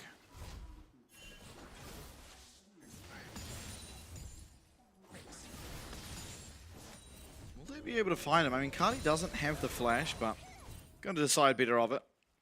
I mean, Team Secret Wales really holding all the cards as things stand. They got themselves the feats of strength and have the 2 dragons to their name as well. So just winning out in every regard they could possibly hope to for the time being. Unfortunately for Hero, he can't recall that. Would mean that tier 1 goes down, so he's got to stick around a little bit longer to defend it. You can see his don't. He's going to be down this bot side where his camps are respawning. He's going to be heading up. So I don't think he's going to look for much down that bot lane at all. Rift not likely to be started up, but it is definitely an avenue that Team Secret Wales can look towards, again, because of the flash advantage they do have in their mid lane. Dire with the flash Tibbers is a lot more powerful than the Rise without access to his flash, especially at this stage of the game. Yeah. I mean, for the VCS Derby, it has been a very slow, methodical approach, despite there being 6 kills. First tower goes down. Doesn't matter in terms of the Noxian blessings, unfortunately, but it is still a tower nonetheless. Allows some leeway in that bot side. Absolutely. And you see Team Secret Wales now starting up this Rift Herald again. They do still have that flash advantage, so it shouldn't be a fight that Vikings necessarily want to look towards. Although, nice poke coming out of Style there onto Eddie. Does start them off with a potential avenue in. Pisto all the while just happily hitting away at the Rift Herald. Guri finds a way onto Hero. No one here, no one nearby, so Hero should be able to get himself out, although maybe it's just a 1v1 Guri wants to take. Eventually go back, and I mean, recalls can come through from the side of Team Secret Wales, but first of all, they're looking aggressively here onto Cardi. He doesn't have flash yet. Stun does come through, a lot of damage. The Realm Warp, can they get the cancel? No, they cannot. Cardi manages to get himself back to safety. Fancy feet with the Realm Warp. Unfortunately, just a little bit too slow and closing the gap there for his toe. Could have burnt the flash, but I mean, realistically, you get the Realm Warp out, you take that. And if you want to look to contest for this dragon as well, it's better to not utilize that cooldown. Absolutely. That means we'll see if they choose to. They don't have the Tibbers anymore. That means that Cardi can't play and look for an angle onto the back lines, which is the main thing. We already saw that out of Fate in our last series. It was just brutal. Maybe the tower going down the top side here. Again, no explosive fights. The Rift Shield is in hand, and we do already know Guri is on this bottom side doing this dragon, so an avenue potentially that Team Secret Wales could have looked towards to try and possibly crack open an inner tower, but they decide better of it. Maybe wanting to utilize it to once again open up that map here in the mid lane. They're looking for a collapse in towards the mid lane though. Unfortunately, the wave's just not there. The Herald will go down. See if they're able to get anything off the back of this. There's no Realm Warp, so Cardi can't find his way into the back immediately. That is the crash down here. Will come see along with the depth charge, and Taki has absolutely sprinted away. The Raider knots. Hero finds a way in. Public execution flashed away from Styled in the back. He's trying to find that damage on the back line. Hero getting taken very, very low. Pop Blossom comes in and lands onto 2. As it's Kratos that's trying to beat on this Histo health bar and will be able to do so. Taki and Hero on such a smidgen of HP, desperately running away from the Yorick, but on the other side of things, it is that Civic going off. Styled lives on 1 HP. Die now in the middle of 3 people, will be going down eventually. It's a matter of who claims it. He flashes, it's followed by Guri, and it should go down as the Maiden siphons his soul. It's MVKE, it's the Vikings who come out on top. That was more in line with what we were expecting. Just an absolute chaos fight under the Vikings tier 1 that does not go their way. Absolutely. Ooh, nice serene. Yeah, Taki kind of sells there a little bit. Catches out Eddie and Die with a depth charge. Yeah, it does run away. Nice flash from Style to create that distance. Otherwise, he was going to be taken out by Hero. Taki comes in. It doesn't quite catch onto Kratos, who just spends this whole time just beating on Team Secret Wales with that shovel. And unfortunately, Eddie, while flashing in, almost able to get that kill into Style, but Guri with the CC able to keep him alive. And then Die just oversteps. Well, unfortunately for him, the cops are after him. That little child psychopath has been brought to justice. Now, good position for the Vikings. They obviously 2 minutes ago did stop that dragon and then got the team fight win afterwards too, and have exploded that gold lead in their favor just a little bit. And Eddie now with the Infinity Edge here second, not going for that Navori that we typically see. Yeah. I'm sorry, those goals with the panda skin are just perfect, because there is like that half a second as they spawn where they're standing there like, wait, what was I doing again? it very much fits the panda aesthetic. Not here for a long time, just a good time. Next objective, the Arakan up on this top side of the map. Seems to go Wales with the lane priority around it for now, but certainly can be fought back for if the Vikings choose to do so. And the damage onto the objective won't be incredibly high for either side of the rift for the time being.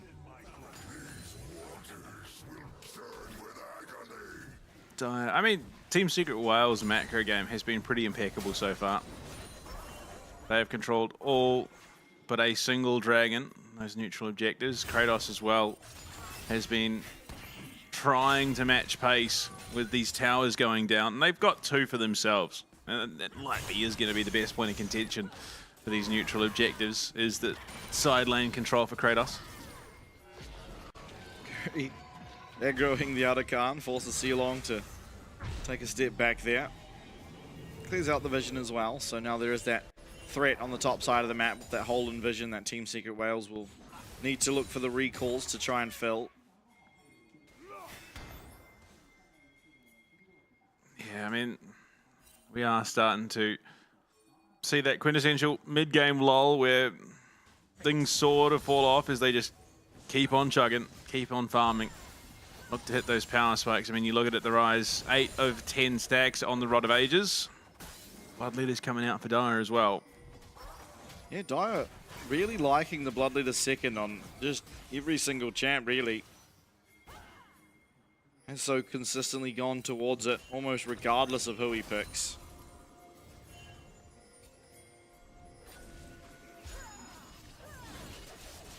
Still just bouncing these minion waves back and forward.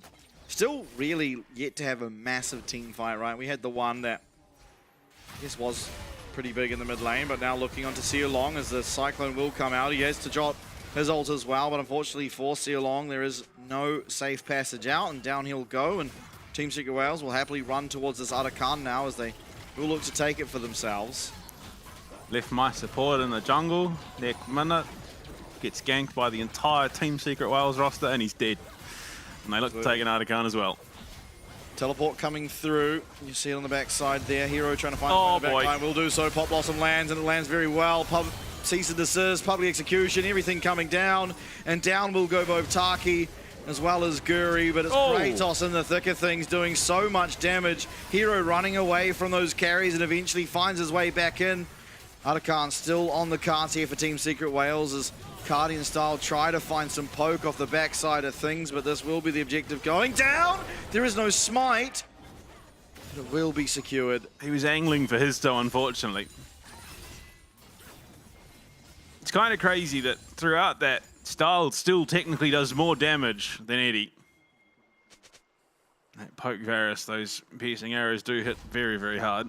Yeah, just by virtue of having more uptime, because he just stands back and fires off and all those good things. I mean, the ult coming in here for Hero looks really good. Oh, he gets smited again. And I was a little surprised by the fact that they went for Guri here and not Style, especially the Ambessa. I mean, I'm surprised Kratos just dies as quickly as he does, because he's looking all right here. He then just gets completely turned on by Dire.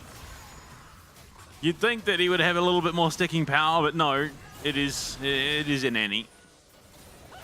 With 2 items. Yeah, one of which is the magic pen. And electrocute. Oh, talking about the Annie, the flash forward. Cardi's going to flash away. The Cyclone's still there on him. Eddie, free hitting the backside. These ricochets are melting through the health bar. That's 1 kill going over to the Sivir. Histo still trying to go forward as Guri will be able to use that Vault Breaker out. Dire not able to find his way onto Kratos for the time being as Tibbers has chucked into a box, but Dire's found his way around. And the public execution. And Style will make his way to the tower, and looks like Team Secret Wales aren't too interested in tempting fate under that tower, so it will just be the 2 kills and the Dragon on the back end as well.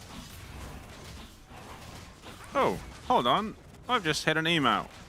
So you had a gold lead, but you were playing against Team Secret Wales. Oh, that'd be helpful.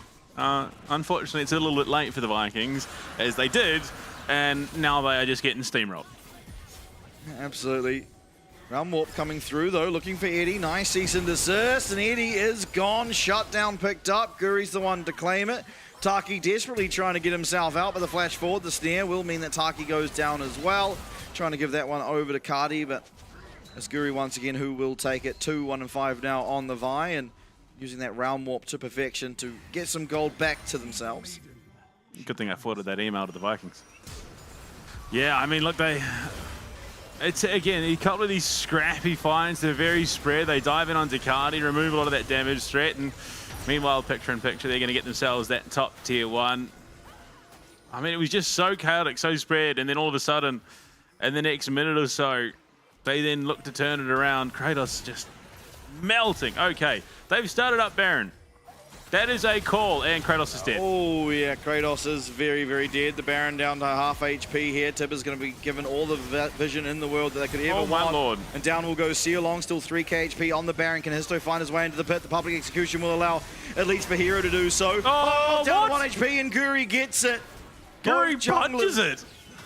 Both junglers not able to land the smite there, and Style running desperately for his life. It's only going to be Guri that lives to tell the tale, but he will at least have that Baron buff. Or unless Team Secret Wales find him, he's able to get over that wall. So the Baron was picked up. Unfortunately, 4 of them do go down, and Guri is the only one left to tell the tale with the Baron buff still equipped. Obviously, they didn't read my email. They didn't check the spam folder. I mean, Kratos just evaporates here. And again, I mean, I don't know what happens to his toe, because he just doesn't go in. He never does. Yeah, he's sort of sitting here posturing around. He's waiting for Guri to go for the smite. He's there. He can smite here. It's, oh dear. Yeah, Guri punches Baron to death. Luckily. Otherwise, this could have been the game ending right here and now. If it was Histo to secure himself that Baron, would have been all 5 members of the side of Team Secret Wales worth it. But Guri doing a good job, able to get it for himself. Yeah. Look at that gold difference. That is a VCS classic. Oh, and just, you love to see it. Never really knowing what's happening.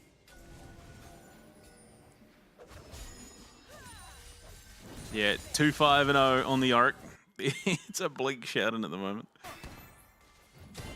Unfortunately, I think he's just sticking around. I think that's the main problem. I don't know why Vikings keep forcing these neutral objectives with Kratos there. Just send him to a side lane, posture. You've got one of the best poke champions in the game in Style on Lethality Varus. Yeah, his problem in the side lane now is going to be that Hero is 4-1. Yeah. And very, very strong in this Ambessa, working towards what will likely... Actually, I don't know what that's going to become. A second Eclipse. I hope not. Who was it we saw? It was Driver at MSI who accidentally bought 2 of the Bramble vests. Yep. Yeah, no, it was. And he did play with it for like a couple of minutes. Yeah. Like he played through a team fight with it. Yeah, and they then won was that like, team fight yeah. from memory as well. And he was like, winning the game. Yeah, they did. Crazy stuff.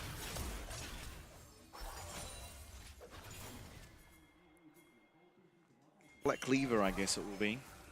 Come to think of it. Finding our way onto Style. He does have Flash available, using it at the last minute and gets himself out to safety. But again, a great trade. Cyclone for the Flash off the Varus means this next fight will be very, very difficult to position for.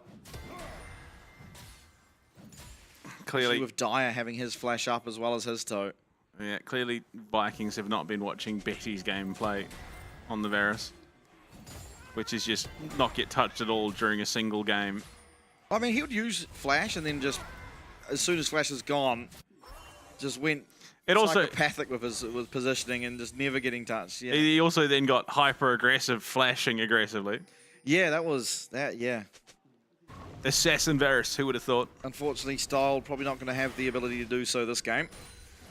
Being with the relatively equal game state we have in our hands, barring those dragons, which, by the way, in 20 more seconds could be Team Secret Wales looking to secure themselves the soul. Oh, Sealong. They're not going to have the Cyclone up, so Sealong should be able to walk this one out.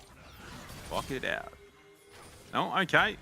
So they are getting some value on the top side. Yeah, they have the tower. They have both teleports available, and they're going to have to channel them pretty soon, as you see Team Secret Wales just hitting onto this dragon immediately.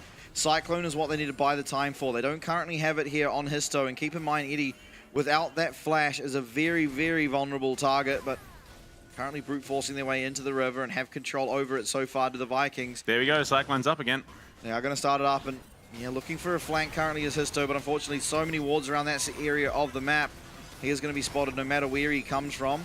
Hero teleporting in. They're going to note where Cardi is now with that Q coming over the wall. Guri trying to find an avenue in. He's sitting in the pit as well. So many potential engages. You've got Taki on the Nico, Dyer on the Annie, Histo on the Wukong. And Style having to try and find a way through all of them. They pull the trigger though. They're going in onto Guri. That's the Guardian Angel gone immediately. If they can get this dragon, it would be the soul. They're still fighting. They're still finding damage. Sealong trying to flash away. Sealong goes down. The dragon will be secured as Dragon's Soul. Going the way of Team Secret Wales, but Guri turns around at least one kill. Style, unfortunately, will not be able to do the same as he falls immediately to that monkey. It is an even trade in terms of those kills, but the Dragon's Soul, the Cloud Soul of all, going the way of Team Secret Wales as now Dyer comes to teleport in to save this tower and do even more as he one-shots Kratos. Oh dear. It is a bad day to be a Yorick. Team Secret Wales just so good in the clutch. If there's not an opportunity, we will brute force one. Yeah, I mean, they see the the it was round so clean. And just, yeah. Guri has flash there. Keep that in mind. So holds flash and just dies. Cardi cannot stick to Taki. They will look for Eddie. They can't do that even. They do get Taki. Eddie trying to lifesteal off the Raptors as little he can. Will get back to his tower here, and Dyer teleporting in, just one-shots Kratos. I mean, he is, of course, very low, but nonetheless. I mean, it's just instant too. Headshot. Eddie, of all people, getting the credit for it as well. Back to live now.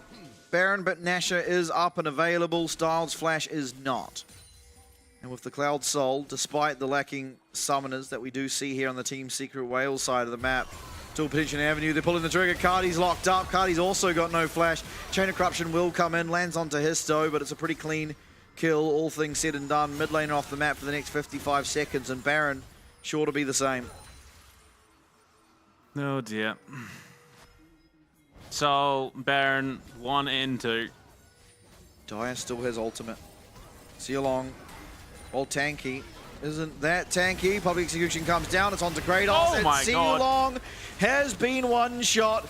Style trying to get away from the Wukong, but with the Cloud Soul in pocket, will not be able to get anywhere near getting away. As whoopsies. Hero's a bit trapped up there in the Krug pit. Baron will be picked up now by Team Secret Wales, and almost certainly game 1 follows. Yeah, I mean, this has just been a classic VCS matchup. Vikings not going quietly by any stretch. They still fought, but Team Secret Wales just consistently finding those openings, and the power of the Annie Wukong just showing itself time and time again. Look at it, Silong literally just dies. He barely gets the depth charge out, and that's a solo kill for Histo. Absolutely. Histo on the back there. And again, this Cloud Soul, very difficult to deal with against champs like the Sivir, the Nico, and the Wukong. So feeling pretty good about themselves now should Team Secret Wales. They have the Baron buff for 2.5 minutes and can look to start to crack open the base of the Vikings.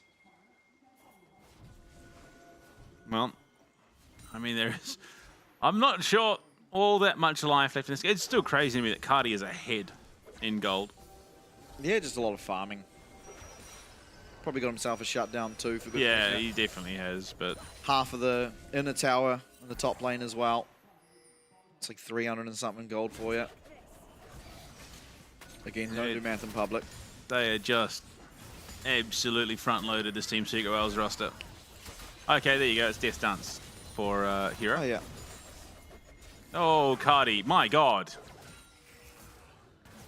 4-item Sivir. Yeah, they will now get this tower. Style does have flash, so it's a little harder to find avenue onto him now. But there are just so many different tools to get there. Doesn't really seem to matter all that much. His damage is not finding them much of anything. You're absolutely right. Looking aggressively. Oh my lord, Hero! Oh my lord, what a I don't fight. even know what's happening here, but he does manage to get out eventually. He's trapped behind those pandas, but Vikings not able to find the way onto him. A fantastic public execution to get himself out of what was almost certain to be a death. And that's going to lead to the bot lane inhibitor as well as the mid lane inhibitor afterwards. I don't know where Silong's going, but it should be home. My lord, that was such a bizarre turn of events for Hero. So, gets cease and desisted, drops the public execution to get out of it. Yorick throws the pit down. He gets stuck against the wall, has to flash across it. I think it's stuck on the other side because of the goals. Yeah. Oh dear. But does get away. Wow. Now Elder Dragon, 1 minute away. And with just everything really going the way of Team Secret Wales so far, it does feel like it's almost a sure thing that they pick this up. Maybe it comes down to a smite steal if Guri can find that to buy signs of life here, but Silong's going to get found here by Histo, and he's looking to just take him down immediately. If Silong does fall, of course, it's not all their damage, but it is all their vision. Down he goes. Oh dear. And Style, look how fast Eddie is. Oh my lord, that is a quick Sivir. And it's a quick end to the game. It comes off Silong trying to establish some form of vision. Taki will find Kratos. So will the rest of Team Secret Wales. And the Nexus will fall there and after. And Team Secret Wales take a lead 1-0. Yeah, it was a slow, methodical paced game until Vikings sort of gave that lead over, and Team Secret Wales decided that, well, actually, we don't really need to keep the brakes on anymore. We can just hit the accelerator, and boy, do they. Yeah, and even to the end, I mean, gold, in terms of gold, the game was just always close, but it was the objectives, once again, that Team Secret Wales were finding more and more of as it progressed, and it did lead them to a pretty substantial pressure lead across the map. Hero looks like he's not taking his stuff, so maybe in for a second game. He played pretty well. He did. He played very well. I mean, absolute performance by him.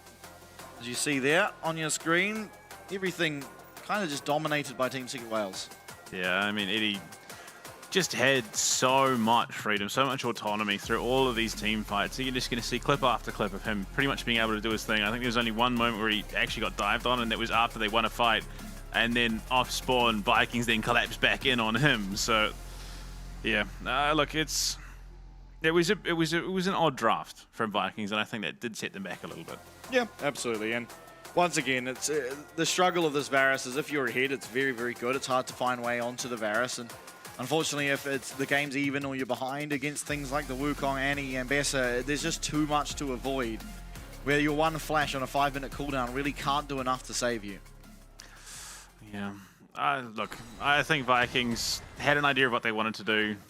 Unfortunately, at some point the draft that then changed, and they sort of had to change their path entirely. But yeah, look, the Yorick continuing to be to prove why it is an addition to your Desert Island draft. This is how Hero started the game. Yeah. And finishes with some absurd score and just ridiculously strong.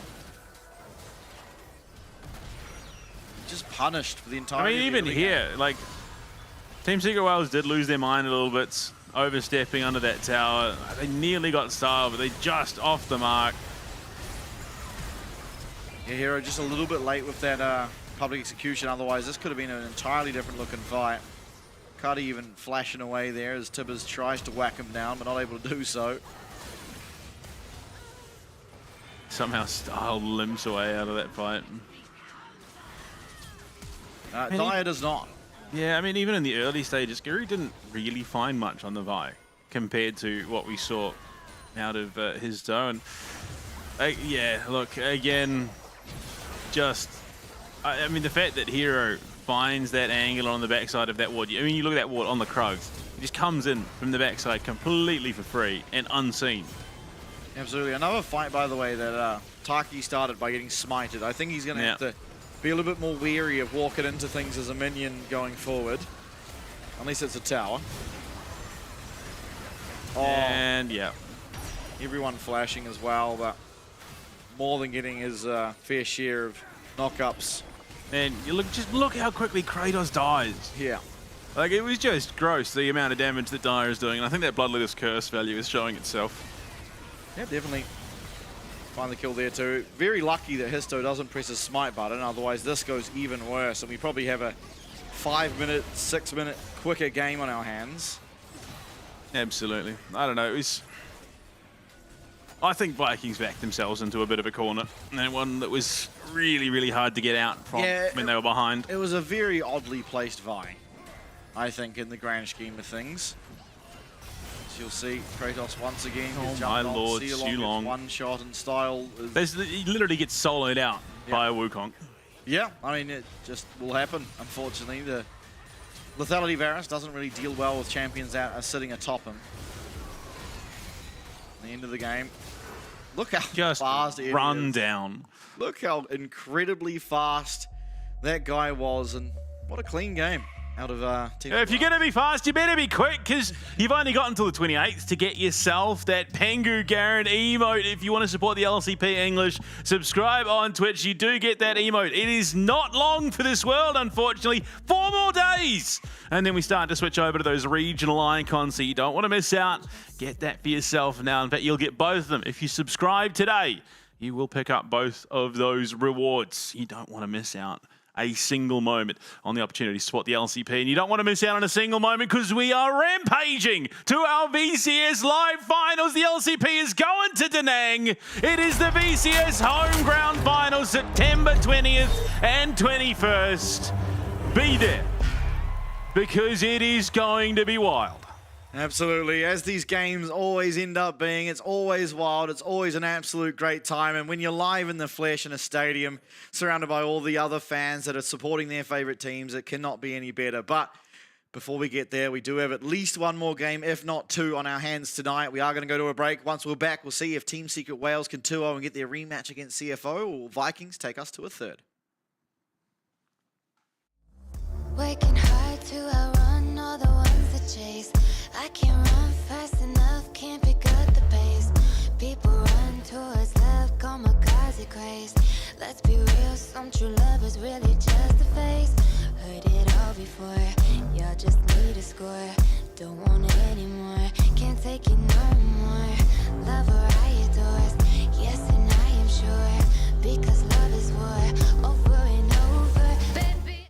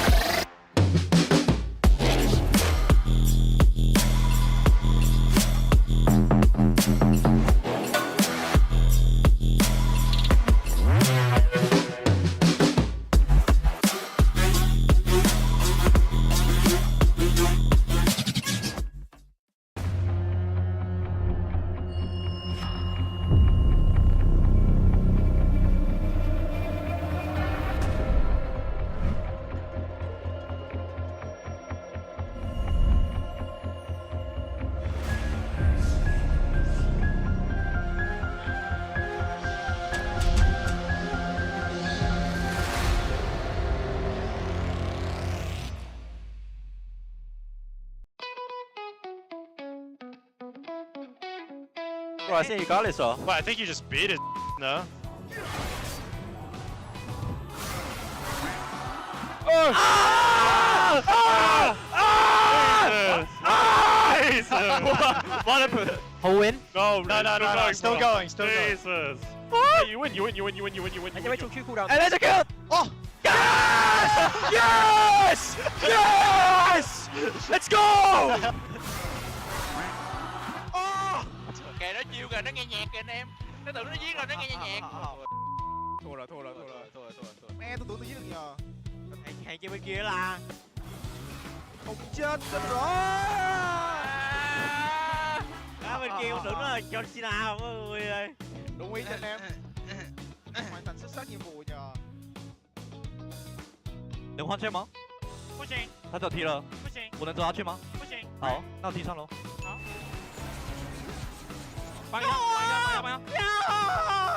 不会射。哇！还有一个。哎，别猜。还有一个。哇，谁啊？我猜的。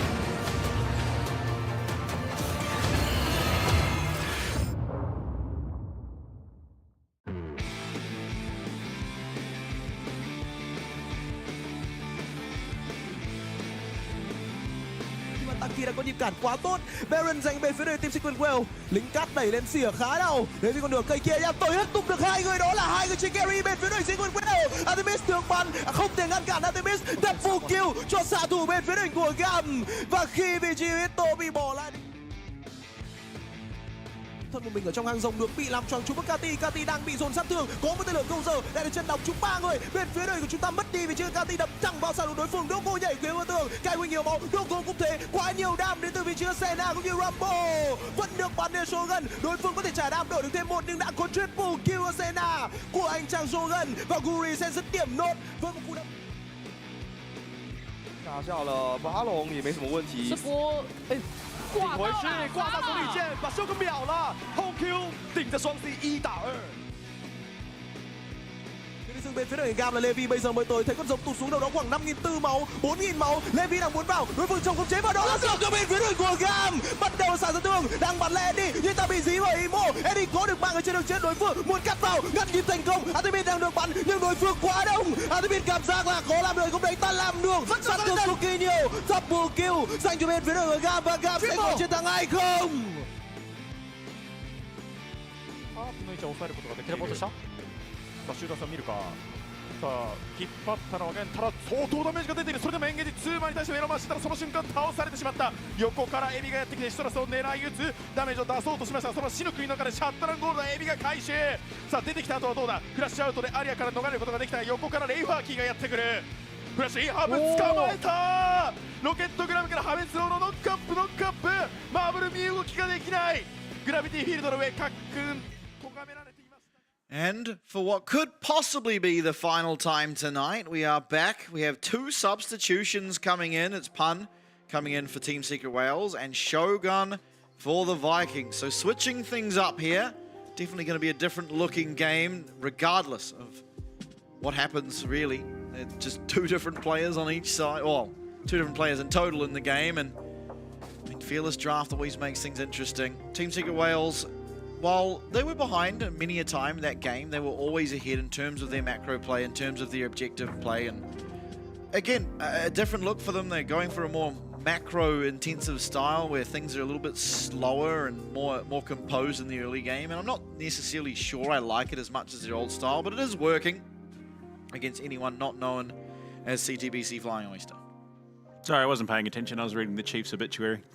Yeah, look, blue side for the Vikings coming into game 2. You want a little bit more direction for their draft. Hopefully, it definitely did feel a bit disjointed in terms of what they were trying to do. Yeah, look, I don't know. You could see there was intention, at least in the first rotation, and then it sort of fell off. I don't know. You pick a Vi and a Yorick, it definitely feels like they're a bit counterintuitive. Yeah, alongside the Varus as well. It was a little strange for sure, but they'll have their chance now to right their wrongs. They have another game at minimum to try and get themselves a third, and of course, will get their opportunity possibly to face up against Garm. Team Secret Wales only in this game because they lost to Garm. I think it was a 2-0, but it was just a very long 2-0. Yep. It was very, very close, but Garm did eventually edge it out. And again, we always got to have those worries when it comes to Team Secret Wales. When it comes down to crunch time, when you're in the bracket, how do you look? And at least so far, I mean, this series looking good, but overall, again, a little bit of a decrease in capacity almost, it feels like, comparison to the first round robin. Yeah, but unfortunately during bracket time they've just always been gapped by Garm. Yeah.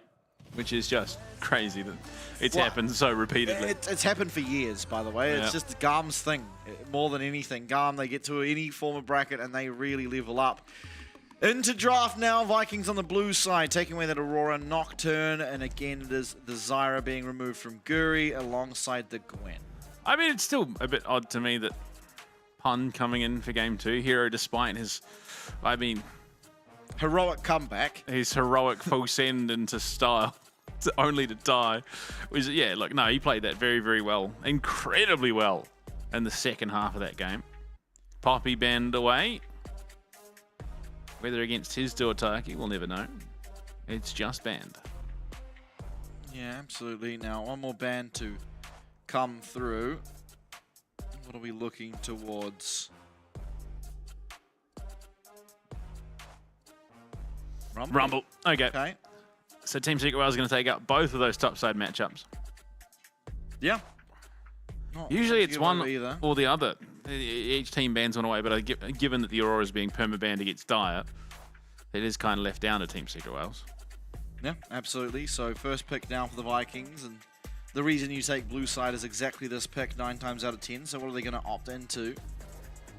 I mean, what are you looking at that's left? I don't know, Pantheon. Yeah, true, actually. It has been let through. And the Talia. So unfortunately, you get one or the other. Really thinking it over.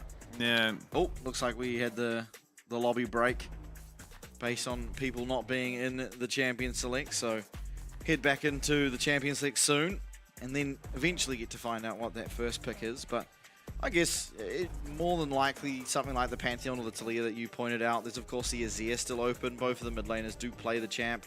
Both mid laners as well. 2 of the early adapters of the Rise, which you could look towards, but aside from that, it was just played. Yeah, true actually. Oh, all the games mold into one. These 3-day weekends. Look, at least it's not the 4-day weekends we had in Split 1. Yeah, last year was 6. It was, yeah, it gets a bit brutal, but best of 3 fearless drafts as well. It's a lot to keep track of. It is. It really is. I don't admire the coaches in the sense of they've got it all written down for sure, but there's so much to think about. Yeah. About, like, you know, there's now this thing that you got to think about. Okay, if we take this champ away, it's taken away from the other team the entire draft. You know, so taken away for every game. And it's the same as when you're creating compositions. You're like, oh, wow, it would be really good to have this champ here, but we're also considering using it in a different comp later on down the line. So there is a lot more to think about when it comes. And then to the other team picks it anyway in game 1. You're like, oh, well, okay, cool. I'll just throw this out the window. Yeah, exactly. There is so much to think about. It does make it, I mean, as a commentator and an enjoyer of LoL esports, it makes me appreciate the game and the champion pools a lot more and the intricacies now that are involved. Absolutely. Kratos there on your screen. I miss seeing his Aatrox. I remember many a time watching him on the Aatrox, and it was just almost revolutionary how well he would pop off. Dye getting a bit zen there. Taking a page out of the Garm book. Yeah.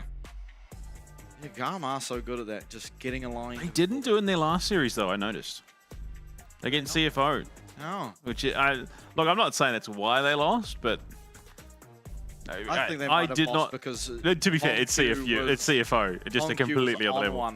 But they all, they didn't take that moment to mentally set themselves. But maybe you can't against CFO because, to be fair, yeah, you're not wrong. They're aligned, you know. Junja is just exactly. He's transcended.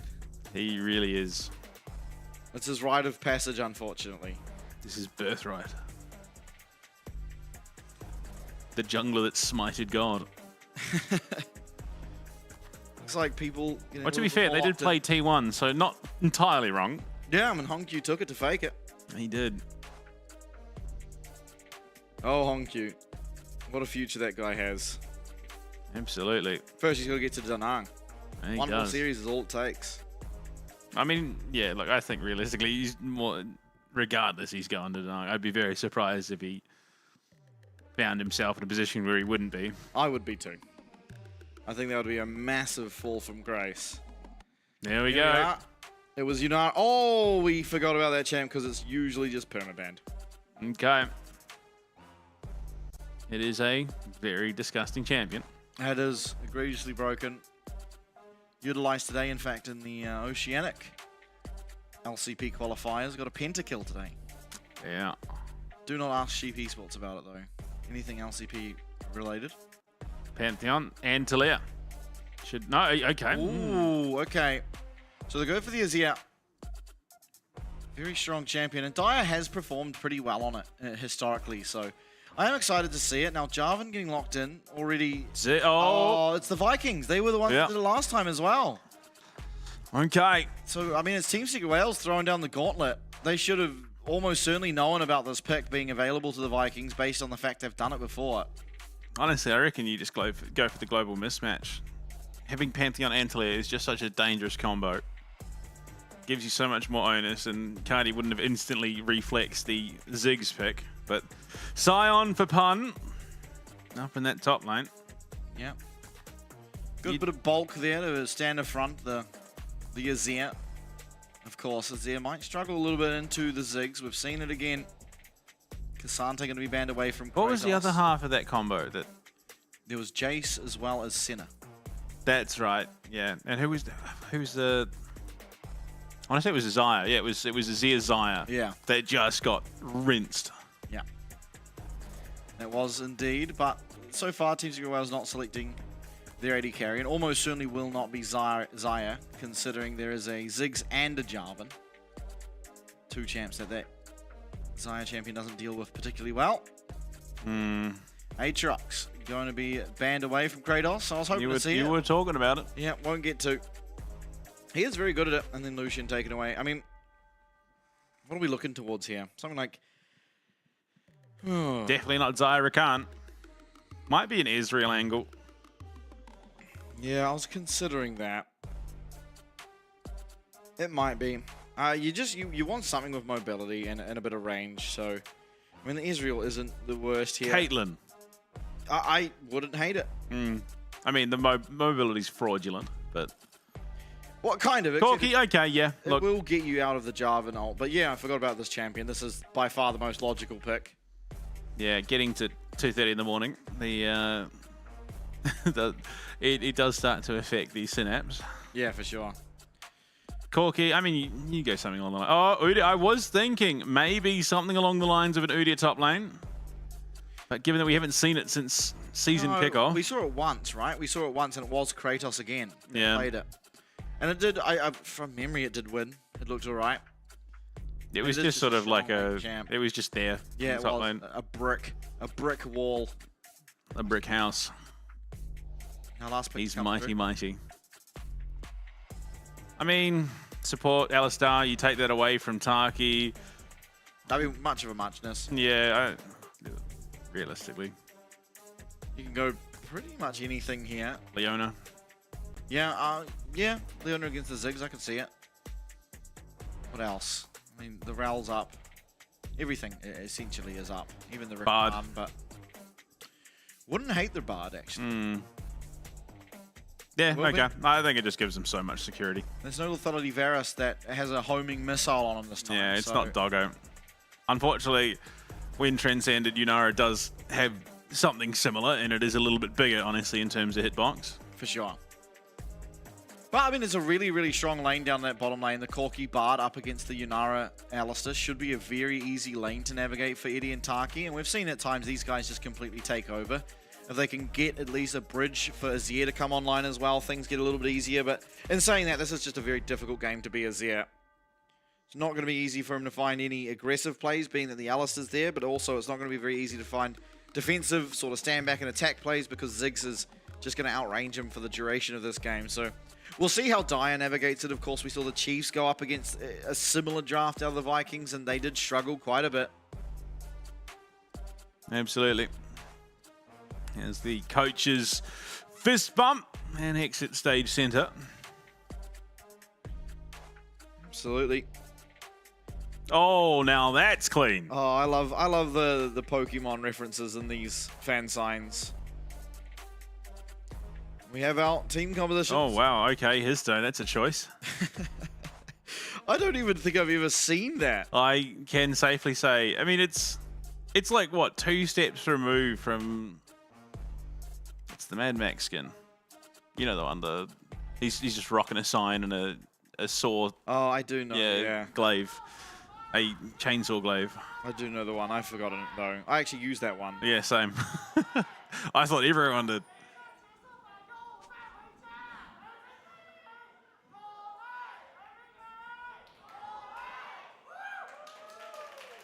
Yeah, even the supporters now losing their voice. Yeah, running out of a bit of steam. Oh, that is a very cheeky Pantheon skin. Pun intended. No, he's on the Lumberjack Scion. Yeah, he is a Lumberjack and he is okay. Aggression out of the Udyr. It's something last year in particular that we saw a lot out of Arja, as he just completely sacked the first wave of his top lane to disallow the enemy jungler from ever starting at the Raptors this time. Mutually assured destruction. What a strategy. Yeah, it worked out exceptionally well. I mean, they won a lot, unfortunately, this year. Not able to do or find the same success. It always is so crazy to me that PSG, they went from one singular game to make it to MSI. All it took is one game, and they lost 3 in a row, and found themselves in a similar position, and they did the same thing again. It's almost as crazy as the fact that Caitlyn was responsible from not just knocking them into the lower bracket for the mid-season, but out of the bracket in the mid-season. Yeah. Oh, dear. And then we just really haven't seen Caitlyn again since. I miss it. I like that champ. I think it does a lot of damage. Not as much as Aphelios. The classic. I can't wait for it to be Game 5 of the season finale finals where Doggo brings it out. Where would that be? That would be in Da Nang.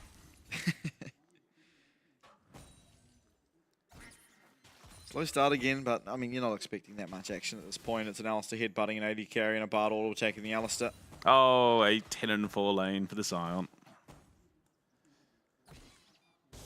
Yeah, it is a rough early game to navigate, but realistically, neither of them are killing each other. I mean, Bon seemingly dropping a lot of CS. Okay, it's proxy time. Kratos is on the job. Big jobs. Nice, the hot chocolate. Taki using the correct skin. Always good to see. I don't know, the Scrolls one's pretty clean. It is true. I always just like the Snow Day one. Getting hot chocolates feels good. I reckon we just need a sex man bard. Well, did you just go around making the tune? Yeah. Every time he moves, it starts playing. You go into the mystical journey and it starts rave lighting? Absolutely. And his recall is just breaking out of a stage. Dance. No, it's just a stage and him doing the thing, yeah. Just pestering away as Taki here on the Bard, not finding the most amount of damage, and Shogun seemingly navigating the lane perfectly fine. I always wonder when, and the same question I have about CFO is when it comes to scrims, how do they share the time? Is it like the same as what they do on the stage where it's one game, or is it, okay, you do this scrim, you do this scrim, you know what I mean? If it's CFO Team Secret Wales, they do a nice solid 2-hour scrim block and then an hour of dance practice with Driver and Taki. 2 hours? Yeah, they've got to spend time on their moves. I don't think they're doing best of twos. No, they're not.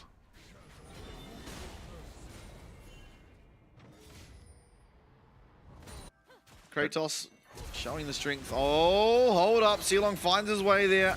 Onto Eddie. Does get the Valkyrie away. Does have the barrier. Uses it immediately. And Shogun wailing away at the health bar. Won't be able to find the kill. I'm not sure that's the journey you want to be taking. It is going to be the flash lost for Sealong. Team Secret Rail is able to just get out of there with the Valkyrie and barrier. Barrier also used by Shogun. Yeah, Eddie not going to suffer all that greatly, and in fact, Weathers that storm pretty well. And like you said, the Coco here. Oh, Eddie missed the minion. He's still up in CS though, so that's fine.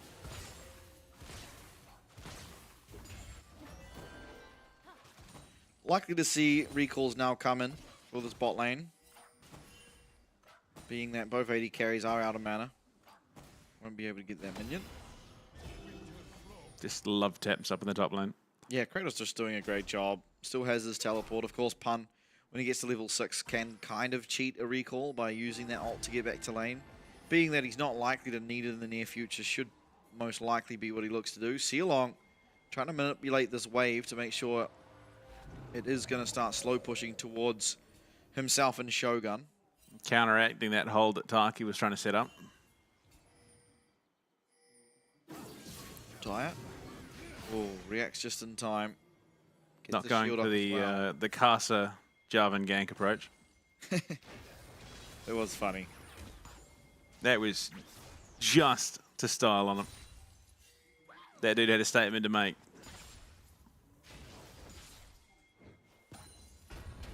Oh, there you go. Back to lane. Yeah, going back to the bot lane this time. Kratos still holding his teleport though, so not having to utilize it at all this game. Oh, what wave clip. Stowe. Oh, the streamer shuffle's good. Everyone's here, and Taki even shows up for good measure. That's first blood in an instant going over the way of Team Secret Wales yet again. A very well executed gank there from both Taki and Histo. Dyer with a great setup as well. That was brilliant play out of Team Secret Wales. What looked just overly complex was so incredibly clean. Oh, Hex Flash!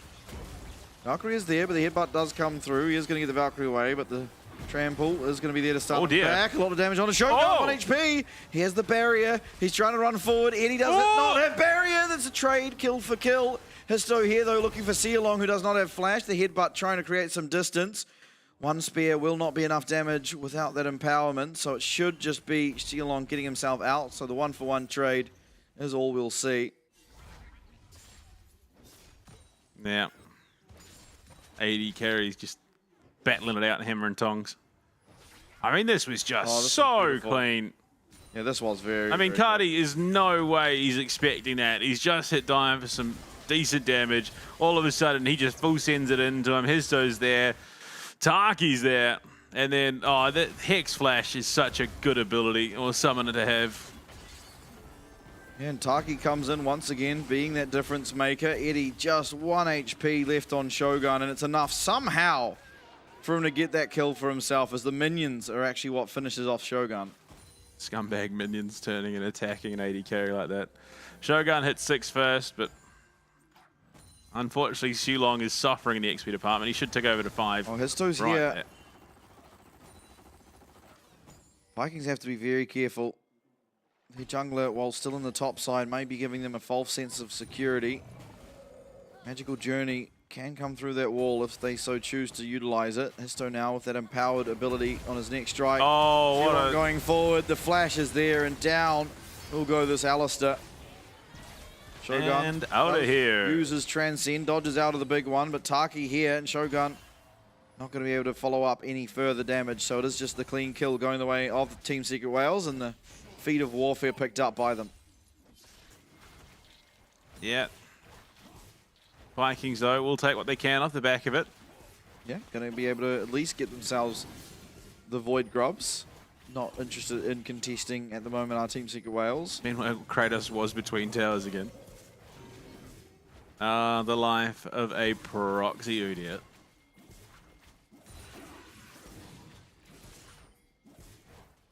Dragon up. If Team Secret Wales wanted to look towards it, of course, Histo down in that area is going to be very well aware that the Void Grubs just got taken, but seemingly Silong just got hard debated here. Eddie and Taki knew exactly what they were doing. They just journey as well. They made for a target that was just too juicy, and unfortunately for Silong, he takes the hook, snags himself, and he's done.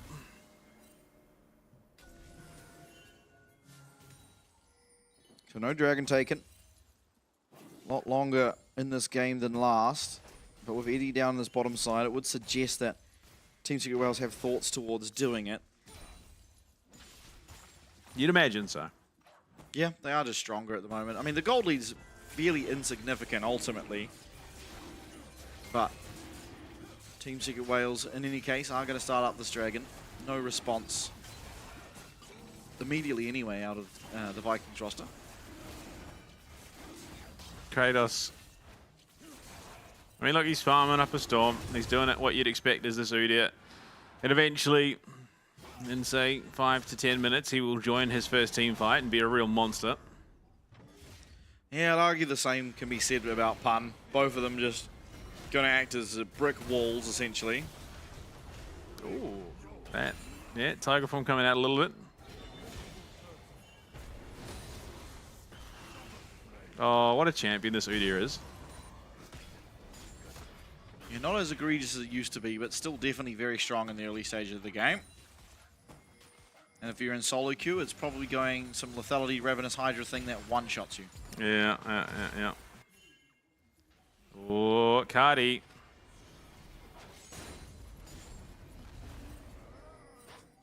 Oh, unfortunately, Sign clears waves. Yeah, oh, never mind. People up here. Histo's got ult. You can see him on the top side of things. Pun's going to flash away, but yeah, there's no way out of this.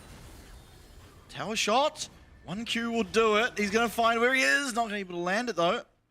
No flat. Oh, Kratos. Oh, he doesn't know he's there. Kratos is going to go down. Almost certainly. Histo's jumped onto him on the bottom side.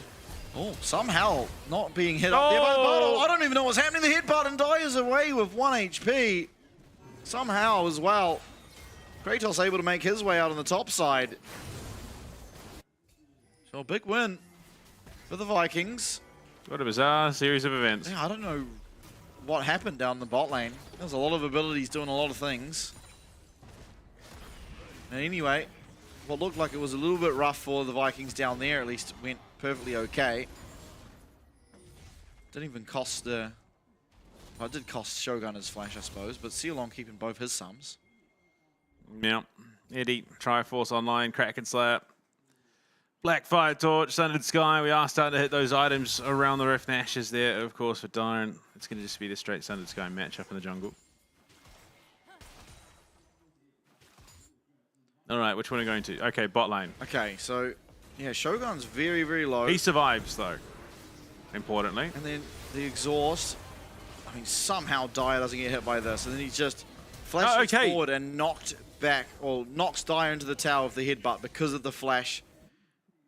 Yeah, but the Emperor's Divide was going away from them. I don't know. Maybe Dyer just hedging his bets there a little bit. Didn't really want to continue with that fight. And yeah, they got a bit weird. Got very weird. In any case, Vikings do survive it. Ziggs slowly scaling away. Sealong popping the gas. Does get that flash. The knock-up's not going to connect from Guri. Astaki will connect, however, on that Cosmic Binding. Dyer finding a lot of damage here. Mystical Journey, is anyone on Team Secret Wales bold enough to take it? At least for the time being, the answer is no. Guri going to have to flag and drag himself back out to safety, and it's just the 1-for-0. Yeah, Shogun. Not a heck of a lot he's been able to do in these team fights. He's had his 1 kill early on, but from that point, he's just been zoned. Eddie just really hitting like a truck. He's getting to his items. I mean, this is just crazy. Taki has absolutely no right to survive the way he does. Flashes out of the flag and drag. Turns around with a great Cosmic Binding out of nowhere. Sealong then dies. Tempered Fate on top of it. Just make this fight as uncomfortable as possible. And Shogun All the while just eating rockets at his face. Another slight win as gold lead does grow slightly for Team Secret Wales. Certainly not at the point where you're calling the game by any stretch of the imagination, but slowly edging forward. Always going to feel good as you head towards these objectives. 20 seconds on the Rift Herald on the top side of the map and a minute on that bot lane Dragon. And back to lane. The I'm coming back to my lane alarm has sounded. What time is my train? I don't know. Unstoppable Forces on cooldown at the moment. Guri. He's doing all right for himself. Okay. This is Taki teleporting in, looking to establish some control on the top side of the map. Suggesting the Rift Herald would be the likely objective thereafter. Eddie finding some damage here on Guri, and a good amount of it too. That Corky champion. So egregious. Rift Herald taken by Team Secret Wales. Second point of monster slaying, or second feat of monster slaying. They're very, very close to these Noxian Blessings, and with that dragon up, they might like to just get it done here. Oh, Kratos. I don't know why they're looking at him.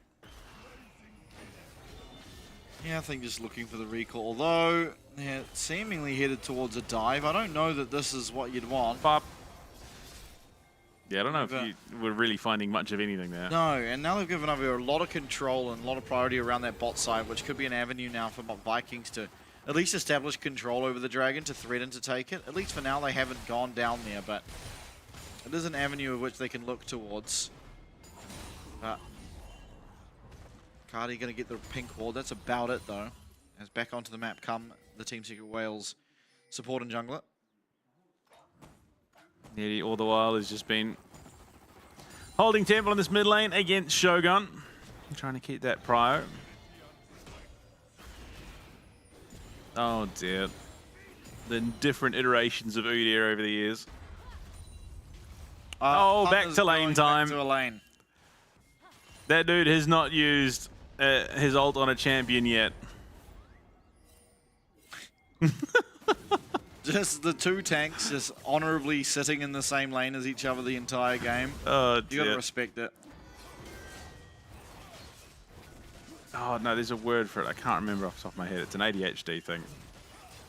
Body doubling. That's what they're doing. So for ADHD people like myself, we find it easier to get stuff done if there is just someone else there with us. They don't have to be doing anything in particular, but it's just easier for us to get something done. That's all that's happening in the top lane. Pun and Kratos are body doubling. And there you go, Noxian Blessings claimed, and Qilong is just headbutting people.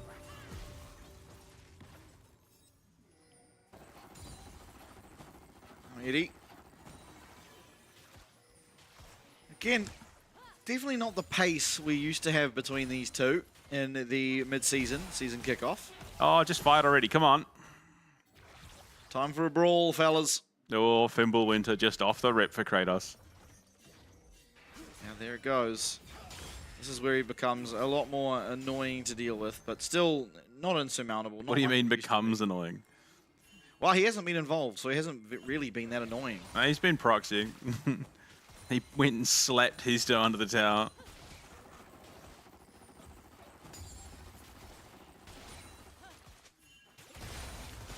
Khan, the next objective to spawn. Up on that top side once again. I mean, to be fair, despite the success that Team Secret Wales, Cosmic Binding, Team Secret Wales have had this game, Vikings have been matching lanes states pretty well. There's always someone there to answer into a favorable matchup, or at least an even matchup. Absolutely.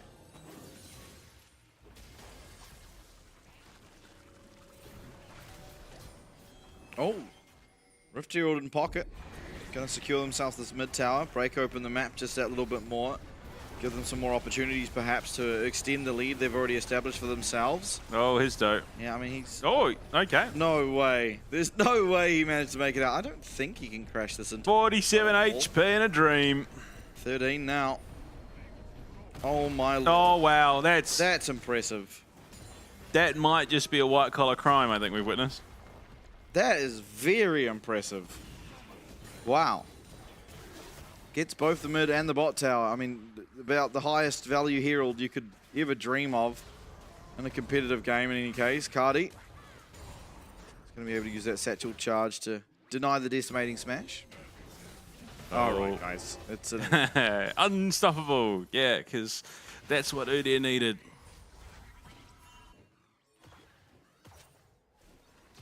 I can't wait. Someday we're going to get just the Q build Udyr.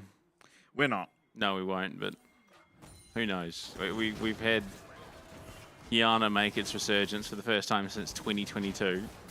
Twice in the same weekend to the exact same result. The first ever Talon Pro play in 2025. Yep, both of which are just considerably better than Q-Max. Oh, absolutely. Video.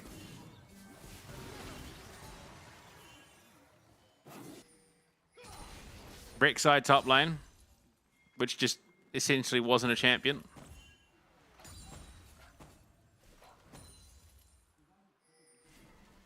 Team Secret well, I mean, they're doing a good job of continuously pushing in the waves, but similar to Smolder, I mean, Shogun's going to be very happy with just collecting these waves after waves and getting to those items, of course. Is only slightly behind in terms of gold over Eddie, but is a champion that thrives in those team fights if given up time, more so than the Corki ever does. Yeah, I mean, in terms of raw DPS, I think for sure Shogun is going to outpace Eddie in the later stages of the game. Kind of a journey. Nothing magical about it. Please. Try to cancel him again. Taki's really just not allowed to recall. The supportal combat cleanse burned. That's worth it for Taki.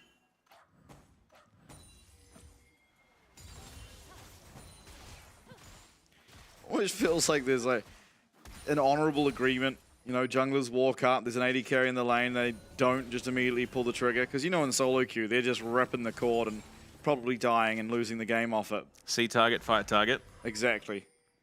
Which, admittedly, is how these two used to play. It is good in terms of development, that they are still, you know, playing in a different style and doing relatively well in regards to both teams. Yeah, but I mean, the thing with Team Secret Wars is they've really shone in their aggression. I mean, anything you can do, I can do better. I'm not entirely sure.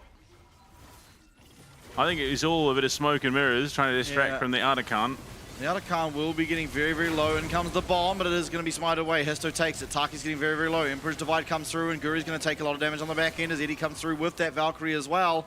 A great Shurima shuffle to get Dire away from the Headbutt Pulverized combo, and all things said and done, a 2-for-1 going the way. How in the world did Pan get out of that base?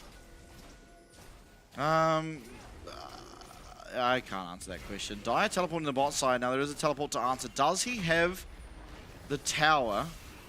Doesn't look like it. Is going to fall, but he gets a lot of gold for it. It's always worth it. Shutdown, though, goes the way of Shogun. Halves that lead that Eddie had established for himself, so you got to wonder if maybe not necessarily all that worth it to give it over. Well, it depends. If you think you're the better player, it is, because he got double what the shutdown gave. Yeah. He just dunks down Histo, who already took a lot of damage from the Artican, but importantly, the Artican was smited away, so a good find. Xulong is such a menace. My God. Yeah, he's found himself on a flank. There is a ward there, but he's able to avoid the vision for now, is not able to find a way into that pit other side of Team Secret Wales, but they will find their way onto Shogun, or Xulong rather, who is getting very low and is taken down. Now, Magical Journey as Kratos takes it. Are they able to buy the time? It's a really, really good ult coming out of Taki to deny a little bit of that damage coming through, but Pun now stuck in the middle of 4 people as Eddie desperately tries to find action on the backside of the fight. Azir is rocking up. Here comes Dire. Dire has the flash. They're going to be able to find Guri. Can they find anything more? It does not look like it. The fight will eventually fizzle out. Eddie does get a little bit too close and gives over his life to Guri, unfortunately. Yeah, and so what was an 1100 gold lead in the bot lane is just gone. That's in a matter of about 2.5 minutes.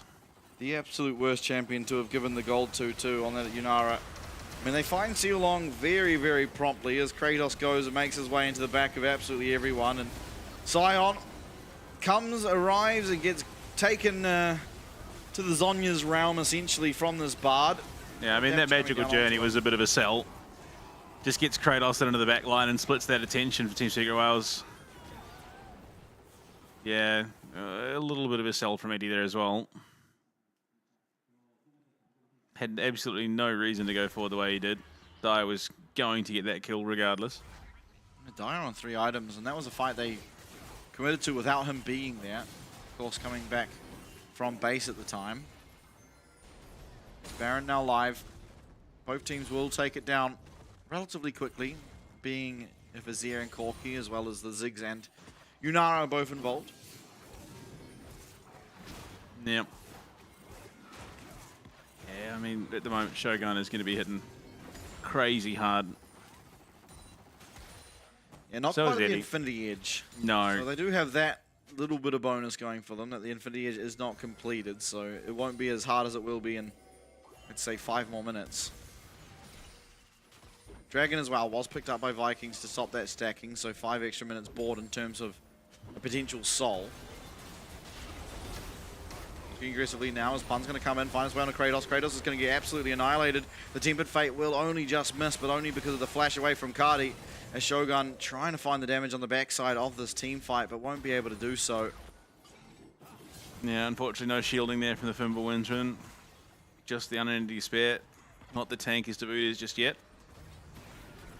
No junk shows Damage either. on the Pun. Nice decimating smash land on Sealong. He's going to be able to pop that ult as Taki finds a way on the back line. Cosmic Binding will not land with the stun, just the slow. In goes the pit. Curry going to be able to get himself out, as well as Eddie's just sitting there waiting, trying to find a way out. Dyer still full on HP. Can he find a way onto these 2 carries that are right next to each other? Yunara losing his ult. Shogun there. But again, it's just the 1 kill. Bunch of summoners used, of course.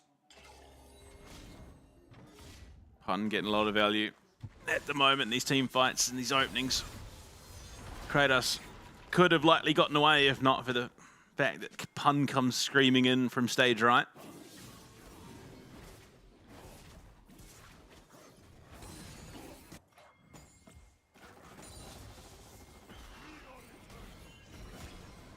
Now, Kratos still yet to find a whole impact. Had that 1 good team fight, of course. Team Secret Wales are very narrowly ahead. In terms of the Dragons as well, they have the boots for that extra power. Arakan as well. So definitely Team Secret Wales with the combat power advantage. Cool. The tower is being sieged upon here by the Vikings. Pun taking a relatively large chunk of damage, but still nothing to force him too pressured to return to base. Yeah, they keep the tower alive, that's the main thing. Both top laners building towards their Jark shows now. In the grand scheme of things, the Ziggs pick hasn't punished Dyer as much as it did the last time around. Yeah, Tempered Fate's going to find its mark. No, it won't. The flash is there. Sealong in the back lines. Kratos trying to do much the same. Pun's going to get healed up by that redemption as Guri able to just narrowly get himself over the wall. And so much damage return onto Eddie, but still no kills going either way. So back and forth the fight. Such narrow margins, but still both teams playing them about as well as you could dream of. Cardi doing more damage himself than almost the entirety of Team Secret Wales in that fight. That Ziggs is hitting very hard. 3 items deep. Shadow Flame, Crypt Bloom, and his Black Fire Torch. Those boots are going to upgrade at some point. Actually, no, sorry, they're not. It's Team Secret Wales got the Noxian Blessings. Yeah. He wishes they were. He's still 1,000 gold behind. Yeah, Dyer in a position to be able to maybe take over. I mean, it is a hard game to be Azir.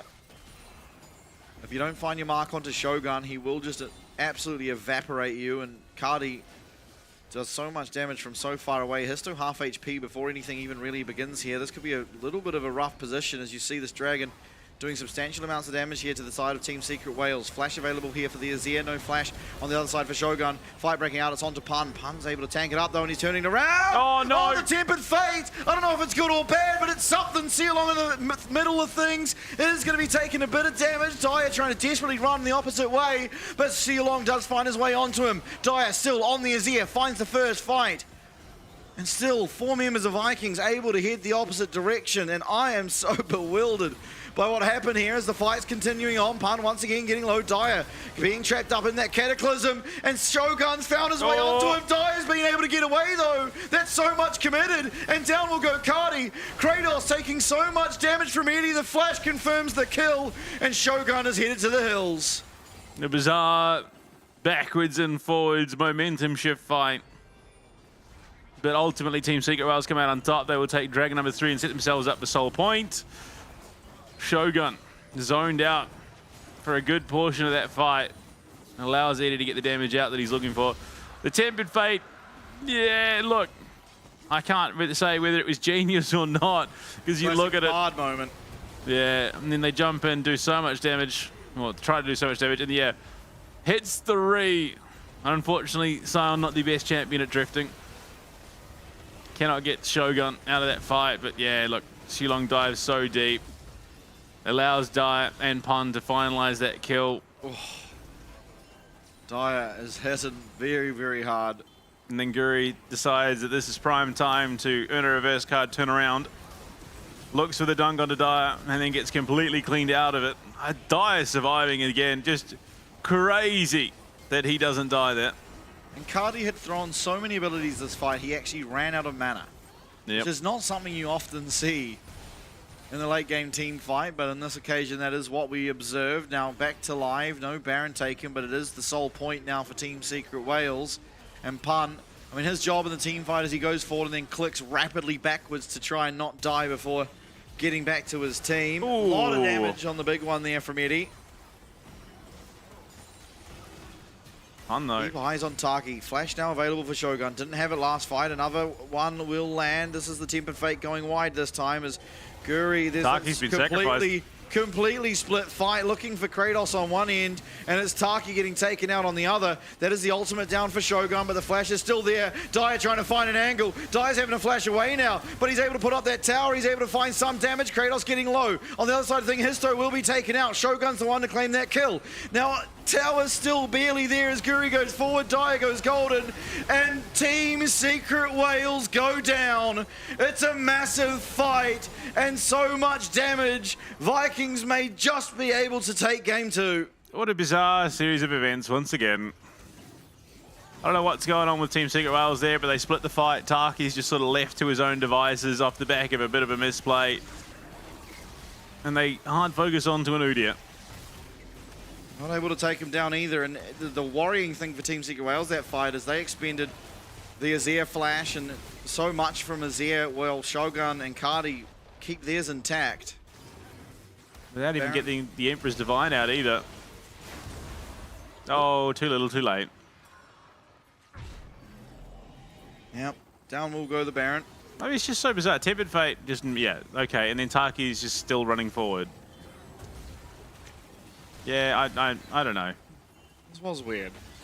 This was very weird. He could have just taken the portal in the first place.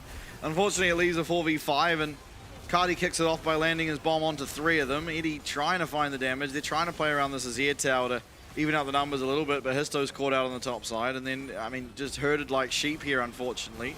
Nowhere for them to go. The Cataclysm ensures it. Yeah, I don't know. Weird fight. Weird game.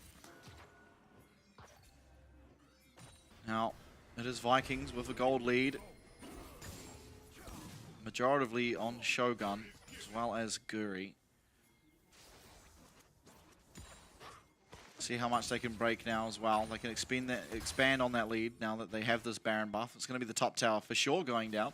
And with the Ziggs, the pushing power is just not really comparable to any other champion. No, not at all. Except maybe Udyr. He's always been an absolute menace when it came to those towers. You're not the full tank one, though. No. That will be another tower going.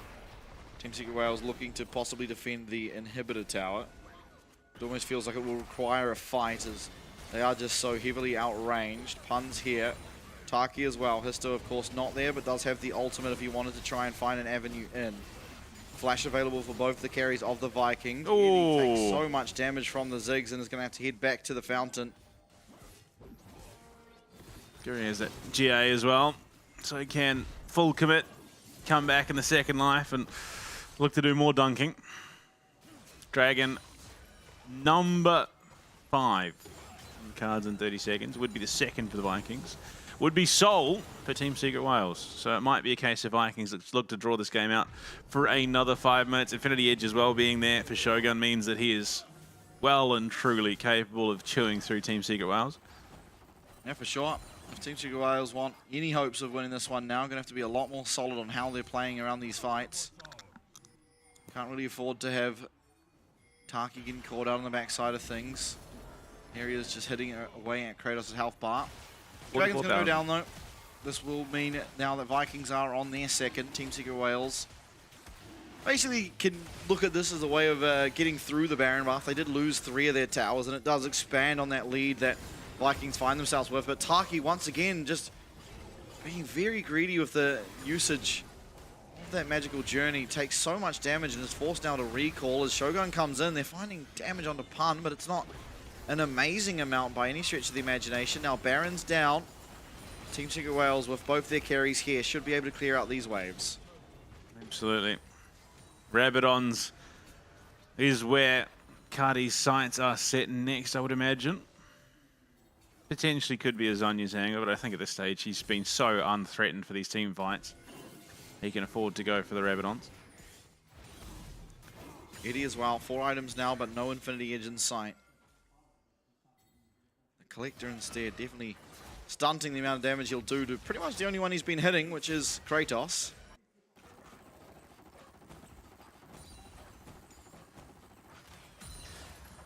I don't know, it definitely feels like this game was on a bit of a clock for Team Secret Wales.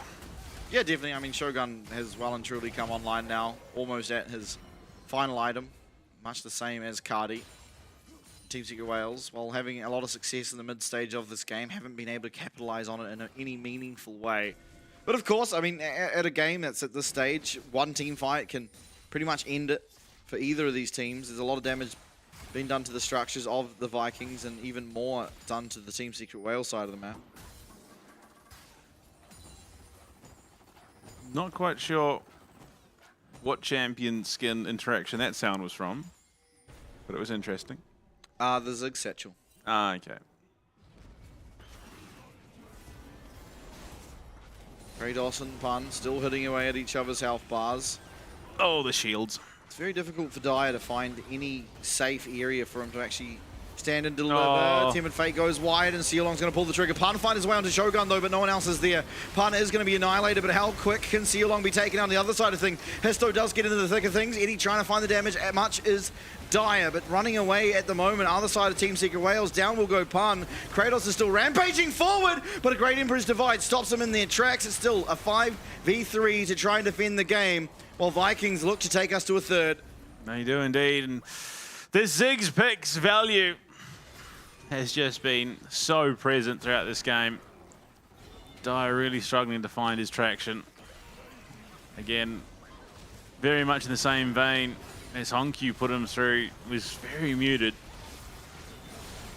20 seconds on the respawn of Pun and Histo, but it's just going to be the inhibitor for now. Reset.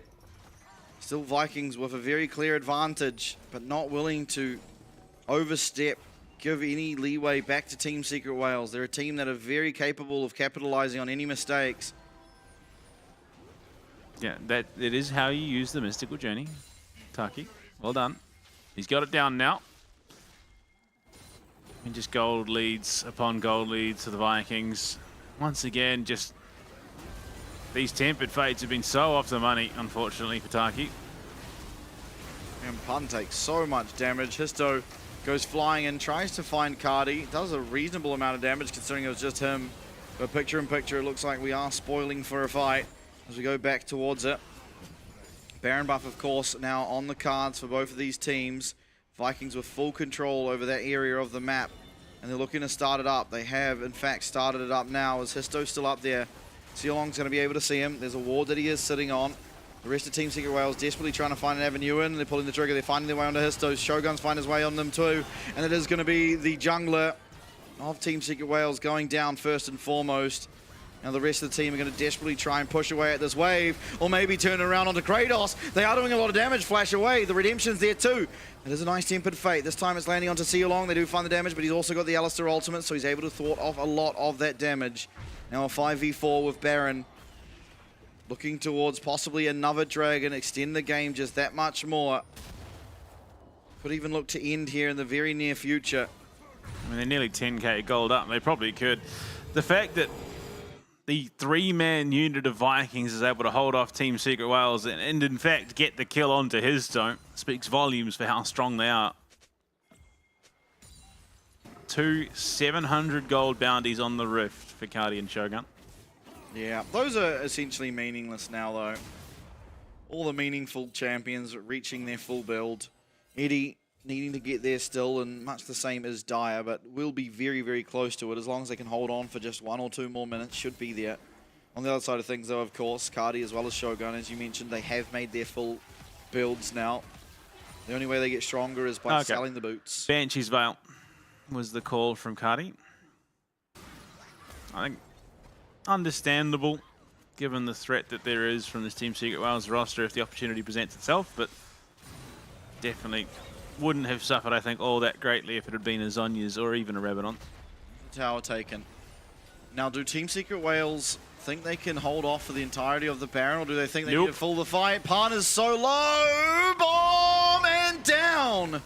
Just like that, they find the kill onto Pan for essentially free, and it's a 4v5 in the base of Team Secret Wales to try and deny the Vikings their 3rd game, but it feels like an inevitability as this damage is absolutely roaring in from Cardi. Oh boy. Dire takes 1 Q, loses the vast majority of his health. The 4v5 is going to have to be to try and take this game. Taki buys some time with that tempered fate as Dire comes back out. He is finding a way in. Oh, he found his way. Cardi's so low. They've taken down Cardi, but Shogun is menacing through the health bars, and Vikings will take us to a 3rd. I mean, Vikings proving that they are here to play the game. On paper, Team Secret Wales probably could have walked through this series a clean 2-0, but the Vikings have just shown that they have claim to the higher seed spot. Absolutely. And so we'll take one more. I mean, this game started off in a way that Team Secret Wales looked like they're in a good position.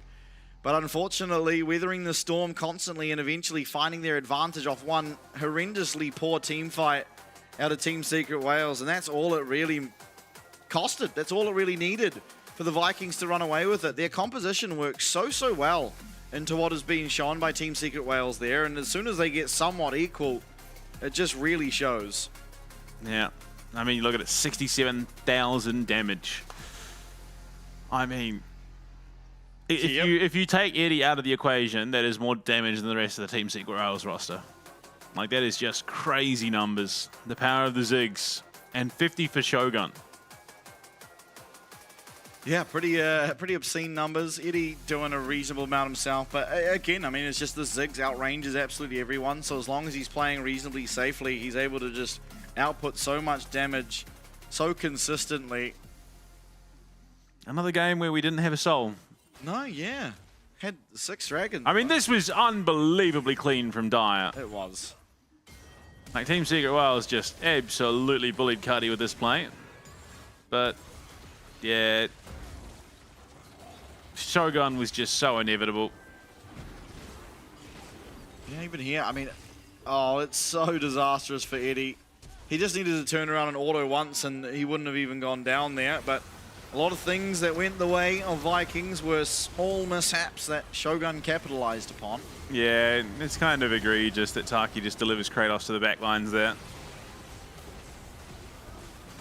Even here, I mean, Dire, if he's at this fight, this could have been Team Secret Wales getting themselves so far ahead it was almost a sure thing, but because he had just died in the bottom lane, wasn't able to be there for the fight, and so it goes poorly. once again for Team Secret Wales. And here, I mean, this was a good fight for them, but I don't really know what, like, it is what it is, man. It's bad. It is what I think this is, happens. unfortunately, even including the Doggo game, this might have been one of, Taki's worst Bard showings. Because, look, I don't know what it was. He definitely felt like there was some nerves coming into it. Obviously, given how the game was going, it then proceeds to get worse and worse. Yeah, no, I think he played relatively fine. I mean, the instances like that is just weird. Like, it's really hard to blame either or, because it just comes down to what the comms were like in the game.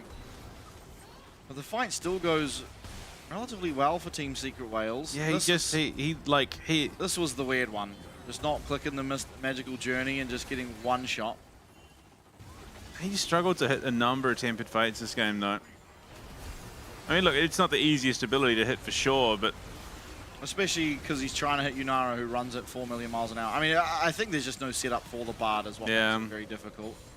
And very mobile champs on the other side of things, right? You're only really wanting to hit the Ziggs or the Yunara. Yunara just sprints out of it, and Ziggs can satchel out of it as well. Yeah, even Shilong just runs out of it. Shogun not CC'd. Look, it was a game. Team Secret Wales, I think, well and truly capable of bringing this one back, but Vikings punching, again, as they have all year, just punching above their weight, looking for the higher standings. Yeah, another one game away from being able to take on Garm and look to possibly get themselves that second seed heading into the playoffs. Ultimately, it is going to be one of the VCS teams that get it, but yet to find out who. We are going to go to a break one more time here. Once we're back, game number 3 between Vikings and Team Secret Wales. We'll see you there. Waking hard to outrun all the ones that chase. I can't run fast enough, can't pick up the pace. People run towards love, kamikaze craze. Let's be real, some true love is really just a phase. Heard it all before, y'all just need a score. Don't want it anymore, can't take it no more. Love or I adore, yes and I am sure. Because love is war, over and over, baby.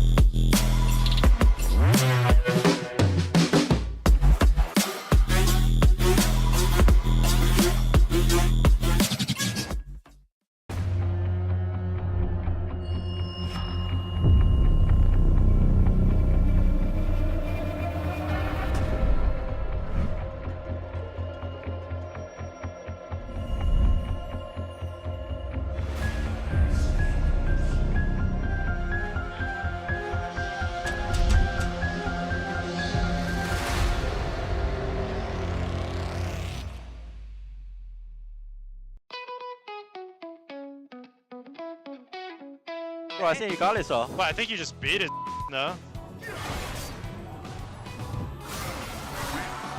Oh! Ah! Ah! Ah! Jesus! What happened? Who win? No, Still going, still going. Jesus! Hey, you win. And wait till Q cooldown. And there's a kill! Oh! Yes! Yes! Yes! Let's go! Kệ nó chiêu kìa, nó nghe nhạc kìa anh em. Nó tưởng nó giết rồi, nó nghe nhạc. Thua rồi. Mẹ tôi tưởng tôi giết được nhờ. Hàng kia bên kia là. Không chết rồi. Bên kia tưởng nó là John Cena mọi người ơi. Đúng ý cho anh em. Hoàn thành xuất sắc nhiệm vụ nhờ. 能换圈吗？不行，他只有踢了，不行，我能走下去吗？不行。好，那我踢上喽。好。帮一下，帮一下，帮一下。不会射，不会射。哇！还有一个，还有一个，还有一个。哎，别猜，别猜。还有一个，哇，谁啊？我猜的。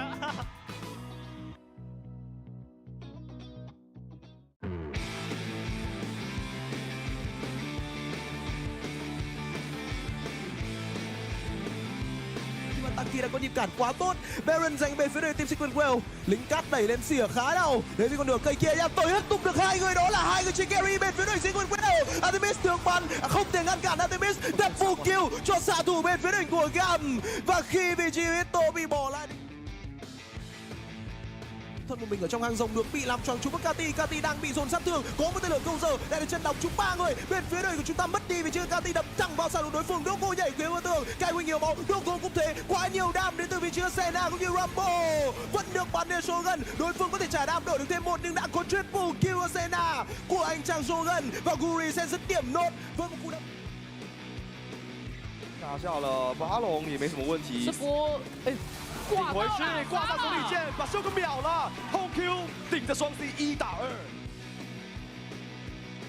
Dừng bên phía đội Gam là Levi bây giờ mới tới, thấy con rồng tụt xuống đâu đó khoảng 5.400 máu, 4.000 máu. Levi đang muốn vào, đối phương trong khống chế và đó là rồng cho bên phía đội của Gam. Bắt đầu xả ra tường, đang bắn lên đi, nhưng ta bị dí bởi Imo. Eddie có được mạng ở trên đường chết đối phương, muốn cắt vào, ngăn kịp thành công. Artemis đang được bắn nhưng đối phương quá đông. Artemis cảm giác là khó làm được, không đấy ta làm được. Sát thương cực kỳ nhiều, double kill dành cho bên phía đội của Gam và Gam sẽ có chiến thắng hay không? ハープの位置を抑えることができる。テレポートした。さあシューターさん見るか。さあ引っ張ったのはただ相当ダメージが出ている。それでもエンゲージ2枚に対してエロマしたらその瞬間倒されてしまった。横からエビがやってきてシトラスを狙い撃つ。ダメージを出そうとしましたがその死の食いの中でシャッタランゴールドエビが回収。さあ出てきた後はどうだ。フラッシュアウトでアリアから逃れることができた。横からレイファーキーがやってくる。フラッシュインハーブ捕まえた。ロケットグラムから破滅ローのノックアップノックアップ。マーブル身動きができない。グラビティフィールドの上カックン咎められていましたが。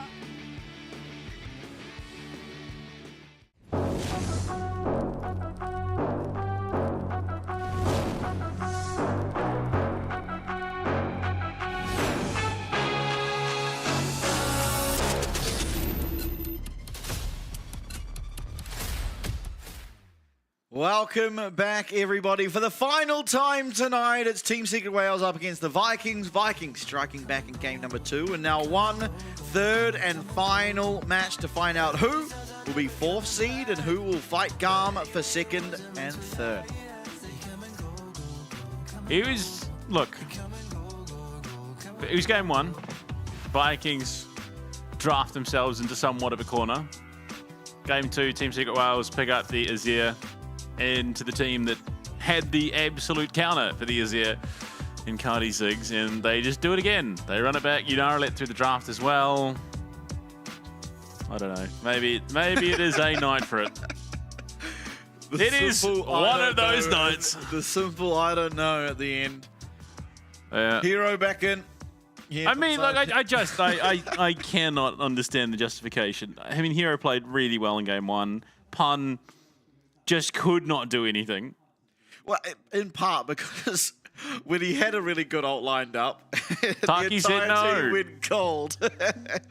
Oh dear. Oh, Bard's a funny champ, man. Bard giveth and Bard taketh away. Taki has one of the single-handedly best Bard performances of the year, this split. And then he's had 2 just intensely rough ones, courtesy of Doggo and now Vikings. Blue side for Team Secret Wales. I really don't know if that gets them any meaningful benefit. Betting fit. I'm having a betting fit. Oh dear. Well, this is what happens. We finished like we were home by now last night, and it's just completely throwing everything off. It's like when a toddler doesn't have its nap in the afternoon. We've got a schedule, damn it! Stick to it. This is a lot of long games today. Yeah. A lot of long games, 6 games as well. It's been a while since we had a 6-game night. It has. Unfortunately, maybe we've been a bit spoilt with this speed running. Now here, it's going to be the Vikings trying to put an end to the 9, of course. Shogun staying in. Let's do something weird. Yeah. Because the Kiana was not it. Keen to see the Pike again. I don't know where it's gone. It's just look, it's gone back to the depths. Yeah, we talked about it. I think it's just it is a little bit gimmicky, and most teams have kind of figured out that there is a way to play around that, and it's just not get hooked and be a little bit more aware of your surroundings. Maybe this is it. Maybe this is what Sulong needs. Zyra and Aurora have been permabanned all series long. Yep. There's also been the Gwen ban, so you can expect that sometime in the near future, I dare suggest. I believe the Rumble has also been in there too, so... Yeah, and the Nocturne. So far, we are 4 from 4. I imagine we're going to make it to 5 from 4. Oh, I just want something a little bit dumb. A little bit brainless that pops off and has an interesting showing. We get those every now and then. I mean, the Talon was just... Yeah, I was going to say, you're waiting for tomorrow. No, because it's going to be banned out again. Oh, we'll see. It will, unfortunately. It doesn't feel like a first 3 ban, so we might get to see it. Senna. Which has been a bit of a Shogun special. It has, yeah. And the next ban will be Rumble. Crazy. Okay. So, yeah, nothing all that surprising. Now, Talia is open. Dyer has had some good success on it. See if they want to go towards it, though. What else sticks out? Okay, Oriana. Yeah. Another champ that Dyer's been very good at. So Trundle potentially on the cards for Histo. Yep. On the other side of things, I mean, are we starting to get towards those tanks? I mean, already... I meant in the jungle. Yeah, okay, this is just... Already you're just getting crazy Trundle value. Yeah. Yeah, this would... Yeah, this is very scary. I think Histo should just lock it. Just lock the Trundle in. Pop it in and lock it. The Huay has just been wildly underwhelming in recent times. Yeah, I don't see it. All year, realistically. Like, it just has not stood out as a big-time jungler. Zaya. Okay. Zaya Rakan is available if they want to go that angle. Yes. But highly counterable. I think if they lock in the Rakan here, Guri just takes Trundle. I think you really want to. No, Zin's out. Okay, so you ban Trundle. Yeah, they can do that as well. And I assume they will. Because then after that, what do you really have? Lilia. Yeah, we're not going to get that far. I think it's more likely to be the Sejuani or the... There you go, Trundle. Guy. Yeah. Malco Yone could be an angle. Yeah, I mean, not for Team Secret Wales, and the other side already has their jungler. Yeah. Unless you want to go Yone top, which... No, they've got the Oriana. Okay. Karma band. Okay. Yeah, look. I mean, you're just banning strong laners against the Zaya. It makes a lot of sense. Send help. Yeah, I'd agree. One of these days, I'll be able to read that. No, I got the first bit. SOS. Save out. And the Fury band away from his Okay, interesting. I mean, there is still the Viego. I mean, yeah. I mean, in my mind, Guri was the one that was playing the Fury more. And Lucian. Band away. Caitlyn. Yeah, Caitlyn, Aphelios, all champs that'll do fine. Ashe, even. You've got damage. And Ashe is really, really good against the Zaya champion. Forces her to take cleanse and then also just punishes her in lane. Rel, okay. Look at the Rel first. I mean, you're not forced to pick your AD carry, so maybe just seeing if it's a safe enough game to go something immobile. Oh, it's not the Pike. Poppy, okay. Yep, Poppy against the Cassante, the Xin, and the Rel, all very good. So it'll be the Poppy in the jungle, more than likely. And Jace top. Yeah, whatever. I mean, you kind of do want range up against champs like the Huay. Huay's really good against melee or the short-range champions, which the majority of Team Secret Wales are. So now at least there's something that pressures from range. Last pick now to come through. 80 carry here for Vikings, unless the Sway is going into the bot lane. Oh, please, no. Misfortune. She's been noticeably absent, but I think realistically this is not the worst Misfortune game. Yeah, I think it's perfectly fine. Both team comps are fine. I would hate to be Xayah against the Hui and Misfortune, but other than that, like the draft that Vikings have put together isn't that great against Xayah. There are a couple champs that do well, but not well to the point where it just completely annihilates her from the game. Yeah. So I think realistically it's a perfectly fine Xayah angle. You got the Rakan in the pairing, and you also still do have some range with that Orianna and with that Jace. It's crazy to me that Rakan and Zin's out. Make it to a game 3. Yeah. Quite often picked early on in the series. I mean, honestly, they're kind of middle of the line drafts for both teams. Yeah. Nothing crazy overpowered or too overwhelming. Yeah, and the switch up as well from Team Secret Wales, from banning Poppy to banning Senna to then lock in Poppy jungle in the back end of the draft. And a fairly solid ball delivery system between both the Poppy and the Rakan. Yep, definitely. Hold on, Evie's not in this game. That's his move. Cosmic Dawn, once again. Oh, Eddie, come on, man. You're playing the E-Data bot lane and you're not wearing matching skins? I'm a big fan. What's the skin I use on Xayah? It's Star something. It's like Star Guardian, but it's the opposite. That's what it's called on Xayah and Rakan. In any case, it's that skin. Did not Cosmic Dusk? Nah. Which is the other half of the E-Dating combo. And Battle Bunny Misfortune goes kind of hard. For sure. Game number 3 now. Team Secret Wales, the Vikings. It was Team Secret Wales in game 1 that took it. Vikings strike back. 2 very long affairs so far in the series. Gone are the days of the outright brutality that this matchup used to provide. Early games much slower. Does start getting brutal in the mid game though. Oh dear. Sorry, there's something so entertaining. So it's not Battle Bunny. It's Admiral Battle Bunny Misfortune. You will respect my rank. All right, Chief. No, Admiral. Pretty much. Yeah, the Chiefs are gone. Oh dear. Dyer and Cardi. Just on the control mages in the mid lane. Something we've seen time and time again. Not this matchup though, of course. Yeah, the way is just been gone.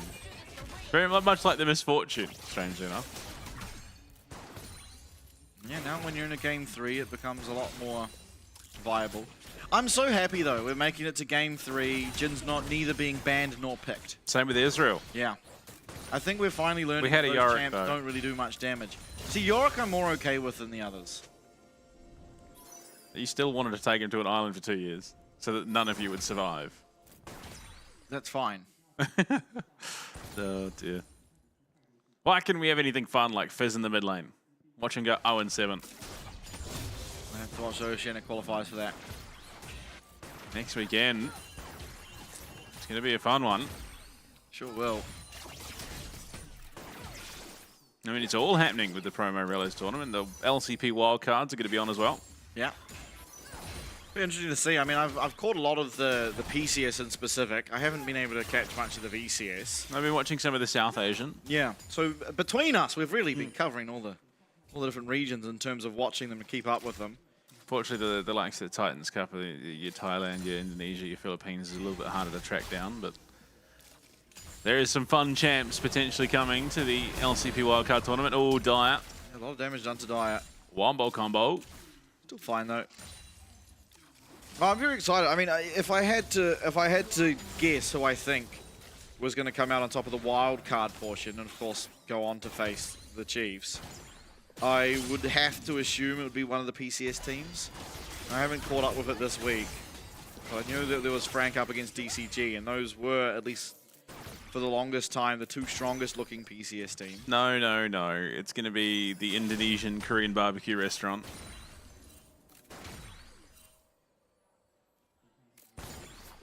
That could be a wild turn of events. Yeah. Now welcoming to the LCP 2026 season. I can't remember the name of the Korean barbecue restaurant, but that is their official team. It's the top laner's dad's restaurant. That's right. Do you reckon, as the cast of the LCP, it would entitle us to a free meal? If they make it, I'd be down. I'd go over for some Korean barbecue in Indonesia. I don't think I would be willing to fly to Indonesia. No, we'll just add it on. We'll add it to a round trip. LCP finals. We'll just do the whole thing. We'll do the LCP tour.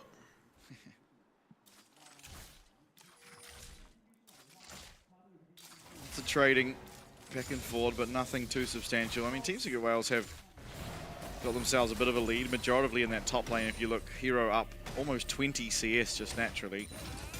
So doing great on the Jace so far. And he was, if you remember, one of the better Jaces even back in the time where we hated it. No, I'm still not sold. It's not as bad now, but I'm not going to go and openly slander him on broadcast. Oh my lord. Yeah, okay. All right. This is a fun time for Kratos. What a great job, Hero. Not the hero that Team Secret Wales needs, but the hero it deserves. You reckon coming out of game 2 and go into the back room and I Need a Hero's just playing? I wouldn't have thought so, given that it's a Vietnamese team. You never know. It's from a movie, isn't it? It's from several movies. Yeah, I'm thinking Shrek. Yeah, Shrek 2. Yeah. Everyone's seen that, surely. I don't know. It's not recently. Not many DVD players around, let alone VHS machines. Everything's on. There are those in the Twitch chat that will have no idea what a VHS is. Yeah, we need to stop showing our age. Maybe they should just appreciate the classics. Like old Summoner's Rift. Back in my day, you had to manually rewind music. Bot lane had 3 bushes. A support starting items with one of each pot and 2 wards. And a full build was boots and a sight stone. No, back in, what was it, Season 2, every single champion on the Rift from top to bottom was boots and 4 pots. Or 3 pots, whatever it was. Yeah. I remember you just load in, that was it. Except the support, who had boots, 2 pots and a ward. Yeah. Oh, the good old days, man. Back when blue buff would infinitely sustain you, is what a nice rip back on that blade caller. Yeah. Back in the good old days where you could jungle with literally anyone because everything just died. Oh. Nice damage coming back onto Taki there. You can do that now, the pet just does it for you. Yeah. You actually, it's impossible to die to jungle camps in this day and age. Yeah, back when you actually had to kite jungle camps because you would die level 1. Yeah, there were like good junglers in the game that were only good if you could kite the camps, because otherwise they'll come out, they'll do the red buff on 1 HP. The joys of a largely inactive early game. Well, yes, lots of skirmishing. There's not a huge amount of kill threat. It gives us time to reminisce and talk about nonsense and waffle. It's needed. Every now and then. We just delve deeper into the memories. Like I said, I've been watching the 2013 Worlds and just some of the comps that are coming out. And for Fiddlestick support, watching it was TSM. It was Tryndamere top, so they picked Vlad and gave it to X Special because Dyrus didn't know how to play it or something. Yeah. And so Dyrus goes plays Thresh support. And in Regional was playing Teemo mid. They lost that game very handily. I remember there was one Worlds on the topic of TSM where it was Season 5. I actually know exactly what Worlds it was because it was a Juggernaut patch. And Mordekaiser was like 100% ban rate because you could just steal Dragon and run it down the lane and it just destroyed everything. And TSM hadn't gotten a win until one team let them have Mordekaiser. They got the win with it. It's Skirmishing around as Sealong finds an engage in. A lot of damage coming down onto Eddie. Finds a nice blade caller, but he's not got the damage. Does he? He has one more auto attack. He manages to find it alongside Taki. 1-for-1 is the trade, though. Both AD carries get taken out as Guri trying to find a way out. Sealong trying to help him get that way out. But Histo will almost certainly find himself another as Dyer is going to get the credit. Yeah, some proactive play by Team Secret Wales. Unfortunately, not able to pick up the kill as Eddie. Taki does get it done on the back side of things, but they give another kill over to Dyer.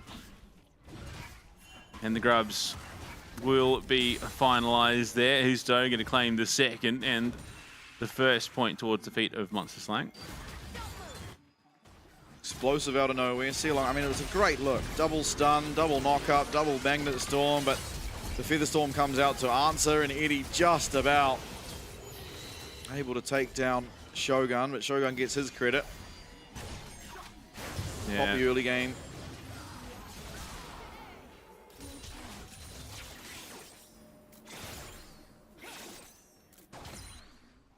Now, the next time we could have action like that, most likely around the Dragon, although Vikings putting their bot lane into the mid lane. It's going to be matched by Team Secret Wales here, as you see Eddie clearing out the wave. Yep, and some vision. It's not about just being that carry on that game, it's about helping your supports. I mean, it's funny you mentioned Mordekaiser. You remember back in the day, the Brazilian players got very upset because some dude made a goofy little like YouTube video. Yeah. That made Mordekaiser Brazilian, and someone wrote it in one of the back rooms and just drew a Brazilian Mordekaiser. And that just became like that was all that the Brazilian players got to deal with, was fans talking about Brazilian Mordekaiser. Yeah. Sometimes jokes do get taken a bit too far. I understand the pain. I would argue it was reasonably harmless.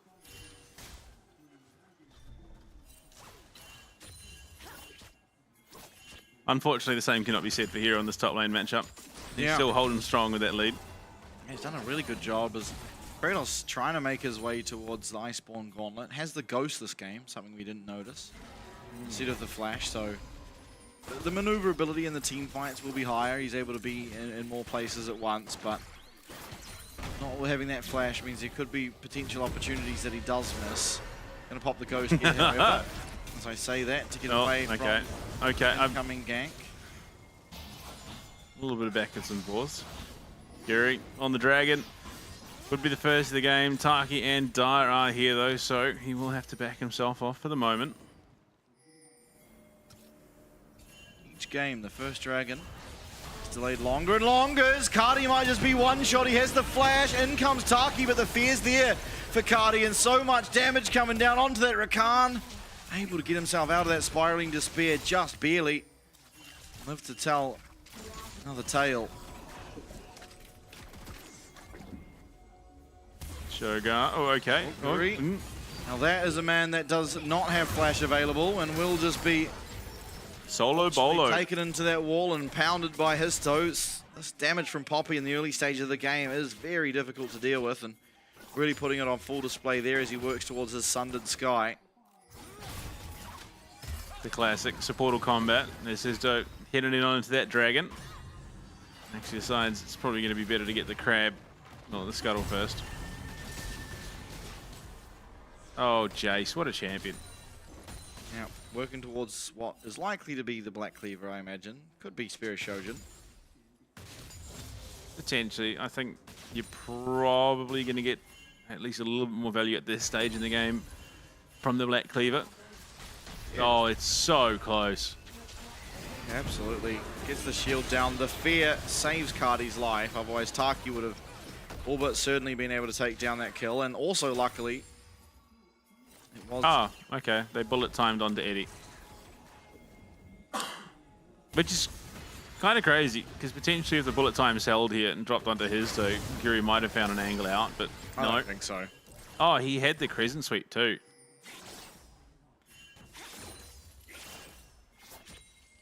Yeah, Crescent Sweep doesn't offer you much unless you haven't interacted with someone. Otherwise, they do just stay there. It only sweeps people that aren't hitting you, or you aren't hitting, rather. Yeah, if it would have been crazy reaction times required, but yeah, there was a millisecond in which he could have avoided that. Turret plating will fall Again, Supportal battling combat. it out in the river. No one really winning. I guess Round Long one. able to take away the pink ward, and Fight. Taki replaces it with the regular. Oh, there are just going to be so many periods in this game. It's just absolutely nothing burger. Because there are no objectives to play for. It is just going to be a farm fest. Well, and there are high stakes, right? Absolutely. So neither team wanting to make that crucial mistake, and here it Oi! might be. As the combos there, Kuri getting that Christian swipe out just, and maybe Kratos turning it around on the Cassante. He's finding a lot of damage. Histo's got nowhere to go, but he's using that taxi service. Does not quite get him out though, as the Natofu strikes will find their mark. And somehow that turns into a winning play for the Vikings as Shogun looks to make it even more winning. Able to get the slow, Dyer trying to run away, and likely has. Gets himself out just barely. Yeah. I mean, it was a very near thing. This time around, the Crescent Sweep does keep Guri alive. Ultimately allows the turnaround from Kratos, gets that kill onto Histo. Hero will come and collect the wave. I mean, he's a good 50 CS up right now. Yeah, really well played by Kratos. Oh, okay, so it was just straight greedy pathing from Dyer. Yeah, it almost turns out really well. Yeah. I mean, Kratos landing that Q3, landing absolutely everything here, and creative by Histo to try and get himself out, but not quite enough of a gap established, so Kratos able to follow up. Yeah, that is a 50 CS lead in the top lane. Yeah, despite the kill, yeah, 1k almost in favor of Hero, as Histo's looking to secure himself the Rift Herald. Neither team yet Guri's coming in though. even almost so much as thought of this dragon. Oh boy, another game where we may not have a soul. I mean, if there is a soul, it's at minimum 35 minutes. Oh joy. I don't think there'll be a soul though. No. Team Secret Wales, they are just naturally finding themselves an advantage. Now, admittedly, Shogun doing a good job to keep up in the AD carry position, and it's mainly just this Jace that is getting ahead. Black Cleaver was the choice as well, as you'll be able to see there at the bottom of your screens. There you go, Noxia Blessings will be claimed at the 16-14 minute mark.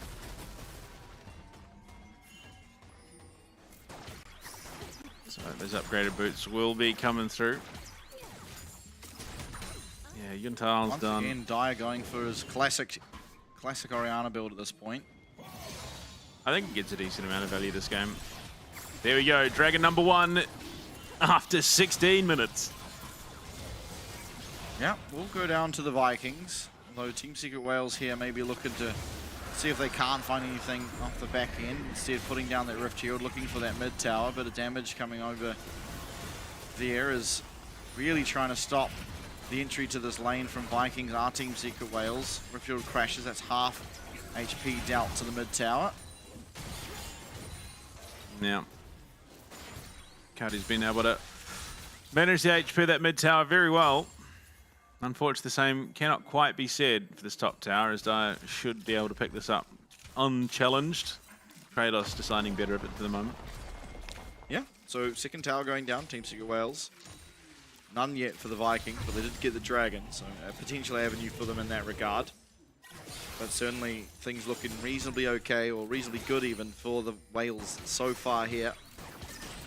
Still a long way to go though. Mid lane yet to be cracked, and Dragon Soul just well and truly not even a thought.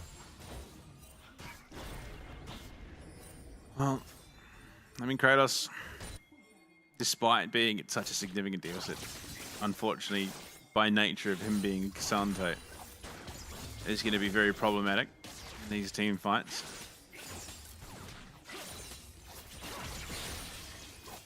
Eddie, all the while, has been scaling up pretty well. Threatening the ultimate there, but not going to pull the trigger on it. It's going to be the bullet time, exchange for the command shockwave. Tower still does remain up though, as Shogun was able to clear out that minion wave. Yeah, the wave comes back in. No bullet time this time around, unfortunately. But with the team posturing around the mid lane, Team Secret Wales will just back off.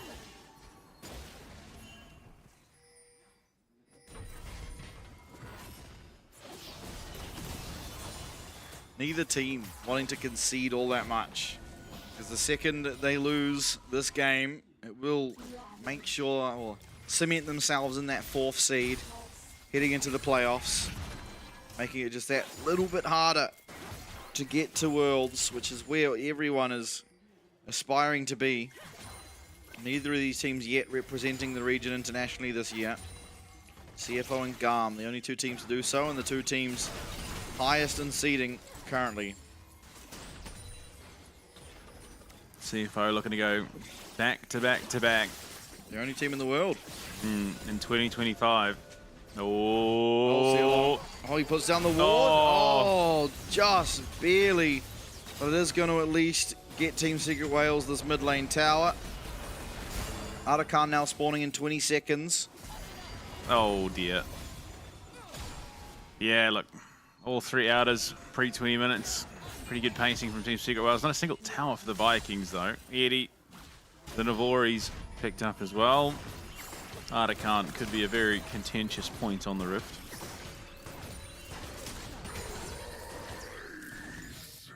Items for Shogun. Has himself the Collector. Matching the 2 items of Eddie. In fact, higher up in terms of that gold. Possibly needing to go back and spend a bit to match in terms of items. Almost 2 as well coming through for Cardi. Already Dyer has his. Didn't go for his traditional build. This time going for the Leandries as his second item. It's because he's rolled the Pyromancer's Cloak. It's the burn build.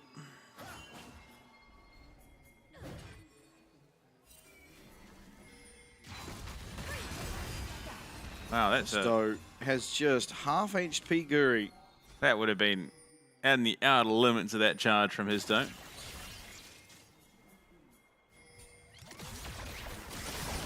Shogun looking aggressive with Eddie. A lot of damage, but it is going to be turned around by Taki. Bullet time's great. Eddie having to flash away. So much damage either way. The Redemption's there to heal up the side of Team Secret Wales as the Blade Caller lands onto 3. The Shockwave onto 2.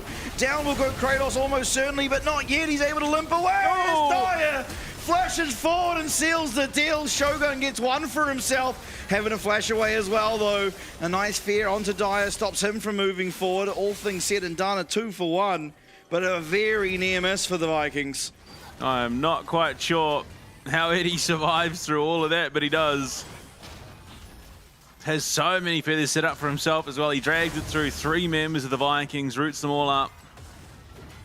10 seconds to that Hextech Dragon. I mean, you look at it. Eddie and Shogun just decide to man fight it out. Great quickness comes through. Look at the damage. Eddie down below half health. In fact, looks like he gets helped out of things there by Guri. And then the Blade Caller catches 3. Command Shockwave on a Sealong and Kratos. Sealong tries to play with the team. Unfortunately, it doesn't matter. Dyer just walks straight past him, finds the 1. Shogun will get Taki back. I don't lose anything more from there.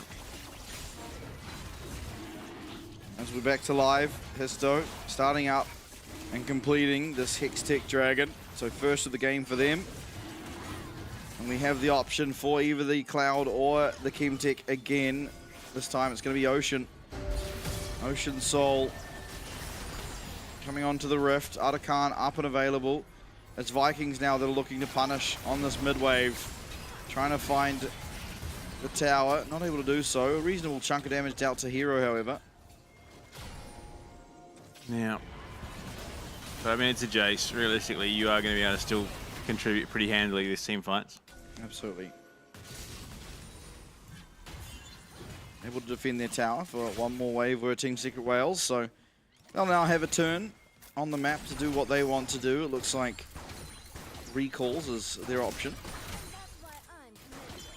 We'll see if any important item spikes are going to come through. I mean, looking at gold, Hero would reasonably be the highest or the closest to having something of substance, but not going to. Teleport's coming through. As Vikings looking to set up some vision around this Arakan. Yeah. The age-old rule of the LCP, if a game can be thrown, it will likely be thrown at Arakan. Armor pin starting to come through from Eddie. Oh, yeah, Histo playing a dangerous game, clearing that ward, doesn't get the stun. Yeah, Histo was trying to find that stun, but here comes the Spiraling Despair. He's going to get cancelled on the ultimate too. A lot of damage. Redemption's there to heal him up just a little bit, but Sealon comes flying on in again. It's 1 for 0. Dia now headed away as the Arakan will be started up by the side of the Vikings. Still, a lot was utilized there to take down Histo. And so Vikings aren't going to feel confident enough to start it up just yet. So they are continuing to aggro it. Yeah. I mean, it's an interesting call. Clearly, though, Vikings, even having taken down Team Secret Wales junglers, not confident enough to make that call. Go and commit to the Arakan. Yeah, I just hear Histo loses his mind a little bit, greeting for a control ward. And then they just layer everything on top of him. He's CC'd to the point where he barely moved more than 2 or 3 paces. Back to live, Arakan still on the map. Dragon spawning in 2.5 minutes. Baron now also going to join the Rift. As Kratos having a much better time for himself up against this Jace now that he has a bit of armor in the back pocket. Still, game on a knife's edge. Really still is anyone's to take. Garm eagerly awaiting whoever it is that do take claim to game 3. Back-to-back VCS derbies. Regardless of who wins here. Yeah, LJL derby as well. That's an interesting one for sure. Will SHG get revenge the last time those two teams played? But right now, that mid-tier 1 is being threatened quite heavily. Able to clear it out once more. Vikings not too sure they're able to walk up there, and they don't have the vision we do, but I think they could have taken it. Always never worth the risk though if you're not certain. Infinity Edge getting awfully close to being completed now for Shogun. On the other side of things, Eddie, he's going towards Armor Pen first. See which he opts into, Mortal or the Lord Doms. Mortal doesn't seem like a bad idea this game against the Bloodthirster and the healing that comes out of Zin's out. Absolutely. Hold up. The God of War strikes again. I'm going to need to see a replay. But Kratos found himself a solo kill down that bottom lane. And Shogun just finished up his IE. Yeah. Things just got a lot more difficult here for Team Secret Wales. I mean, what? I'm sure we'll get a glimpse of the inevitable Cassante power creep.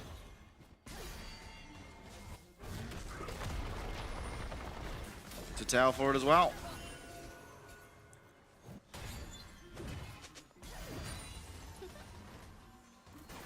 What a wild night.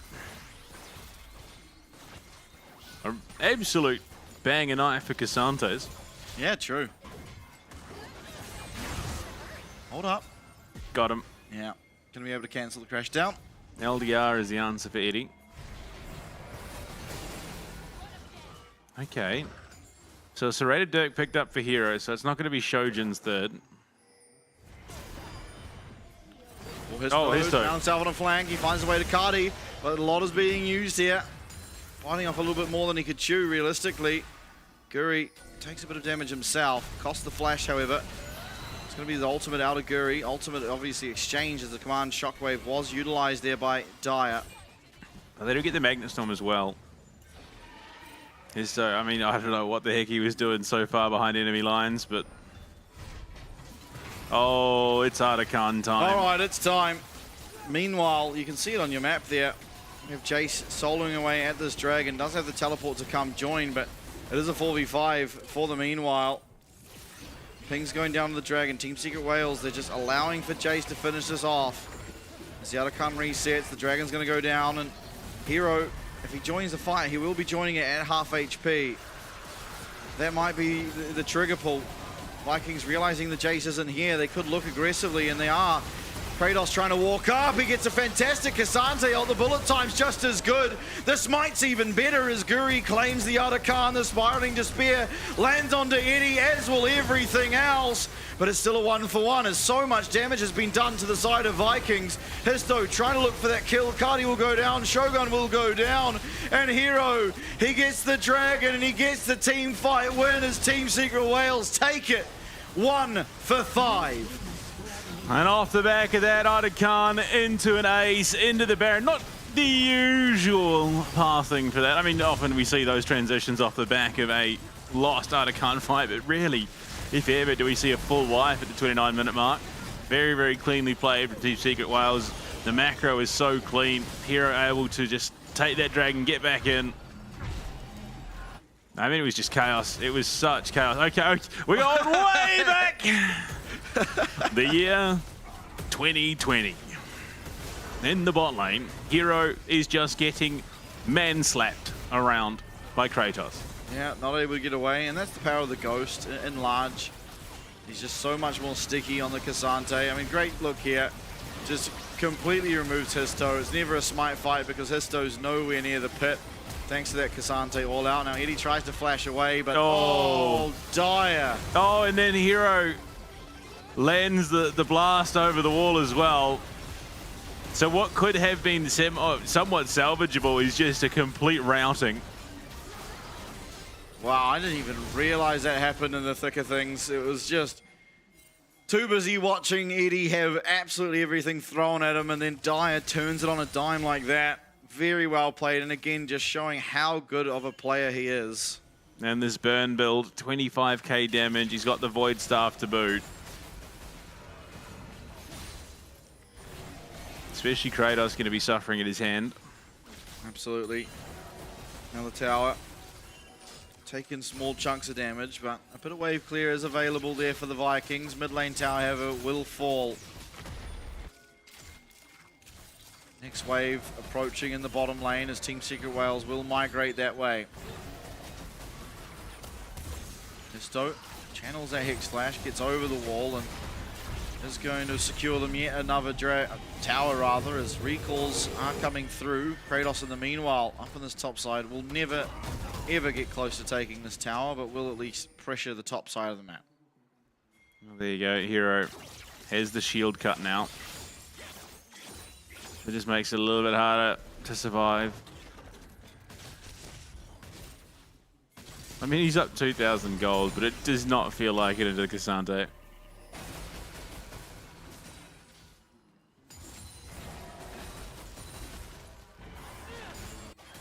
Baron's still up and available, 45 more seconds. Not much more you're likely to find from it, but they could potentially try and take out this top lane in it. Histo there, the rest of the team slowly pathing through the jungle to get there as well. Dyer approaching his Rabadons now, very close to it indeed. Still not quite there, so maybe not really wanting to force an all-in before getting to that massive power spike that he will have. Baron will be fading. The minion wave was dealt to. This should be the base successfully defended for the time being. Absolutely. Yeah, I mean, unfortunately the wave state means that there isn't much more that they can find, so it will just be a recall reset. 1 minute for Dragon. A minute to go for Dragon, and it's only just getting soul point. Oh, bleakness. If someone had been more proactive on the map with the Dragon, we could have had a soul. But no, they were just... Have we had a soul today? We definitely have. Must have been the first series. I don't think we have this series, right? I don't even know. Oh, it's... A lot of damage! It's Cassante. Kratos, he might even go down, you know. Okay. Dyer will find him. Has the build to take down tanks, and that's a leap of gold towards that Rabadon's Death Cap fund. Shogun's just finished up by Hero, 32 minutes. And the second needlessly large rod for Dyer, who has yet to die this game. Yeah, been a great performance from him. Yep. This recall should get him that Rabadons. Rapid fire cannon fourth for Shogun. Yeah. See Misfortune, who builds majoritively AD. You get that one auto attack off and it does substantial chunks of damage. Dragon will be picked up uncontested here for Team Secret Wales, putting them on soul point, meaning 5-minute timer now well and truly on the game for Vikings to try and find a foothold back, but as things stand, 6k gold advantage going the way of Team Secret Wales, and they're looking really good here to get that rematch up against Garm that sent them down to this lower portion of the contenders bracket. Yeah. Rabadon's means that Dyer is literally, if he hits a command shockwave, the fight is pretty much all but over. Yeah, less so a mechanical girl and more a mechanical freight train. No, that is a howitzer with legs.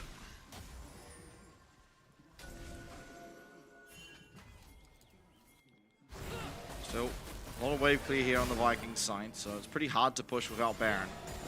1 minute until that objective, of course. Team fights should look reasonably good for Team Secret Wales, considering the advantages they find. Now, Shogun does have 4 items, so he is definitely very strong. And even stronger than that of Eddie, who is yet to finish up that Infinity Edge, but Recall coming through does pick it up for himself. Oh boy, those feathers are gonna hurt. Wave is gone. Oh. Not that much damage. Not a small amount, but... Well, it seems we really are going to be settling the argument in this game. Which weighs more, a pound of feathers or a pound of lead? Both of them hurt because they're pounding you.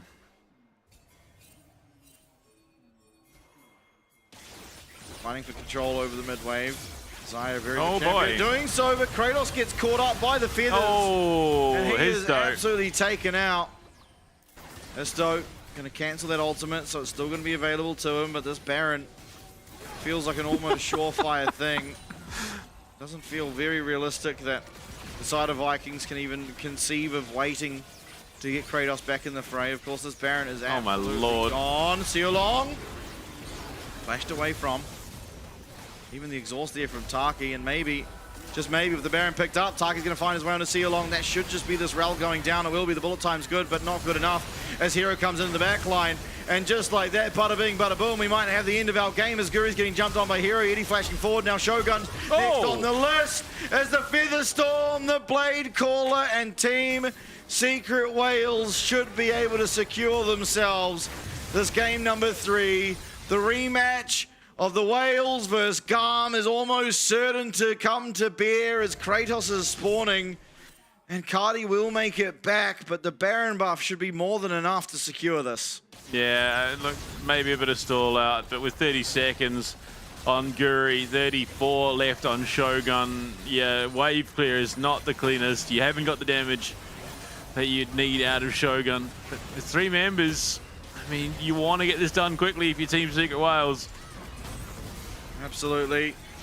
Nexus Tower number 1. Oh my god, Cardi has managed to find his mark, but oh my lord, Taki brings the shockwave in and claims one back. Still, the defense has been mounted, and Vikings will live to see another day. A minute 40 left on the Baron, a minute 40 to Dragon, so it will just be funnel those waves into Viking space, take the soul, and end from there. But yeah. Big shutdown picked up by Cardi, though. That should get him very close to his death cap now. You see the 2 needlessly large rods were picked up on the back end of it. Great flash from Dyer. If he gets caught up, it's almost a certain thing they end up losing the fight. Able to dodge out. Taki finds Seolong. It's an absolute decimation down there.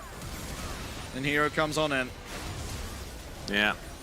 I mean, the funniest thing to me is if the damage graphic is to be believed, before he died, Kratos was able to do all of 50 damage. Yeah, which would have been the proc of his Unending Despair. That's so rough.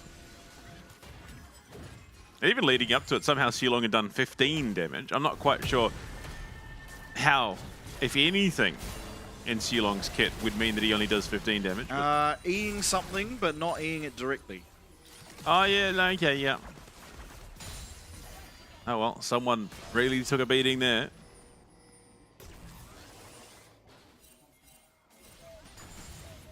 There is the death cap. Finished up for Cardi.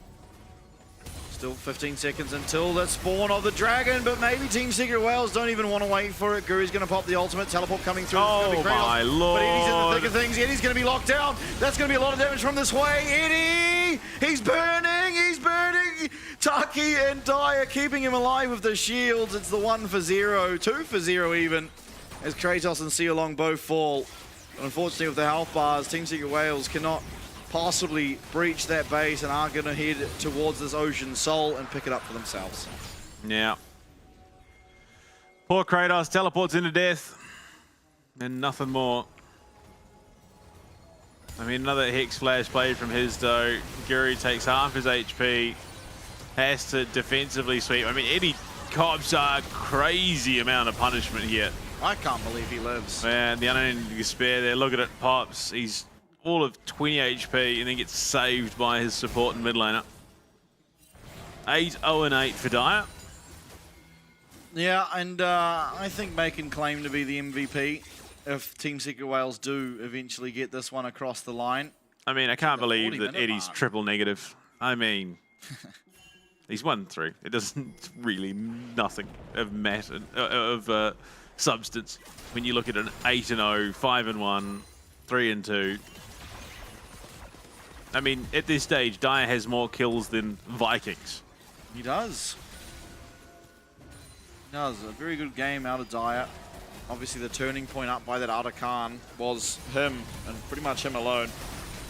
Now, trying to pressure out this top wave. Again, there is just so much wave clear on the side of the Vikings that you are going to require the Baron to take down the tower. If not, you have to look for a tower dive of sorts, and Team Secret Wales are lingering around, possibly toying with that idea. Histo's Flash is back up now. 4.7k gold lead in the top lane. And a full build Jace, which is something that we've not seen for a while.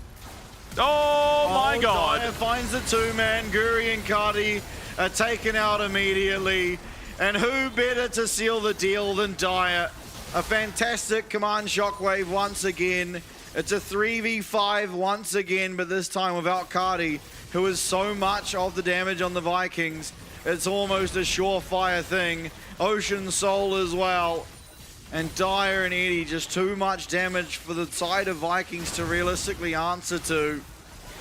Constantly poking in. That's going to be the tower going down. Taki cancels the bullet storm. And Taki cancels the chance for the Vikings to finish anywhere but fourth. Yeah. A minor hiccup in game 2, but Team Secret Wales come back with a vengeance. And Dyer still outfrags the entirety of the Vikings by the end of it. Yeah, what a performance from that man there.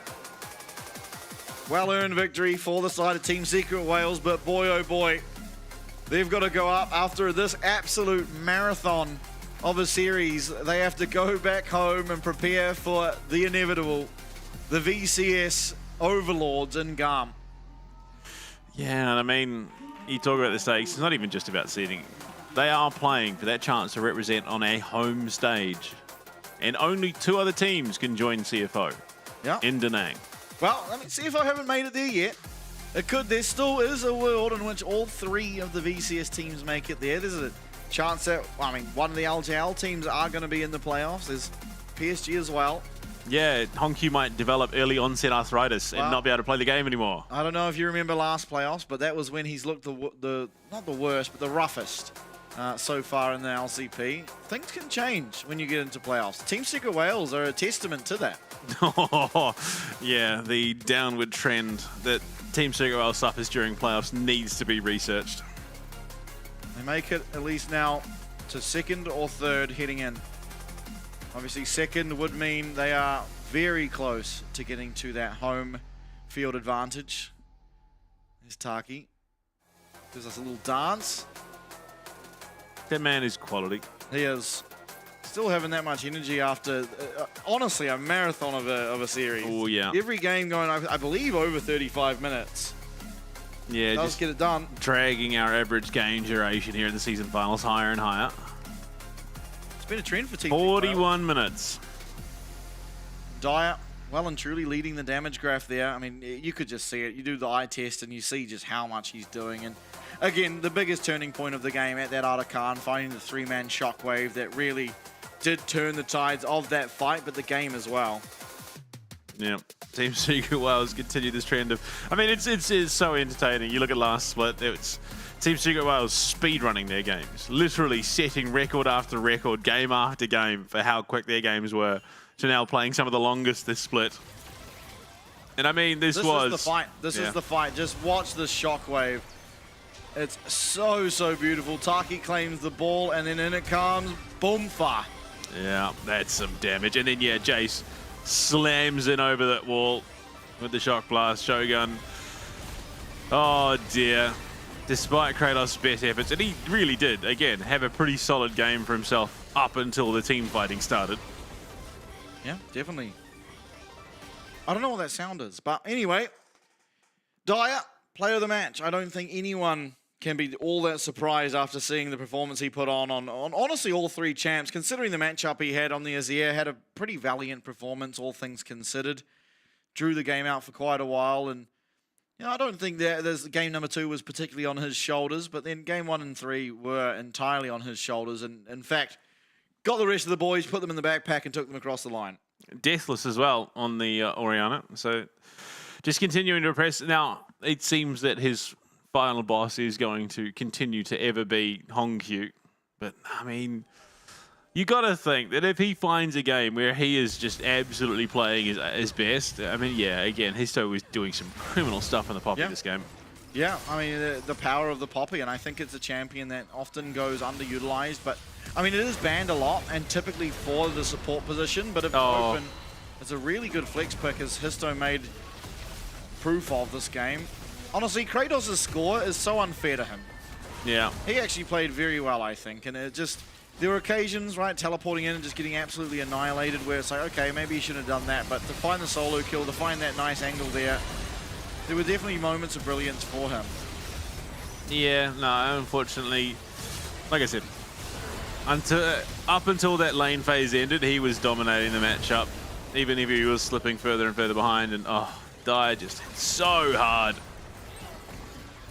Absolutely. And Cardio, honestly, made the Hui look pretty decent. Yeah, I think it's probably one of the better Hui showings we've seen this year. And again, yeah, look, I mean, look at this. Kratos is just manhandling Hero.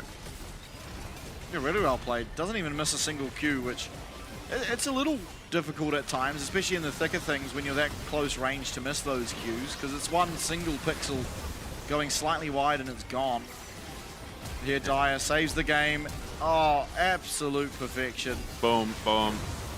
Shilong punted away by Histo, who then is immediately kidnapped by Kratos. Yeah, unfortunately, it just didn't matter. Dyer and Eddie, I mean, in a game where you really needed to punish the Orianna and the Xayah, it was never able to happen. Yeah. And again, another brilliant fight out of the Team Secret Wales lineup. And I mean, credit to Vikings for being able to play well enough to delay it so long. Because from this moment on, it felt like, okay, it's just a matter of time until Team Secret Wales clean it up. And then they put on a pretty ridiculous base defense to draw out the game, and even here, a really decent fight. Eddie really had no right living as soon as he gets hit by that snare. Obviously, he has the Featherstorm to get him out of a bit of damage, but with the Spiraling Despair on him, even landing that QW from Hui, it still just barely wasn't enough because of the shielding from Rakan, as well as Orianna. Yeah. Yeah, again, I think we're seeing a very decent showcase of why we don't see as much misfortune anymore.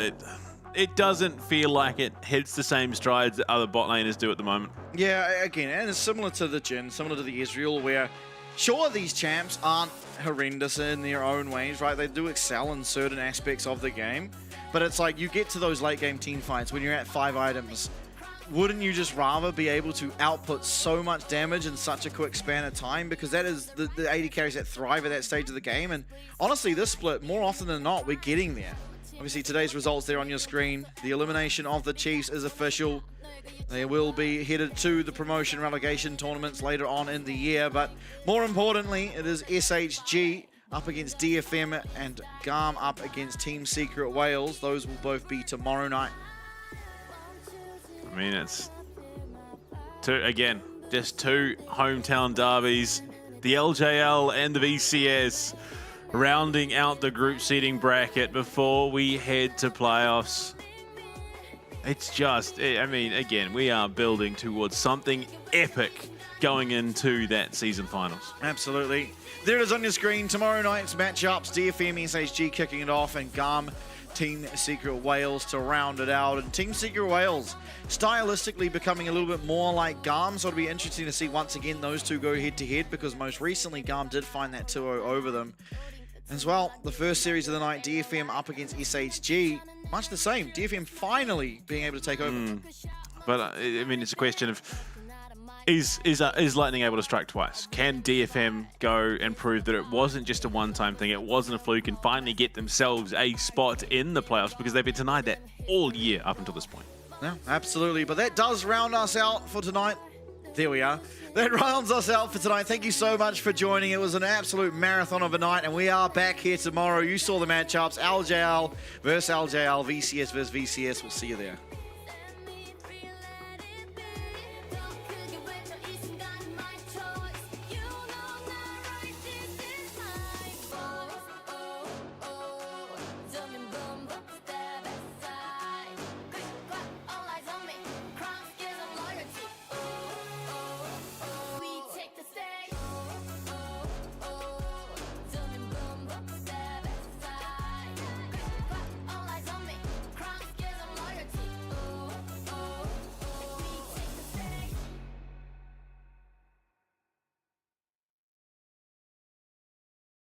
Don't know if it's fear, don't know if I'm numb, but I'm feeling zeros, and I'm typing all ones.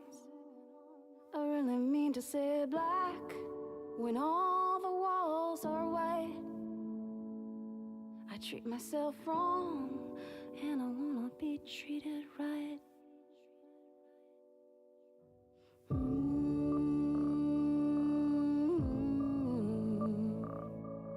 Zeros and ones.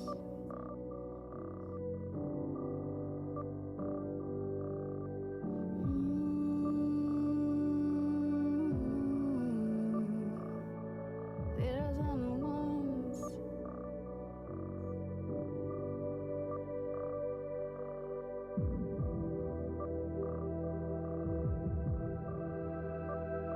So I'll say goodnight, even though the sun is out. I speak in a whisper, even when the room is loud. I need to let it go, not hold so tight. I treat myself wrong, and I wanna be treated right.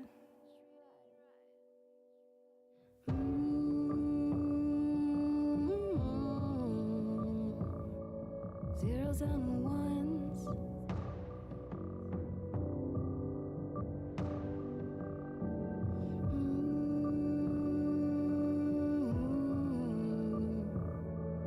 Zeros and ones.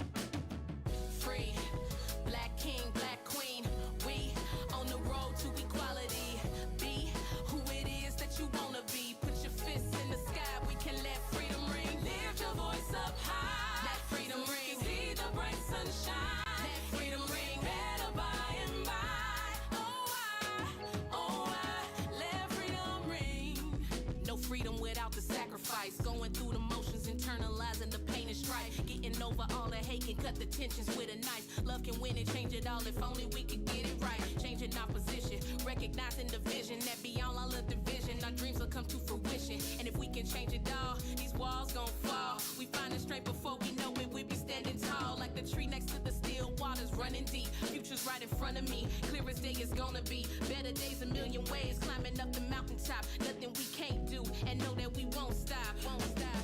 One thing about it, yeah, it's two things for sure. We're no stranger to the struggle, from mistakes we can grow. Bringing truth to power, level up is part of the game. Open up your eyes and know that things will never be the same. Hold up, free, black king, black queen. We on the road to equality. Be who it is that you wanna be. Put your fists in the sky, we can let freedom ring. Lift your voice up high, let freedom ring. See the bright sunshine, let freedom ring. Better by and by.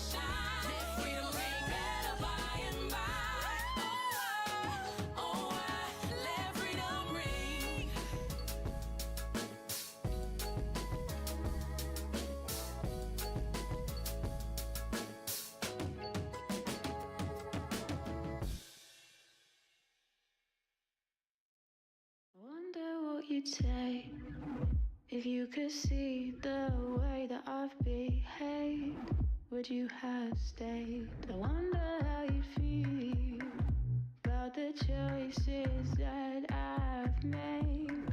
Am I okay? Honest, truly, I'm not all I can be. All this time spent wounded after you. Surely I'd be confident and carefree. Now I only feel that in my dreams. If you could take it back, knowing that I would lose control and drive off the track, would you take it back? Seeing that I would only crash, would you have still done that? I wonder how you'd be given the chance to sit with me reluctantly. I wonder how you'd plead if you were put on trial for damages to me and my mentality. Well, too late for that, 'cause you're not coming back. So why am I still holding out for you? Judge me, love me, I don't even like me. Now there's no one here to carry me. If you could take it back, knowing that I would lose control and drive off the track, would you take it back? Seeing that I would only crash, would you have still done that? Take it back.